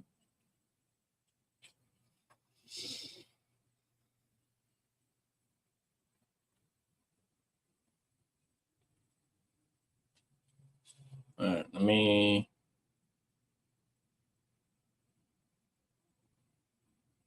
quickly check something here.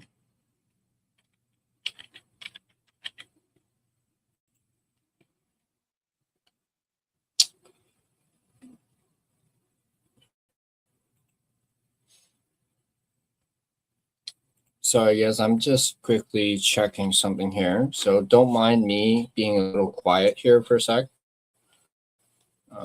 Actually, tell you guys what. We'll play a little bit of music.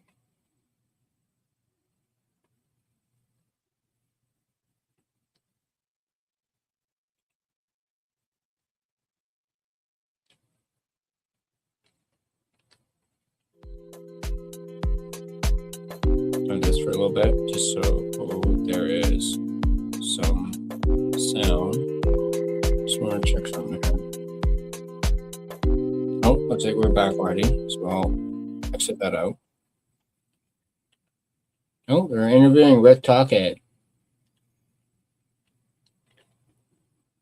You put some turtle wax on that head of his? Super shiny. All right, let's check something here. There's a sign behind him saying scumbag hockey. They're even talking about it on the broadcast too. All right, face off.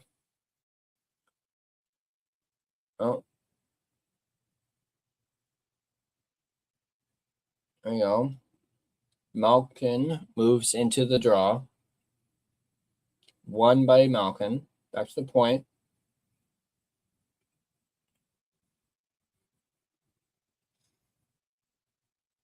There we go.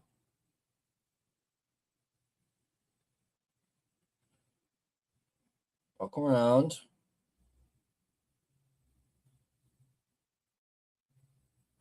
Puck into the boards. Oh, knocks it out of the zone.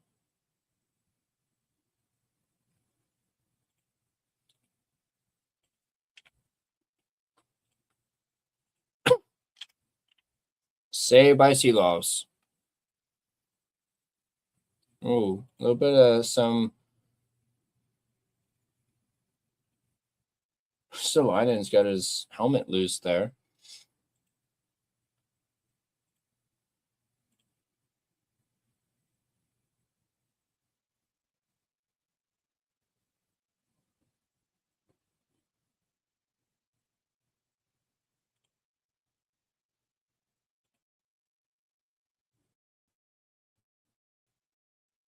There we go. No penalties on that whole little skirmish. 7:41 left in the second period. Shots are 15-10 in favor of the Flyers. Pittsburgh still up 2-0 in this one.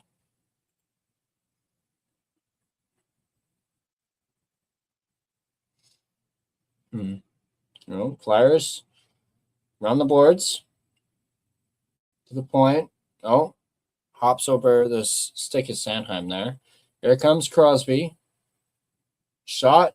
Saved by Vladar.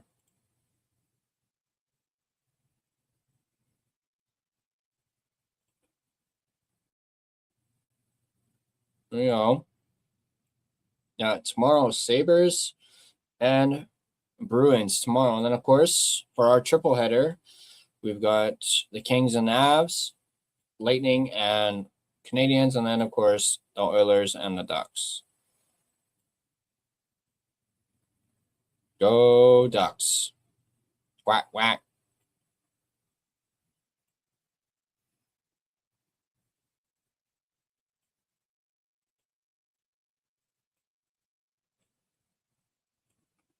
Go. There we go. Face off to the left of Vladar. Flyers win the face off.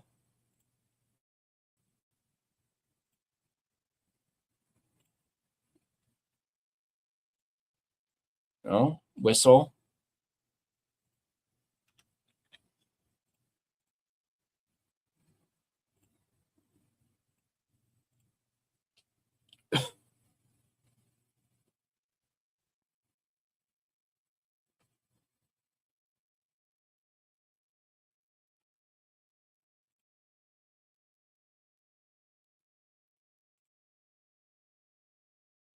Face off. Break. Shot from the point. Looks like that was boxed. Little thing between Hathaway and Crosby again.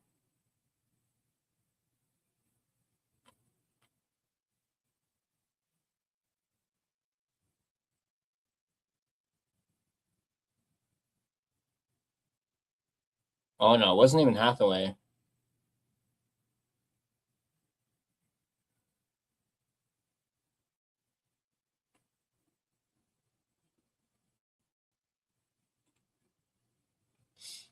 So Pittsburgh goes to the power play in this one. Crosby's set for the faceoff.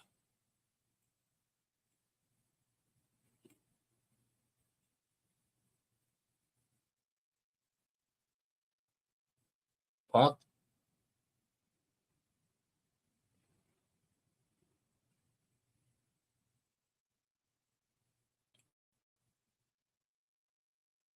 Whoa. Yeah, hit him in the back. Said he's okay.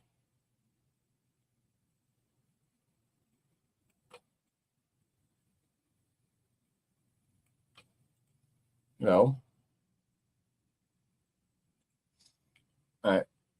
Little puck battle there along the boards. Puck out to all the way down to the Pittsburgh zone.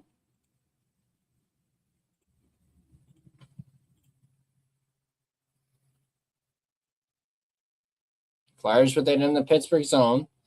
Around the boards.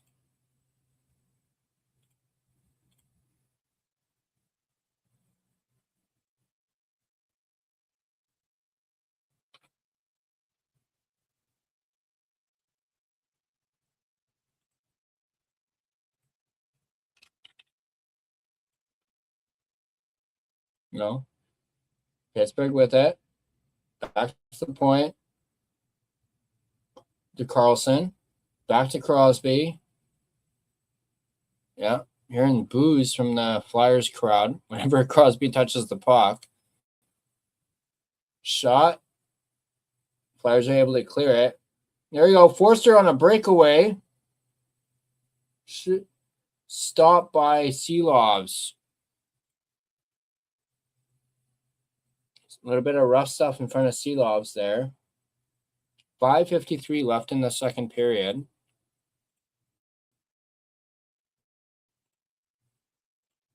All right, I'm done what I was doing now.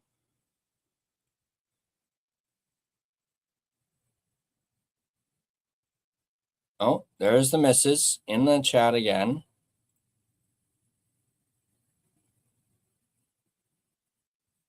All right, let me go up.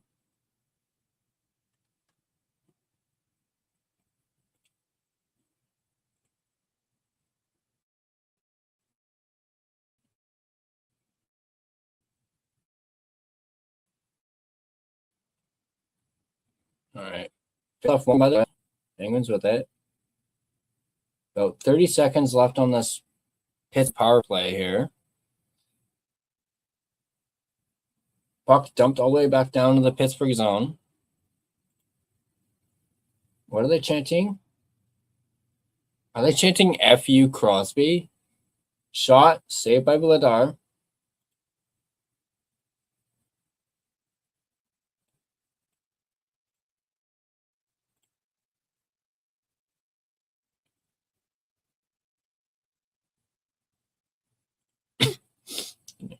All right. There we go.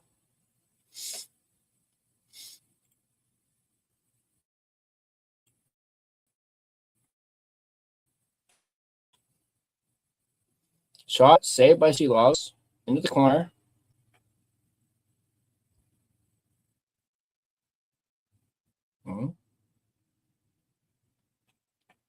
Drysdale. Slap shot, blocked.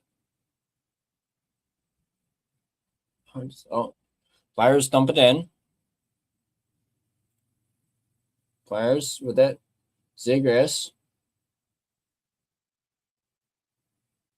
Drop down. Tip it. Over to Zegras. Shot, shoot, scores.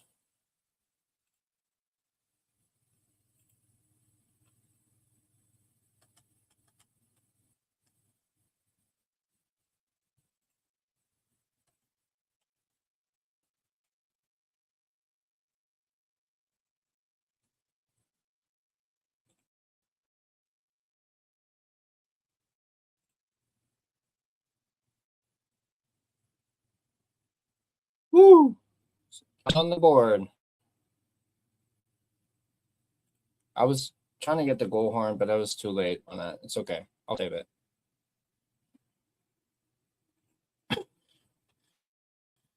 Denver Barkey, first career postseason goal for the Flyers.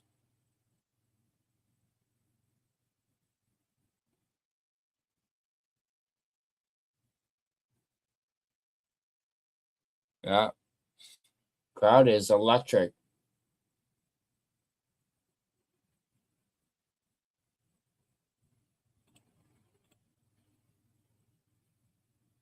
Puck in the corner. Pittsburgh with it.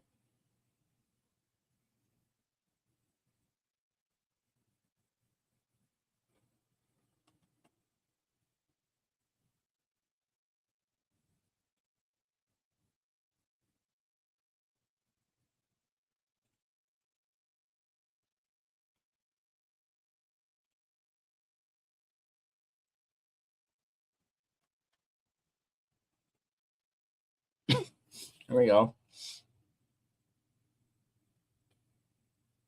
There you go. Flyers into the Penguin zone. Puck behind the net.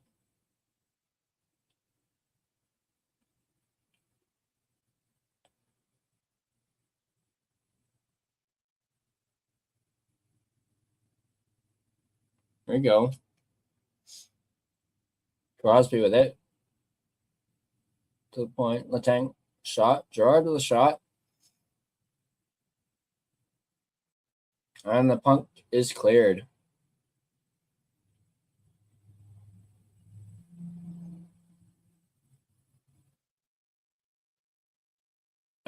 Whistle. Offside.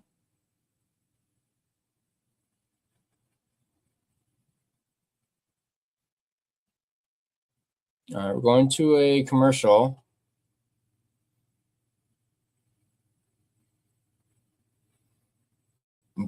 Excuse me.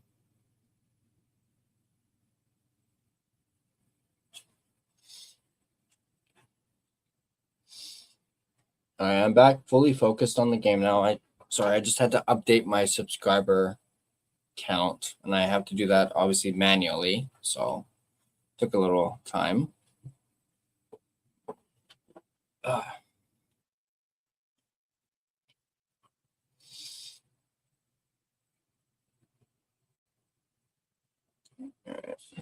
So coming up into the second intermission, we're going to be joined by Big Brain Rain. We're going to chat about this game, the rest of the playoffs, you name it. So that's going to be a lot of fun.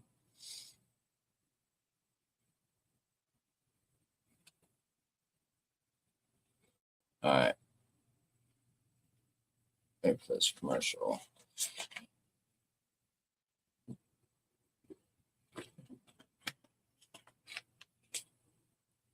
All right, let's see.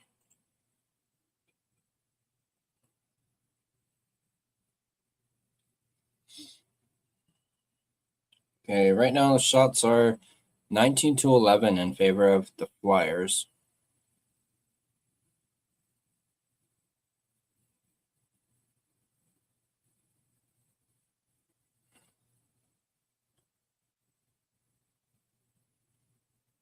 Hits are 27-20 in favor of Pittsburgh.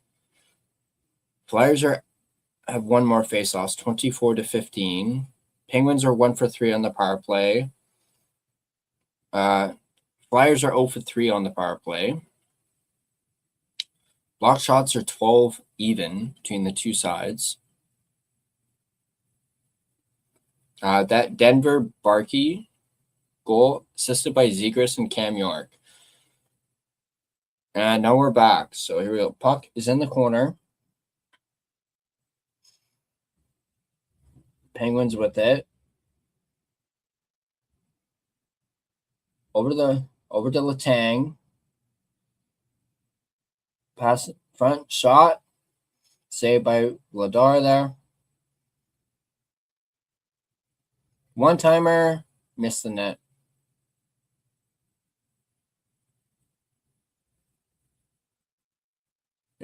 Shot. Saved by Vladar. 1:55 left in the second period.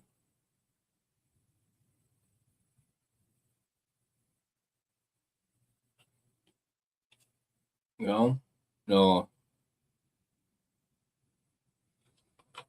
Change here. Like I said, 1:55 left in the second. Most playoff goals versus Philadelphia is Sidney Crosby with 16. He has one more than Wayne Gretzky. Malkin is third with 15. Mario Lemieux with 12.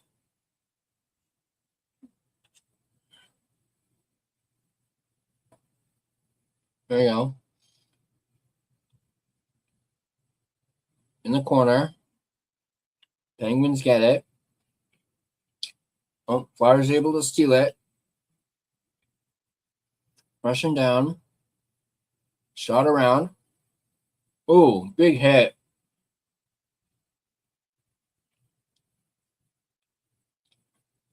There you go. Flyers with it. Final minute and a half.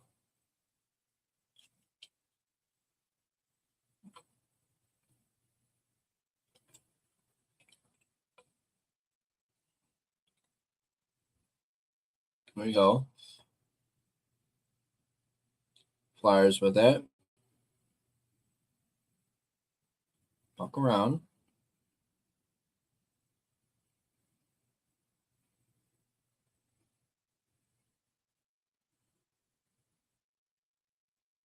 Oh, someone's stick just went. Oh, that was Zegras.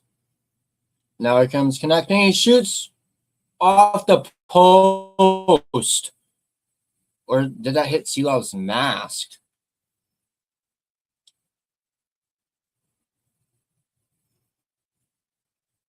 Pass up. Puck down. Ooh, big hit. Another one. Crosby clears it out. 15 seconds left in here.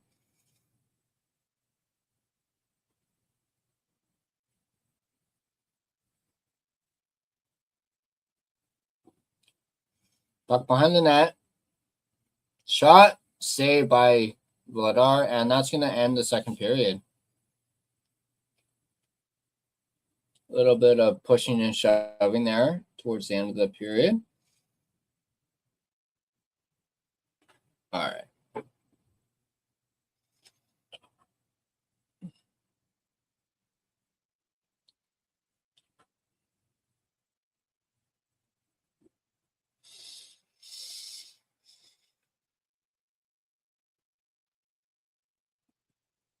All right, let's get this big brain on, shall we? Get to show off the new headphones too. Ooh, these are tight. I don't really need this. All right, let's bring them on here. Give me one sec. And way to hype me voila. up, buddy. Oh, wow, this is loud. Sorry, these are brand new headphones. Oh yeah, I mean, my voice can do that. It will knock people out in boredom, or you might get some temporary hearing damage. So, all right. Your thoughts on? Well, I know we were super late getting to this game, but your thoughts so far on this game, even though we it's the most missed almost an entertaining. entire It's the most period. entertaining of the four so far. I will admit I haven't watched that much of playoff hockey, but this has probably been the most disappointing of the series. I thought of all the series, I thought this was gonna be like more nasty and more gritty. I thought it was gonna be more evenly matched. But then again, I'm not sure what to expect because this is a Kyle Dewis run Pittsburgh team, and Mhm. they're about as they come exactly as advertised. You know, great regular season, only to then falter and completely shit the bed once the playoffs come around. So what exactly is different this time around? So Yeah, you would think this series would be a lot like the Canadians and Lightning series, where that's been that's the like, series. My favorite series so far is the Habs Lightning. That one's been awesome to watch. oh yeah, like that. It has been vicious in that series between the two teams, and it seemed like that kind of carried over into the Carolina Ottawa game earlier today because that thing was vicious today. Seeing the Oh, I missed a lot of that one, but yeah, I didn't have I to was watch. just I didn't browsing have to it. watch Yeah. that one to know that Pittsburgh will still be the more disappointing team if they lose the series versus Ottawa. Like at least Ottawa put up a fight. They just Yeah. couldn't score on the power play to save their lives. Is the big thing. Mm-hmm. And Yeah. their goaltending was just better. Which who would have guessed that we'd be saying about it? But who would guess we'd be saying Freddie Anderson was the better goalie of the two in a playoff series? Yeah, especially with a guy like Olmark who's won a Vezina as well. That doesn't mean much though, because True. I mean, I'm actually a little surprised that Freddie Anderson's starting, considering how good Brandon Bussey was this season for Carolina. yeah. I mean, they might be one of those teams who go two goalies deep. I mean, we saw that with Minnesota today. You know, Jesper Walsed got the start today for Minnesota. So, you know, I think we are seeing in recent playoff runs, you do need two goalies to win a cup. You know, this isn't like you can win one with all. You can get 16 with all one. So.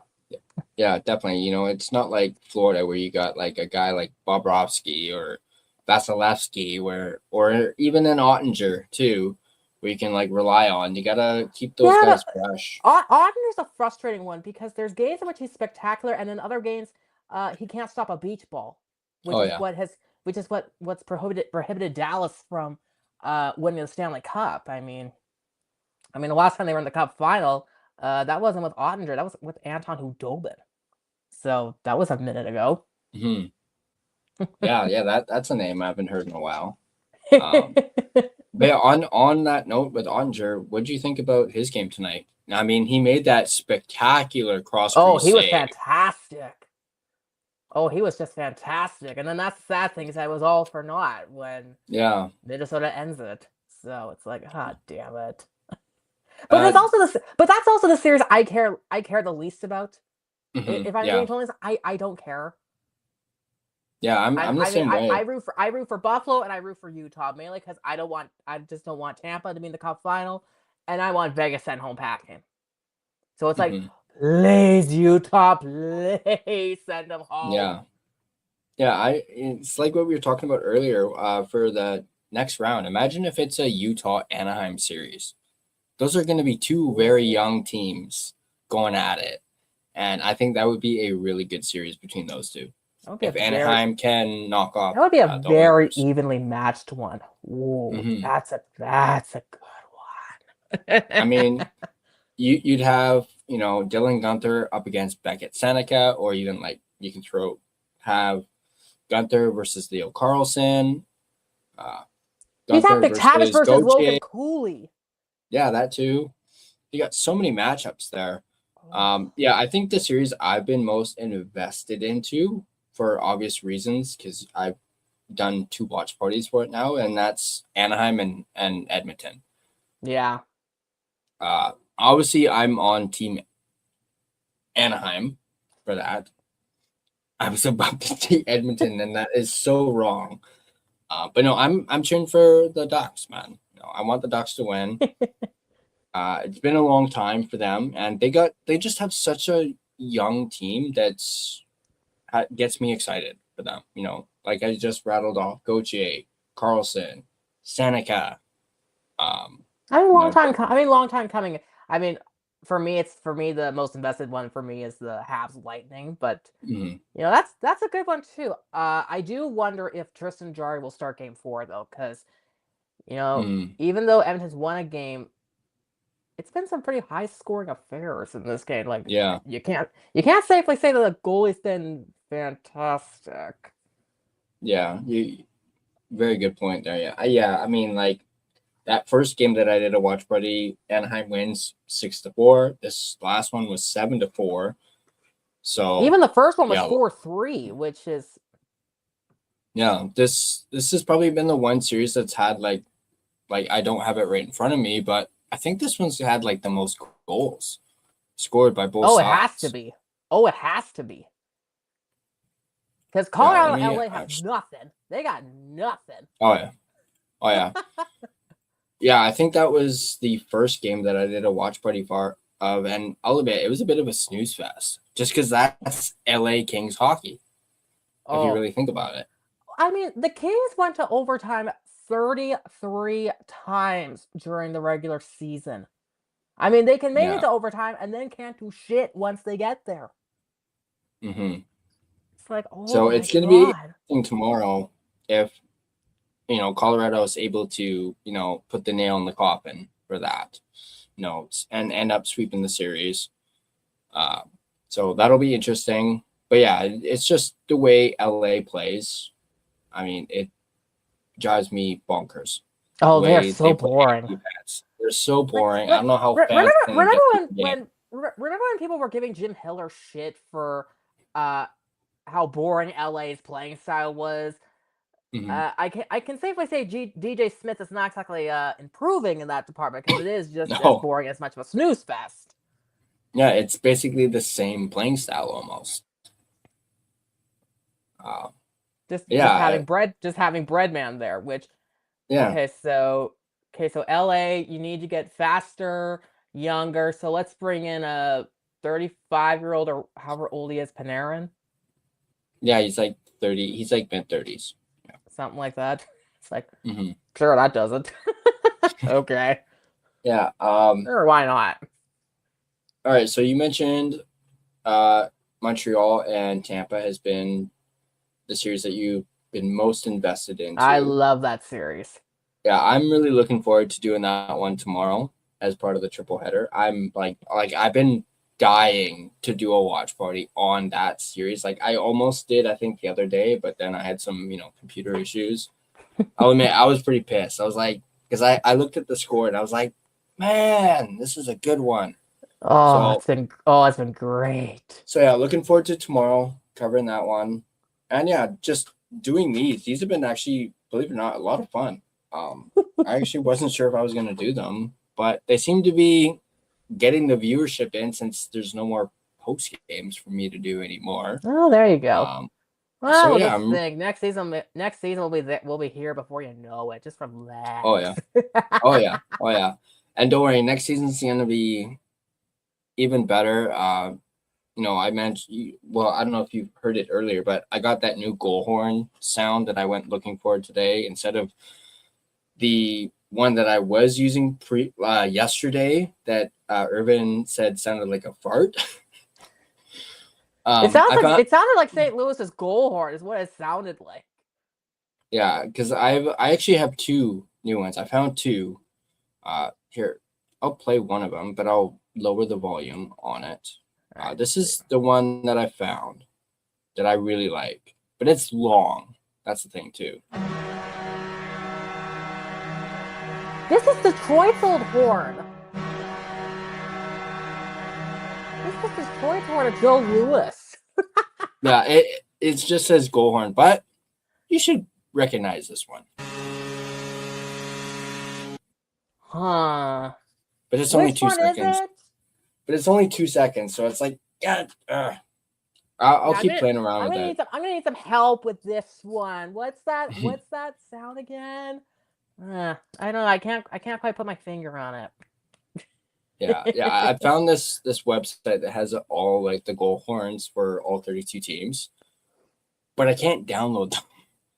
It wouldn't let me download it, so I was like, damn it, because I tried to get the Canucks one. I tried to get actually the ones for like Pittsburgh and Philadelphia as well. It's one of those like websites. So there you go. What's up, Justin? Good to see you, buddy. Somebody new in here, Fry Me Please, saying yo. Sorry, I didn't see your comment earlier. Of course, my wife's in the chat too. She's watching the game. Yeah, sorry to disappoint you. Anyways, That's not good. I'm good. No, it's not good. I mean, I didn't really have anything planned for this second intermission just because, this is my first time doing a doubleheader. So, and I did everything I had planned in that first game, which seems like was 6 hours ago. I don't know about you, but it feels like that game started like 6 hours ago. Yeah. I don't know what's up with the idea of having a game start at noon on a Saturday. I don't know. I was actually thinking about watching that one, but then I was, getting everything all set up, and then I ended up. And then you got Boston and Buffalo at 11 o'clock in the morning. At 11 a.m. Why? Yeah. Why? Yeah, I thought about having that as part of the triple header, but then I was like, no, I'm not waking up at fucking 10 a.m. to set things up for that. Hell no, not on a Sunday. It's like too much. I was like, I'll do the Colorado LA one. So, but yeah, been really good playoff series so far. First round's always the best. All in all. First round's always the best. That's your 100%. Yeah. First round's always the best round of hockey. Then not that it goes downhill afterwards, but you're just kind of like, okay. Like there's not much investment I find once you get past the first round. So what are your predictions for the rest of the Dallas Minnesota series? Edmonton, Anaheim, and then Tampa, Montreal. Like what's your predictions for like how long this series is gonna go? Well, Tampa, Montreal's going the distance. I think they're going 7 games, double overtime. I don't know which side. I agree. I only hope it's Montreal, but I totally see them going the distance in double overtime. I totally see that. Dallas and Minnesota, I really honestly don't care. I don't care. Fair. I couldn't care less which side goes. I only want Edmonton to win only because I just want a Canadian team. But then again, I'm trying to think of which one I want less. Do I want Vegas to win less, or do I want Tampa to not be in the Cup final again? It's like, I don't know. That's fair. I do think Edmonton needs some better goaltending. It's like, please, can you get someone who can stop a beach ball? It's like, good Lord. Yeah, they've been trying to get better goaltending for years now, and they just haven't been able to figure it out. But yeah, and it looks like Stuart Skinner is looking like Stuart Skinner of the last 2 playoffs. Pretty much. Seelov's getting the start tonight. I know a lot of people were up in arms about Seelov's not starting, or it taking 4 games for them to start Seelov's when he's been fantastic. Well, the thing is that it's not that Skinner was bad the first 2. That's the thing. It's just that the rest of the team didn't show up. So yeah, true. Unfortunately, I did not watch the first 2 games of the series. So, but Seelov says, but the rest of the team didn't. So, and Pittsburgh got Seahawks worse has in game been 2. Seahawks has been playing really well in this one. He's made some pretty big saves, looking like the Seahawks from 2 years ago. 2 years ago, yeah, 2 years ago now for us. And yeah, I feel as though he's had a really good game in this one. I mean, Well, obviously, let's clarify that. We're talking about the Seahawks from round 1 2 years ago, yeah, not the Seahawks from yeah, round 2 yeah, 2 years yeah, ago. round one, So let's round one, yeah. let's clarify which one we're talking about here. Yeah, sorry. Yeah, from round 1, not round 2, Seahawks against Nashville. Yeah, the Nashville Seahawks. The Nashville Seahawks. Oh boy, no. I feel as though Vladar's had an okay game in this one so far. I know he had that little bobble behind the net. Oh god. Yeah, that I was always get real bad. nervous whenever a goaltender comes up to handle the puck. Like, I don't care how good you are. I always get nervous because I'm thinking, oh boy, what are you doing? Yeah, honestly, You, I you got a thought he should job. have. Like, please stay in your net. Yeah, he should have just put it behind him. Instead of going forehand, he should have just gone backhand. Because there was no Pittsburgh player near there, and I do remember there being a Flyers player, at least at least close to the blue line there. So he should have just backhanded it. And then that ended up leading to the goal. I don't know what's up with these goalies who have to think they have to handle the puck and deke around the forechecker. I'm not sure I understand what the concept is. It's like, how is this helpful? Yeah. How are you helping in this situation other than you're not? Very true. Very true. But before the intermission's over, I did want to ask you, because I did do that video talking about Mike Gillis and Lawrence Gilman. Oh boy. And I know it's not very realistic, obviously. But just imagine if the Canucks brought back Gillis and Gilman to finish what they started 12 years ago. They Gillis pushed for a rebuild. Canucks are finally doing a freaking rebuild. Should have done it 12 years ago. You think so? Yeah, I think they should have done it in 2014. 100%. You think this year's the rebuild? I mean, I'm still waiting for the live press conference for them to acknowledge it. So.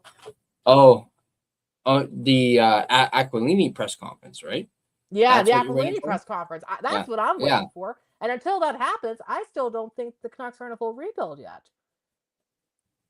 Because we've never seen it in the Aquilini era. And I mean, listen, even when Patrick Allvin got fired, it wasn't that long ago that him and Rutherford were on 2 different pages. I mean, the reason that Jim Rutherford had to keep insisting that they're in a rebuild is because his GM was the one who said, well, we're retooling on the hybrid 3 games after Quentin Hughes got traded. So, which is it?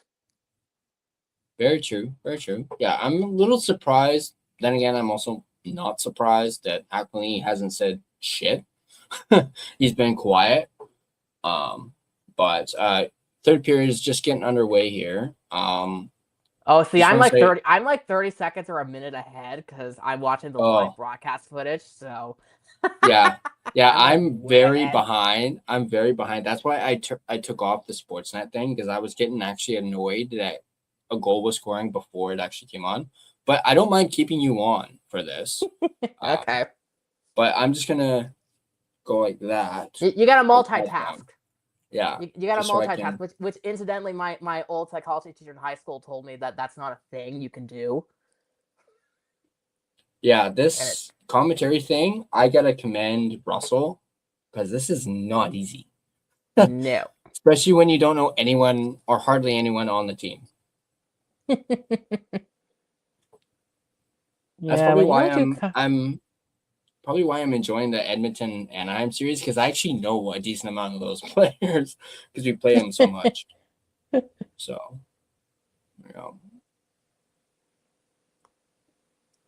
Here comes Philadelphia. Shot. Ooh, what a save by Seahawks.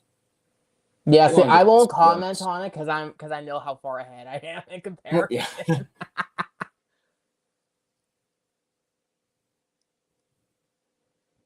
Oh.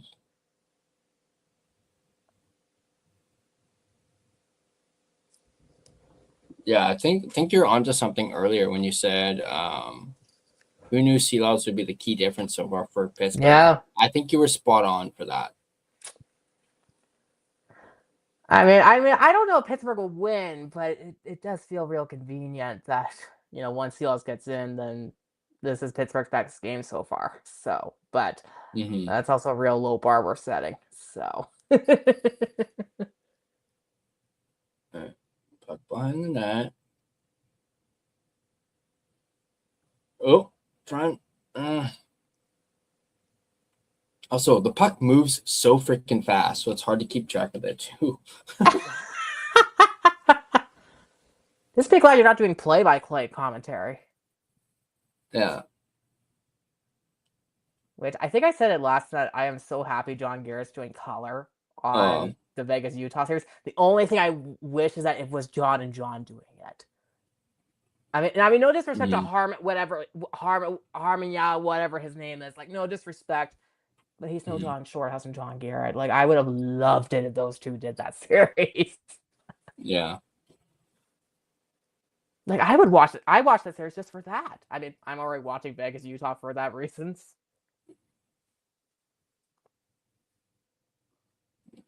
In the corner. Oh, someone's stick just exploded. At least for you 30 seconds ago. Yeah. Yeah, that's what I always find whenever you watch, like on Sportsnet Plus or whatever. It's always 30 seconds behind the live game versus watching it just on television. So, which that I still cannot because it's believe. showing TNT on here, so it's looking like they took the TNT broadcast. Which they don't even call the game in the building. I thought I read somewhere they called the game remotely from their studio in Atlanta. Huh. Interesting. I don't remember where I read that, but I remember thinking, okay, why are they not like in person? Yeesh.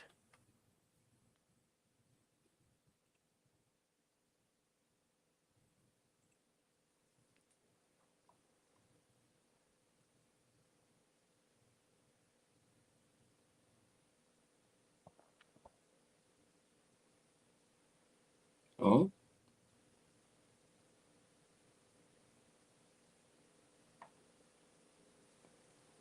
Oh, I bet you halfway just went down partly because of Carlson's breath. Oh.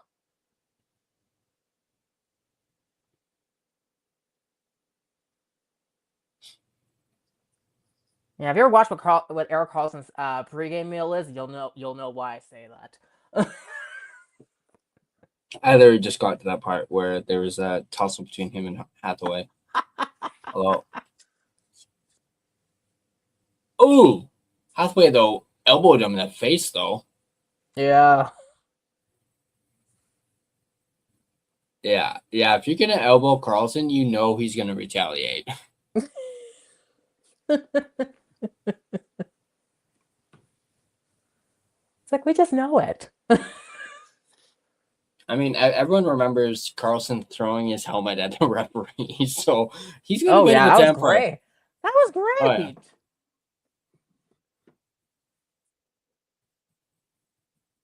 All right, so coincidental minors there. What are they chanting? Asshole? Yeah. Oh, yeah. Oh, towards Hey. Carlson. Okay, TNT, you're messing up on the ice surface. This ain't a power play. Yeah, it says 4-on-4 on mine. Oh, just look on. Oh. See, originally it said 4-on-3. Oh, I saw that. I think in the game earlier. It's like, they had a little miss up. Like... All right, Penguins won it.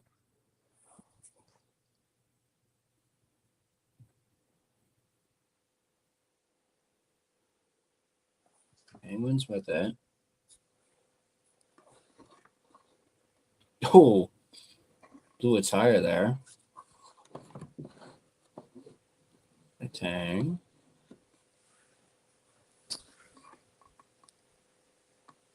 Shot. There we go.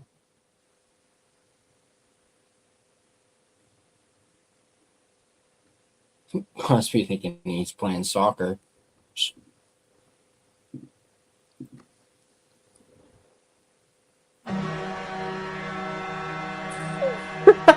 Wow, you are behind.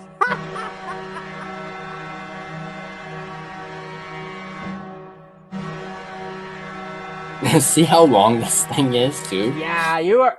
See, you're so far behind that they've already dropped the puck after the goal was scored Yeah. where I am. I also saw Bobby's comment, too. Oh, lordy. So, yeah. My wife's probably not happy right now. But hey, I figured Pittsburgh's got to at least win one of these. You know, as the apathetic person of the group, I honestly couldn't care less. But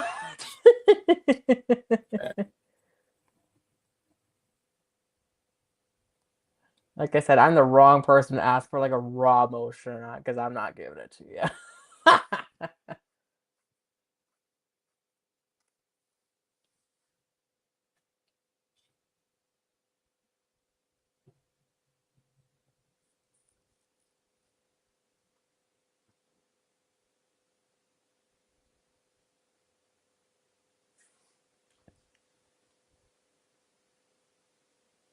Mhm.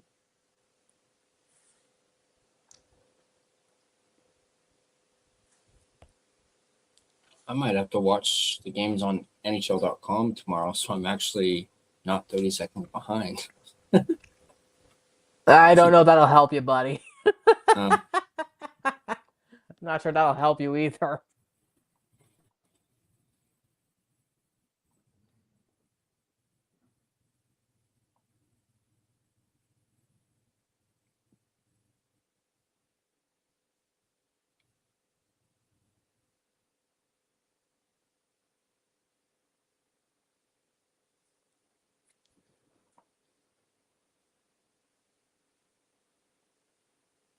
Also, you want to talk something that pisses me off? Why is it that it costs so much for the Sportsnet Plus subscription for like if you want to watch the games with blackouts or whatever you want to call it? Yeah. But then you don't even get all of them because some are on Amazon Prime. It's like, what the fuck's the point then? yeah. And I mean, listen, as somebody who doesn't have streaming services, it's like, if I'm paying this much, I better be getting fucking everything. But you know, that's a Yeah. lot to ask for, I guess, in this current climate. I mean, you're not wrong. You're not wrong there. You know, if you're going to pay this amount, you know, make it worth it.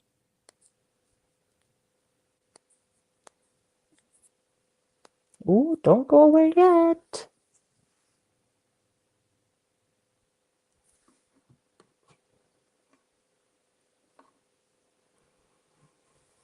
Ooh.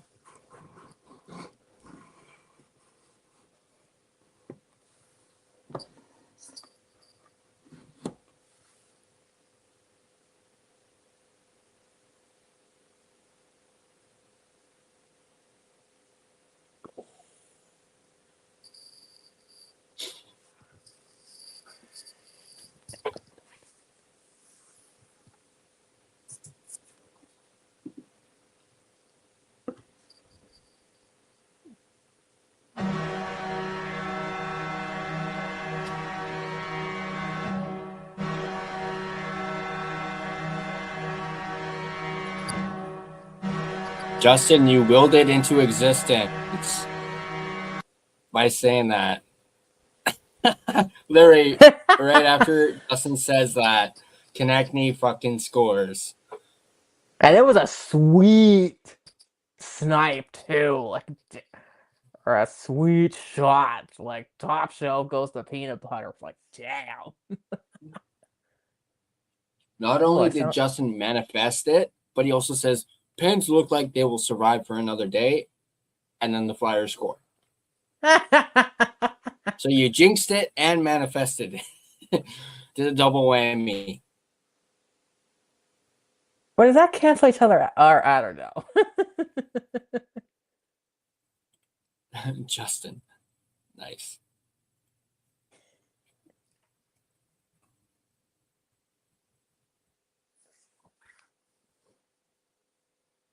Oh.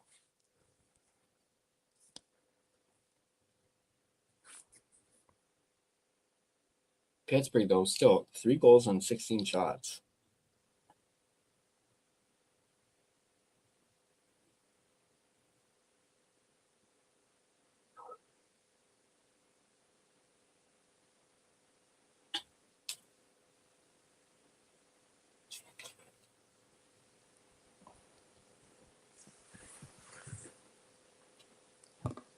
Ooh.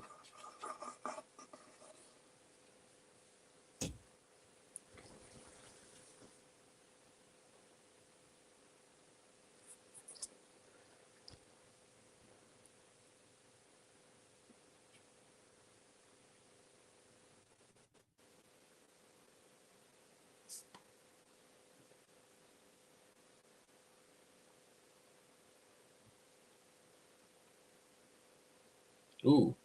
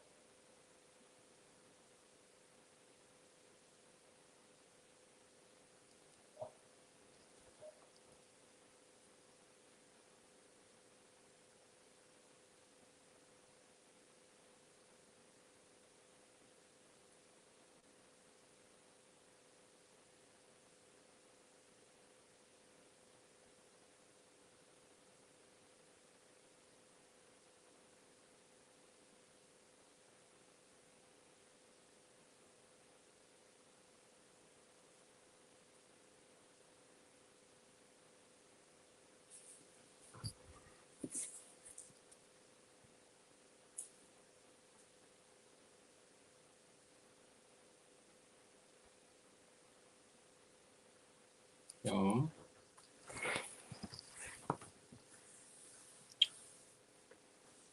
Oh.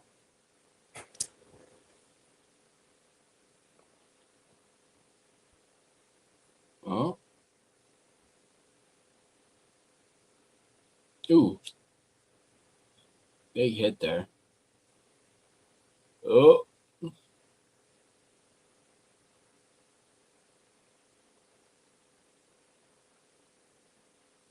Ooh.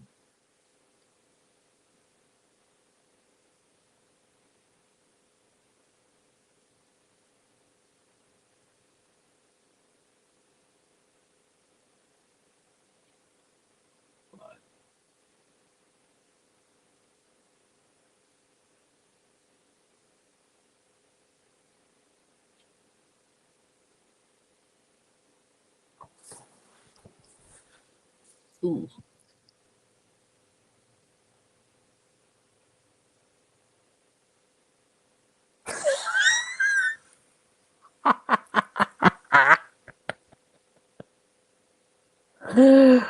Uh-oh. No, it's just in the chat, not on the game. Oh. Oh. I can actually get again and make plans. We all try to stop any fan from making any team playoff music videos. Oh, yeah. I heard about that Ottawa fan thing. Oh yeah, that was yeah. Yeah, I heard about that fan getting banned to Taiwan.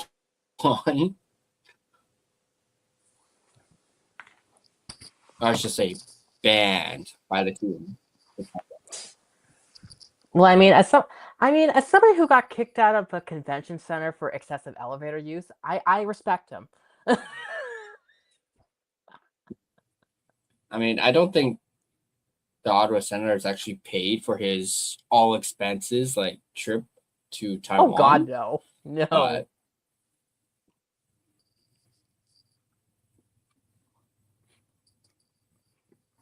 But if they at least contributed to it, then okay, cool.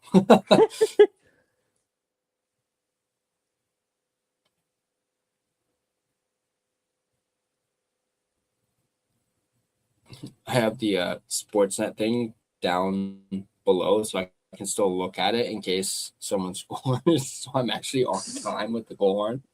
Oh God. Because even that is faster than my broadcast.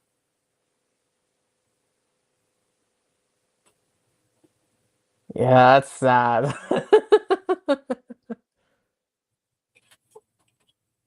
Yeah.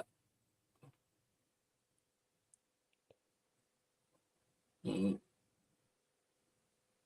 Ooh.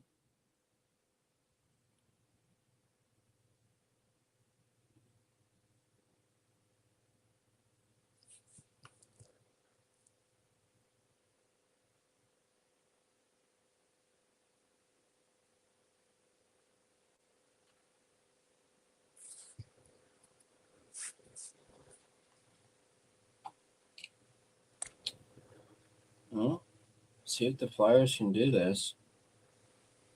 It's under 7 minutes.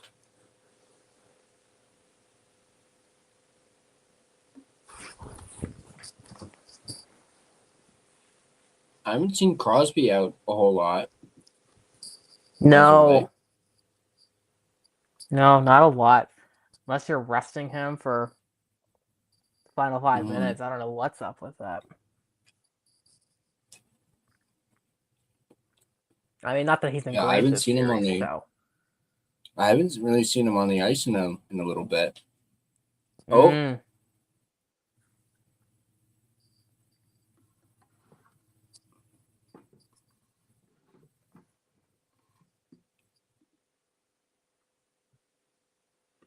Yeah, you might be right. They might be just rusting him a bit. I mean, that sounds like an odd thing, but okay. Not sure I get the theory, but sure. Okay. You know, I mean, they did have that shot on him, like that camera shot of him just going, just sitting there on the bench, and he just had this like Quinn Hughes like stare as well. So it's like he's probably trying to catch his breath there. Yeah, Quinn Hughes in a nutshell is if voice to text was a person. That's him in a nutshell. Mm-hmm. Like if texting were a person. Did you see in that Minnesota game where he had that hesitation with shooting and then passed it off? He pulled a PD. Like they even said on the broadcast too, he had a chance to shoot it, but he like hesitated and then passed it in front. That's like, shoot. I don't know. We've never known Quinn Hughes to really be a shooter, though. No, true, So. But I just thought it was just a little bit of irony, you know, being like, oh, he pulled a PD. Yeah, we can say it's irony, but at least he's in the playoffs. So True, very true, very true. One thing I also saw during that game is I forget which Dallas Star it was, but he did his usual spin, and the Dallas Star player just completely like fell on his ass. Like he broke his ankle. Like he like looked like he spun a little bit and was landed on the ice. And I'm just like, yep, we're used to seeing that. There's when he was breaking ankles right there in the playoffs. You know, I thought that was great. Oh yeah. I mean, there's some that are great. I always think of like Pavel Datsyuk on Logan Couture. That was great. Mm-hmm. Malkin on Landeskog. That was hilarious to watch. and even then after the fact, they're like, yeah, I knew it was so dumb. It's like, what am I gonna do? Mm-hmm. It's like I got my ass handed to me on a silver platter. Yeah, this was actually the first time I've watched a Dallas Stars game since Myers got traded. So it was odd seeing him in a Dallas Stars jersey, I will admit. Man, the one shift where he was out there for like almost 4 minutes. Oh yeah, I was Like, saying on the holy stream, shit! It's like, like, dude, get off! that's literally what I was saying live on stream too. I was like, dude, get off the ice. And I'm not even cheering for you. It's like Myers, you're a giraffe. It's like Myers, you're a giraffe, not a hummingbird. Get the fuck off. Yes. Yeah, for like a split second, I became a Dallas Stars fan. Get the fuck off the ice. And then I realized, oh, I don't give a shit. Dallas isn't my team. You sure about that? Yeah, sure, Jan. Okay.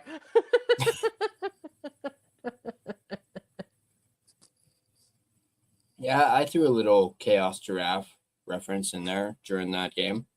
And I saw him like handle the puck. I was like, oh, giraffe. Chaos Giraffe right there.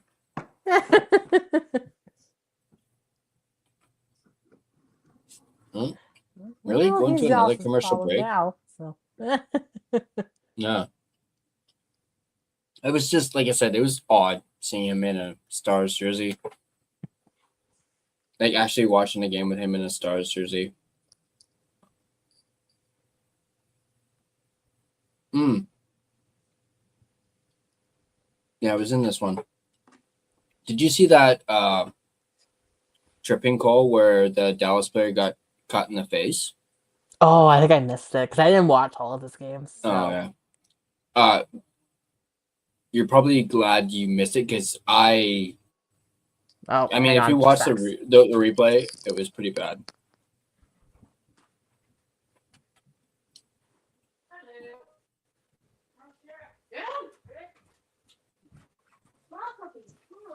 Oh, lovely.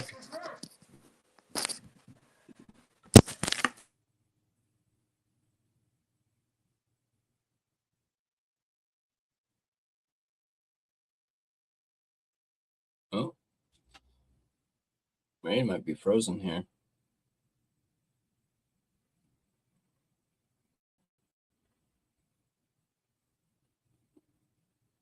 Uh-oh.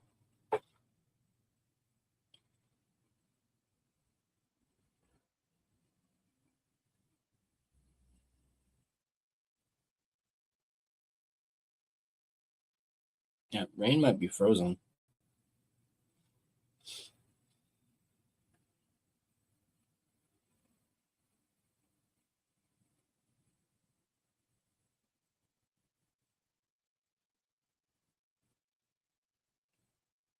Yeah.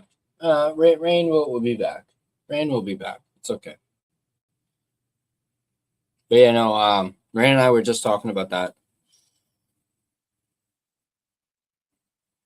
And how I was literally yelling, get off the ice. All right, here we go.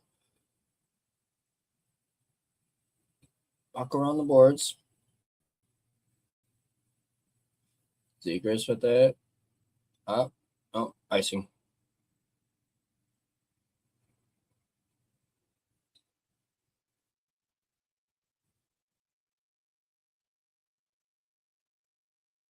All right, there we go. Big Brain's back. Sorry, I had things to do with for a second there. It's like, okay. It's all good. Great timing. It's all good. Like I said, me showing it was a spur in the moment thing, so I have to throw in my own spur of the moment thing.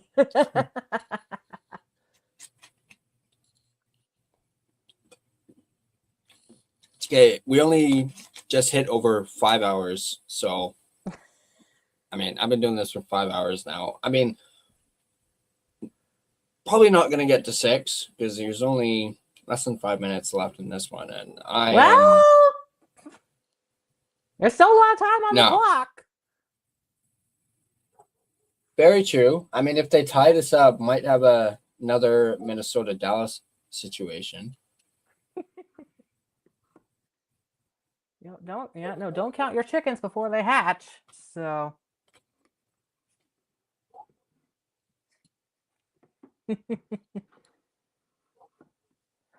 Oh, that was a dog barking outside. Yeah, I'm like surrounded by dogs. There's one on this side, one on this side, one across the street, and then across the street. So there's like what, Oh, 1, 2, Lord. 3, 4 dogs. And then Yeah. there's two more a little further down the street. Oh, fuck. But the only difference is, I think 3 of them, or no, 5 of them are, big dogs.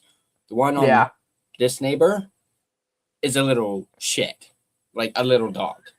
My wife and I actually call it. Well, I call it fried chicken because it literally looks like a piece of fucking fried chicken with like the color of its fur. Literally looks like a piece of fried chicken. And it's a yapper. It goes. Bah, bah, bah, bah, bah. It yaps. So, but she's also pretty cute too. So, yeah, the other. Okay, never thought ones are we'd big hear dog. fried chicken and cute in the same sentence. Okay. All right. I mean, whenever I see the dog, like in person, she comes running up to me and I pet her and she's not barking, but it's sometimes, she'll be out back and just, and it's just like, I just want to punt this piece of fried chicken. And My God. but she's been actually a lot better as of late, actually, believe it or not. This reminds me of one of your previous rants you went on about. Yeah. Yeah, sorry, that was completely random, considering I just heard a dog barking, but yeah. Boy, and you tell me I'm the unhinged one. I'll say this. When she's not, she's cute. There we go. When she's not yapping, she's cute.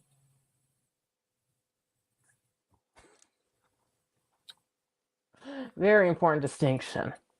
Yeah.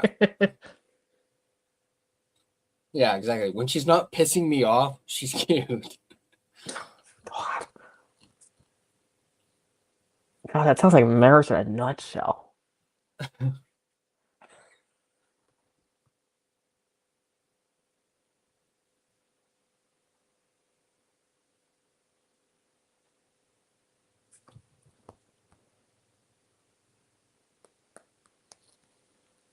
Oh.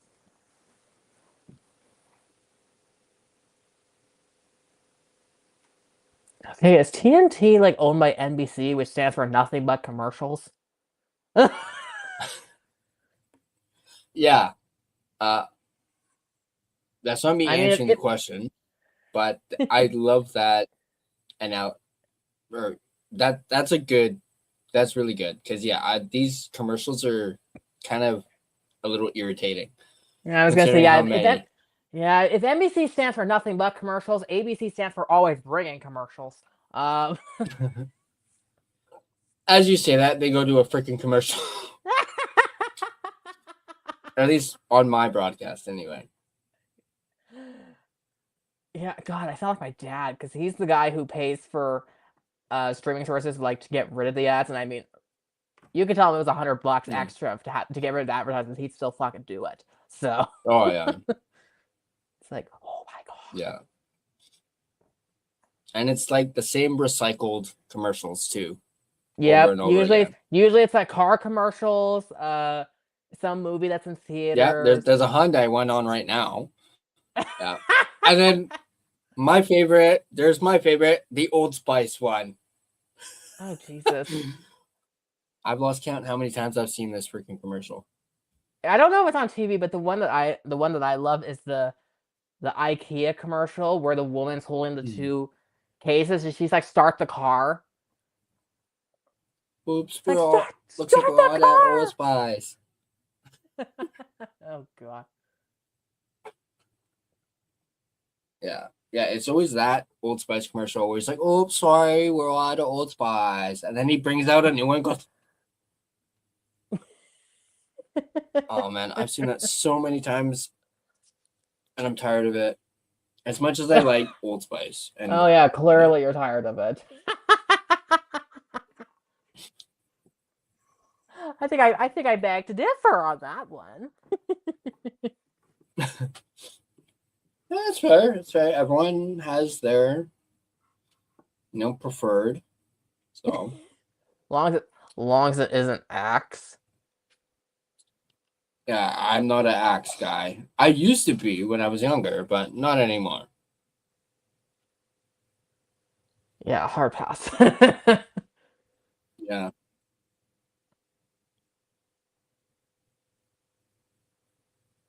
All right, here we go. 2 minutes and 10 seconds. Well, 2 minutes. Ooh, excuse me.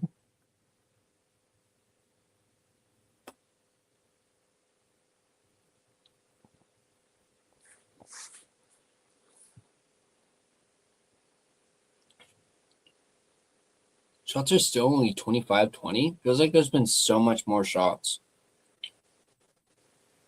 Yeah, sometimes I would love to be like a shot counter. Mm-hmm. Because it's like, what Well, classifies as that? Because sometimes you're there just goes like, Vladar. it's low. So Flyer's gonna empty net now.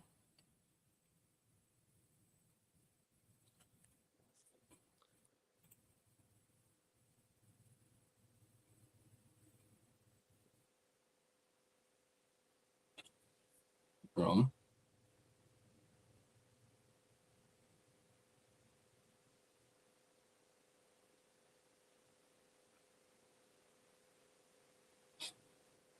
Icing.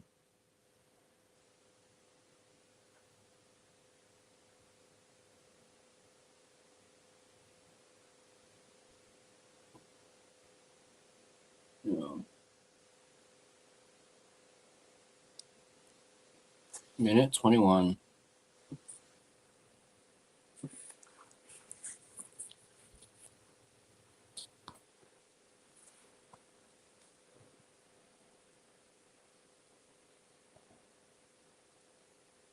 Pittsburgh scores again.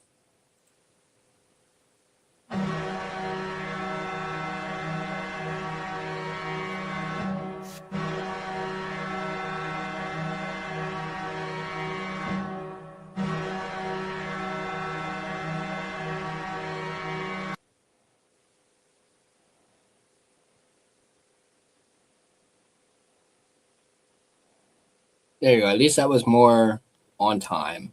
Because it only just happened in my podcast now. But I saw it in the on Yeah, pucks Sportsnet. just dropped.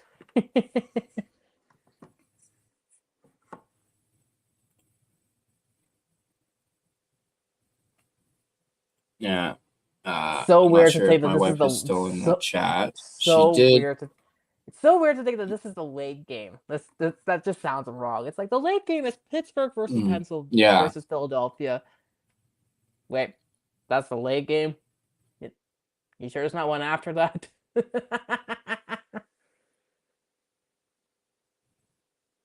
Yeah, you would think. Because I found it odd. Because, like I said, that first watch party I did was Colorado and LA.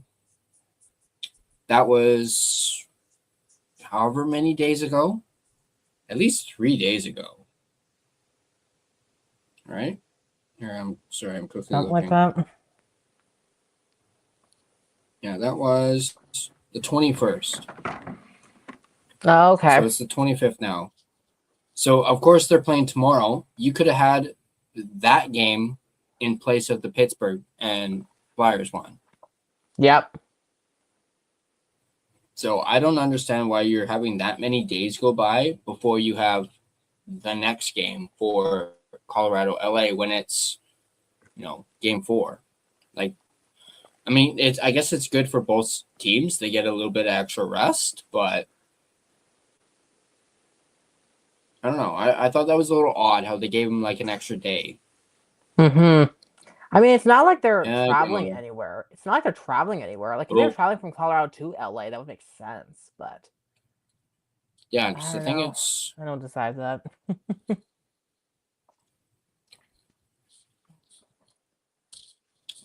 there was a dog pile on Crosby.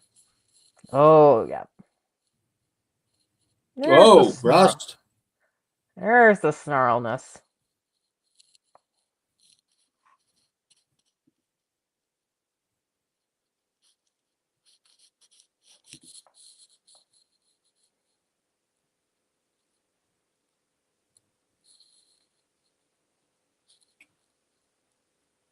That freaking young rookie going at it with Rust. Yeah. Looks like Martone wants to go. Just saw him kind of skate back towards.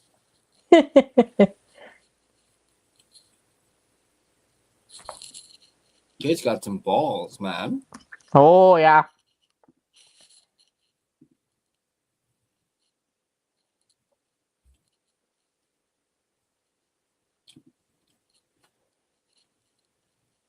Yeah, true.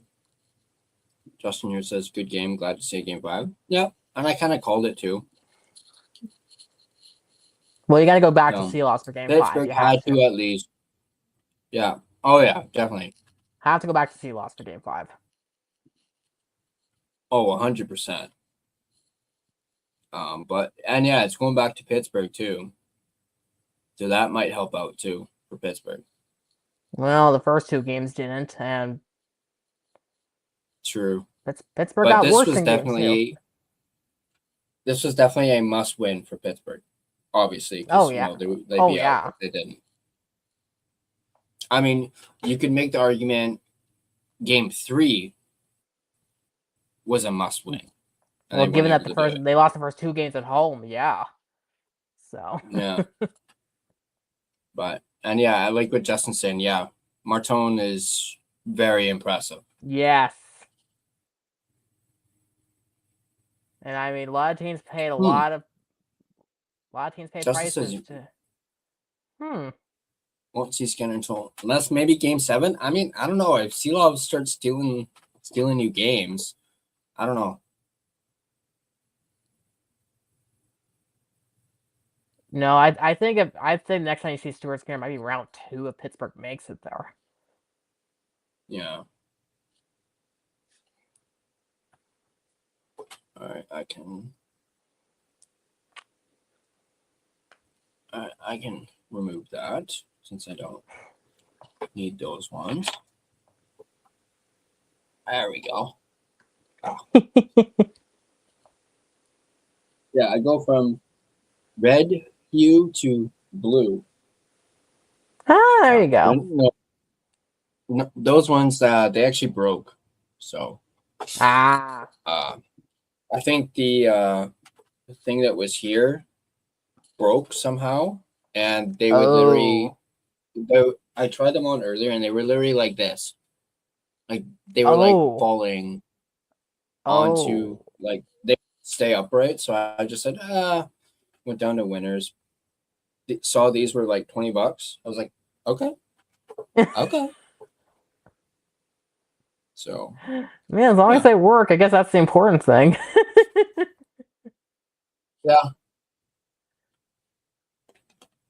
Yeah, they had a nice little light down at Winners too that I thought about getting. Maybe I was gonna put in like the corner or something. I think your lady's a little pissed that Philly lost. Maybe just a little bit. Stop drinking, Bob. Stop drinking alcohol, honey. That's my retort. Stop drinking alcohol. All right, well, here's a first. Seeing a little bickering. Let's see. Stop so drinking White Claws. So we got Ty, who's the Coke guy, and Clay, who's the Pepsi guy. Oh boy, but I love the soft drinks.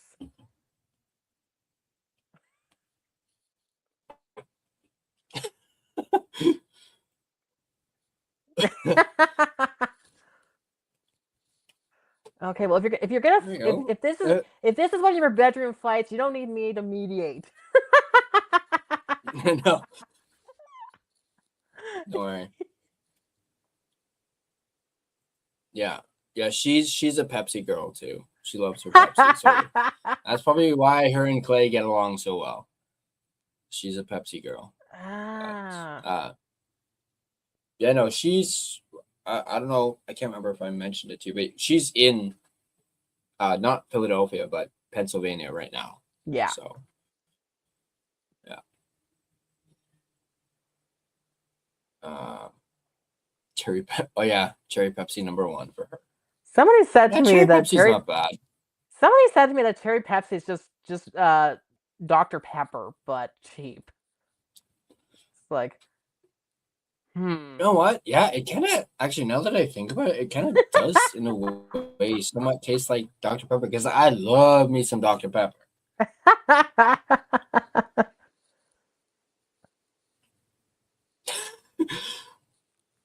Wait, is that directed at me? Probably me. Oh, Hey, I'm not I mean, saying I'm she the one who like- thought it. I'm not saying I'm not Yeah. saying I'm the one who thought it, but I mean, she likes Dr. Pepper too, so I don't know what she's going on about there. Yeah, maybe we'll get to what is it? Trying to look at the live. Get to 5 hours and 30 minutes. It's like what, 8 minutes, 7 minutes away. Just for even there. And because this is actually a little fun having her in the chat. Because this is the first. So we might have to clip this. oh This yeah, is the first. you're Her gonna actually have being to. in the chat. You're gonna have to. Yeah. I just say that. Where's Pickard coming in game 3 and 4. 5, saving the others, and Skinner being in game. Oh, okay, yeah. That's totally fair. Yeah. But I mean, to be fair, like Pittsburgh Pickard didn't have a great game in Game 5, though, if I remember correctly. So maybe that's what it was. But yeah, that's a good point, though. That is a good point. Ooh, so they're showing the highlights of the Sens Hurricanes Game 4, and I did not realize that Ottawa was 1 for 21 on the power play the entire series. It's like, oh, that ever cost you? Like, woo. Ooh, ouch. You had, like, first of all, 21 power plays. Yeah, they're probably in going to 4 show a playoff lot of the games? rough That's stuff. nuts. That's nuts to have that. Yeah. Yeah, they're probably going to show a lot of the rough stuff in that one. Like I know there was that hit on Nikishin, Jake Sanderson. which looked actually really bad. I forget who it was. Some player I don't know on Ottawa. Like full on, like it almost looked like he left his feet when he did the hit. Yeah. And then I think it was Nikishin's head snapped back and hit the ice because you see him kind of like going like this as Svechnikov is like pounding on this guy for that hit. Yeah, just Like, rail I it caught away that at part. it. Oh yeah, Just nuts. but yeah, that looked scary. Oh, if you see the highlights, okay. I just saw the Mark just saw it? Kastelic.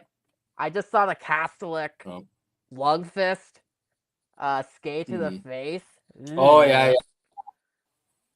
It's like, see, I told you that was brutal to watch. Ooh. Yeah, I didn't really catch it in real time, but when they showed like the close-up replay, I was like, ooh. It's like especially when they turned the angle. Yeah, it's like they actually had it from the and instead of looking from behind, they flipped the angle so you can actually from the opposite way, like looking at Lundqvist, and you can see the skate hit him right here, and then he's going to the bench. You see his face is bleeding, like he got cut. It's like, I mean, he ended up not playing, but yeah, that looked bad. And then of course he gets a penalty, but of course he didn't serve it because. But I mean, he's got a multi-million dollar deal now. He can afford a new face. Yeah. The irony is that he's the Sorry. one who drew the penalty, yet took a skate to the face. So, yeah, the irony there. But no, I'm not gonna lie. Watching that Minnesota Dallas game, and every time, because I had the broadcast crew in hearing it on the headphones. Yeah. Every time they said Bork, because for Maverick Bork, Yeah. in my head, and this is gonna be completely random. Every time they were like Bork, it made me want to do like Swedish Chef. Bork, Bork, Bork. Have you ever heard of like the Swedish Chef? Sesame Street? Oh, I don't know why. Yes. It kept on going Okay. through my head whenever I heard them say Bork. It made me want to say it 2 more times after hearing. Oh, Jesus. I Wow, that's I a don't good know why minute to think. Like, okay. yeah. I don't know why I decided to admit that, but I don't know. Okay, buddy, seeing as how one of my last appearances, we went on about Jeff Dunham. And Oh, that, yeah. and this is somehow more embarrassing. Like, bro, come on. I mean, hey, that Jeff Dunham thing was actually was pretty fun. That was pretty great. good. That was great. Because I don't get to talk about Jeff Dunham very often unless it's with my wife. So I really enjoyed that. I need to watch some more of his stuff. I haven't actually seen a whole lot of his stuff on Netflix lately. I think they still have his old stuff on there. I think his newer stuff's like on, is it Prime, I think? Because we watched his latest Christmas special at my house for Christmas with the fam. So I might have to check that out and see, because now I want to watch Jeff Dunham now. Sorry. I just lost the nib. Darn. Oh well.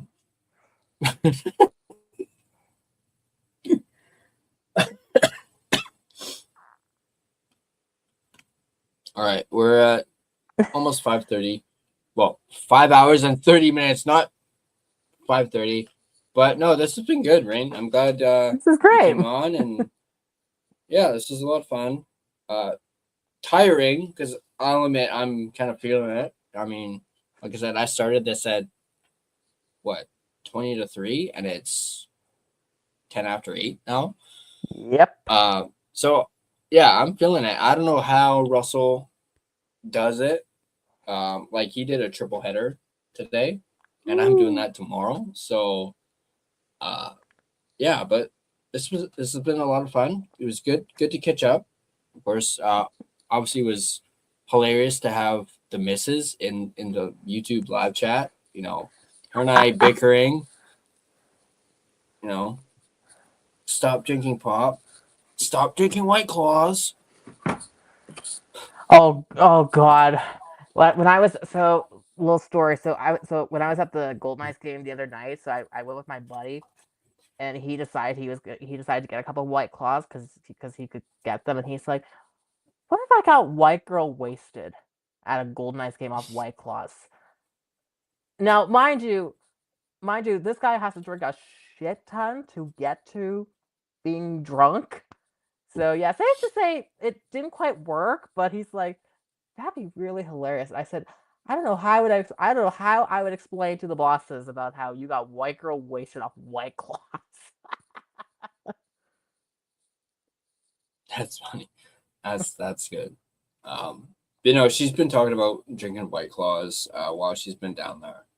So, although she did complain that her brother, because she got a 6-pack, she had one. Her brother drank the rest of them. So but apparently I think she told me he replaced it. So I was like, well, then you better guard that shit, because now your brother's gonna drink them.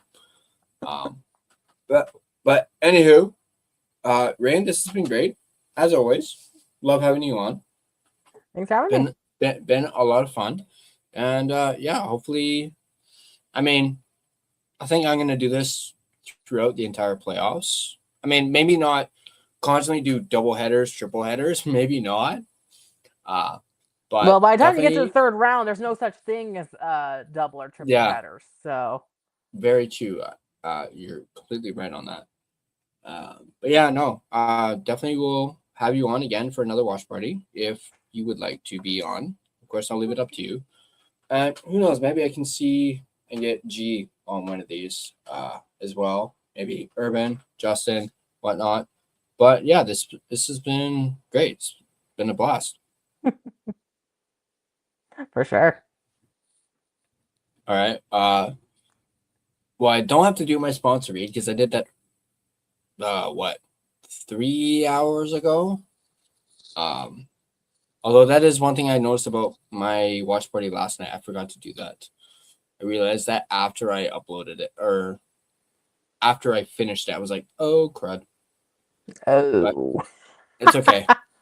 I'm not actually uploading these for the audio part. Oh, so yeah. because it's a watch party, there's really no point in uploading like the audio version to Spotify or stuff like that. No, and if you're like focusing on watching the game and there's like no commentary or anything, it's like, what am I listening to again? Yeah, exactly. So, and there are, times where there's nothing, no sound going on, there's quietness. So Yeah. I'm not going to upload these to the audio version. If you want to watch these, you can watch them on YouTube. But yeah, thanks for coming on, Rain. Really appreciate it. And Have me. yeah, I'll definitely talk to you again very soon. Sounds good. All right. Thanks, buddy.